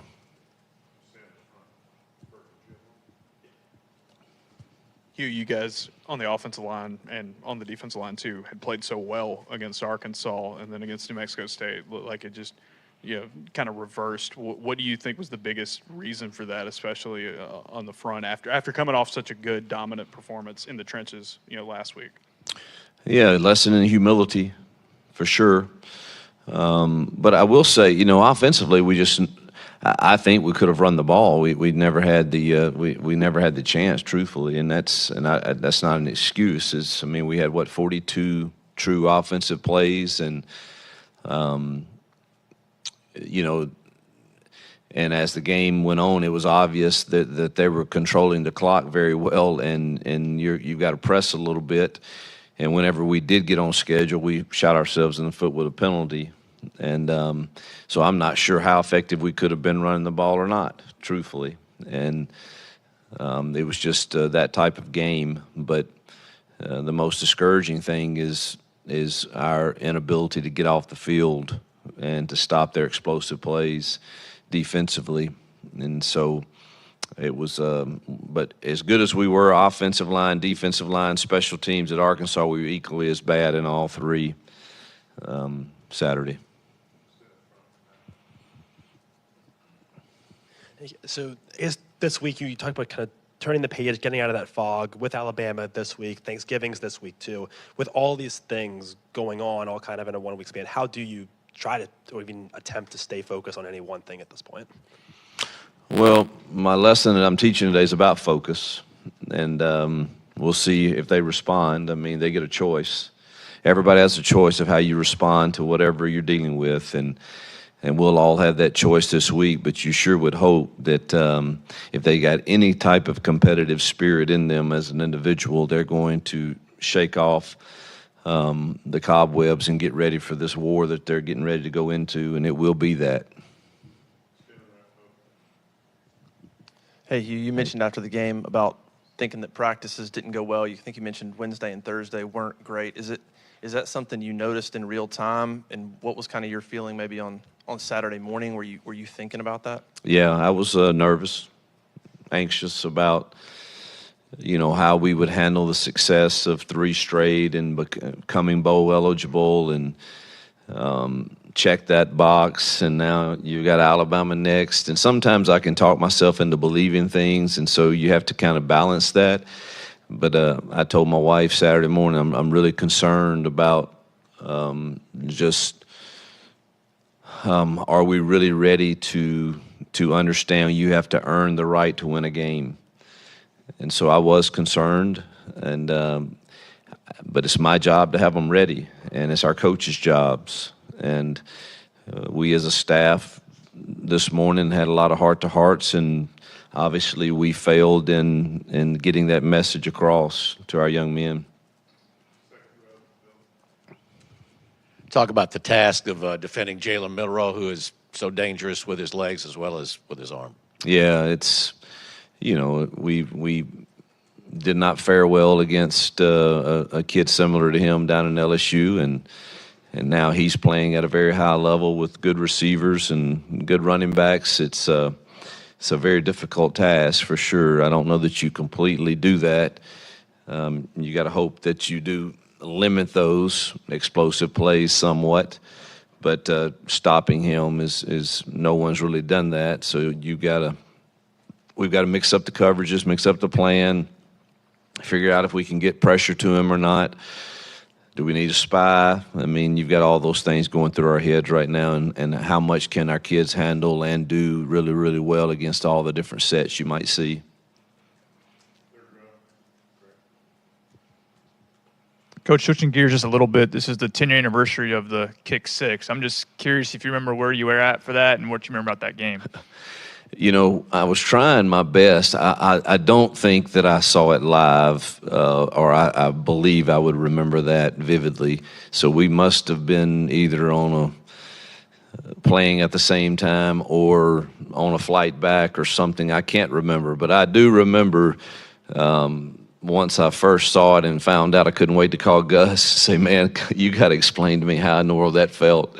That's got to be one of the all-time, maybe the all-time greatest finish in college football.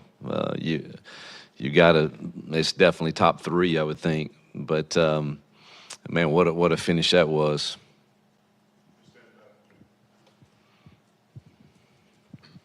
Hugh, what do you say to the Auburn fans and the Auburn faithful that were there Saturday, coming off a loss with the Iron Bowl, being back at home, with it being Thanksgiving week, students gone from classes? I mean, what do you say to get them back here Saturday for what could be a really good game? Well, you know, the Auburn faithful they have persevered through a lot of things, and they show up. And you know, I've already apologized 100 times for the effort that we did not give them Saturday. And you know, this is not the first program in year one to have some tough losses like this. And I could go down the list and mention some, but you probably know who they are better than I. But we're in a rebuild. That's no excuse for what happened Saturday. But, man, we expect to give you the best of ourselves come Saturday in the Iron Bowl. And so we appreciate all the times you give us your best. And I know this Saturday will be no different for them. Coach, you already mentioned about the run game from this past Saturday, but heading into this week, what is it going to take for you guys to get that going, especially going against an Alabama defensive front like how they've been It's playing? hard. You know, no one's running too much on that defensive front.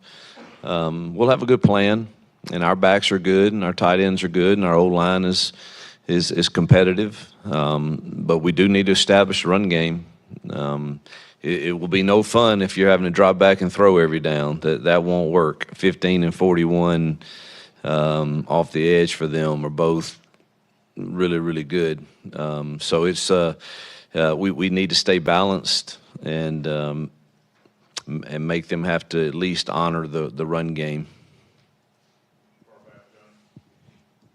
Hugh, you've coached against Nick Saban a number of times when you're at Ole Miss, and you've had success against him. When you're game planning for a Nick Saban coach team, what are some similarities that throughout the years his teams consistently do well? Tackle, mix-up coverages. Fronts haven't changed much. There's not a whole lot you can do with that. He's got a few more coverages that he runs now, but his teams are always physical, and they're always going to tackle well. And you see that very vividly on these tapes also. Hugh, you mentioned Jerry Kill's game plan. What was it, maybe just particularly on offense, that made it so difficult to adjust once you kind of saw what they were doing defensively? Was it mostly time of possession? I guess, so what other factors do you think there were? Yeah, the time of possession killed our offense for sure, and the opportunities we had. But defensively, it's more missed tackles than we've had the last 3 games combined. We misaligned more times. The focus that we had, obviously, for the game plan was lacking. And, you know, we didn't get it done. And it wasn't a whole lot of adjustments to do. They didn't do a whole lot. But, man, you got to give them credit when they did have a chance to make a throw in a tight window and make a catch in a tight window to convert a 3rd down or a 4th down or a score. They made every single play. And so give them credit for that. But we tackled so poorly. Coach, I know you said that you're giving a message on focus today. As you lead into the Iron Bowl, for you personally, what's going to be the marker that your team is progressing in the right way after you have these discussions? I don't think I'll know that until after Tuesday's practice. But Tuesday's practice needs to be physical. It needs to set the tone of what this game's going to be like. And you're going to get punched in the mouth in this game, and you better be ready to respond. And it's going to be a physical test of your will and of you physically also. And so Tuesday needs to it can't be that totally, but it needs to set that tone.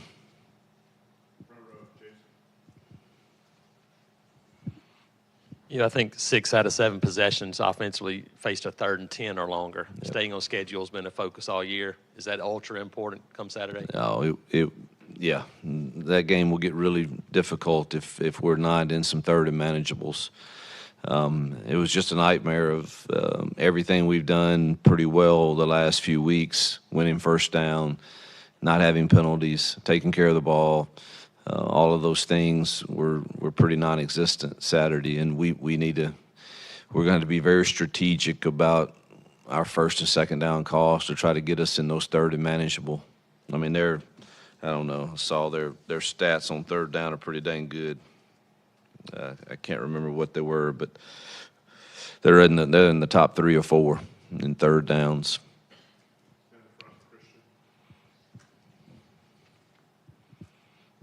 Hugh, with signing day coming up, how important is this weekend to get guys on campus and try and make a lasting impact? Yeah, that's it. We expect to have a plethora of great players here, and it will be our opportunity to present to them one last time before the season ends how great the atmosphere is at Auburn, how great our fans are, how great this atmosphere, this family, the Auburn family is to be a part of. And hopefully we can solidify, all the ones who are currently committed and maybe swing a few others to say, man, I want to go help them build something there. I know they can. They have the resources. They have the support. We need some players to come join us.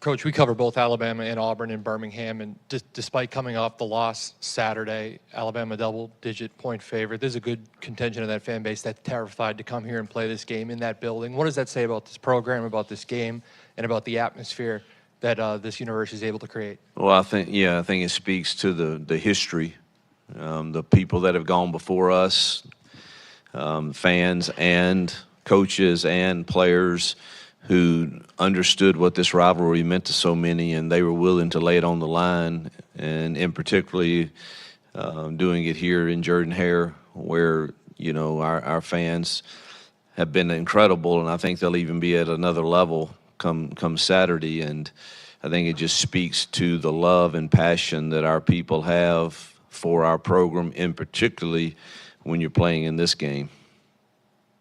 All right, Coach. Yep, thank you.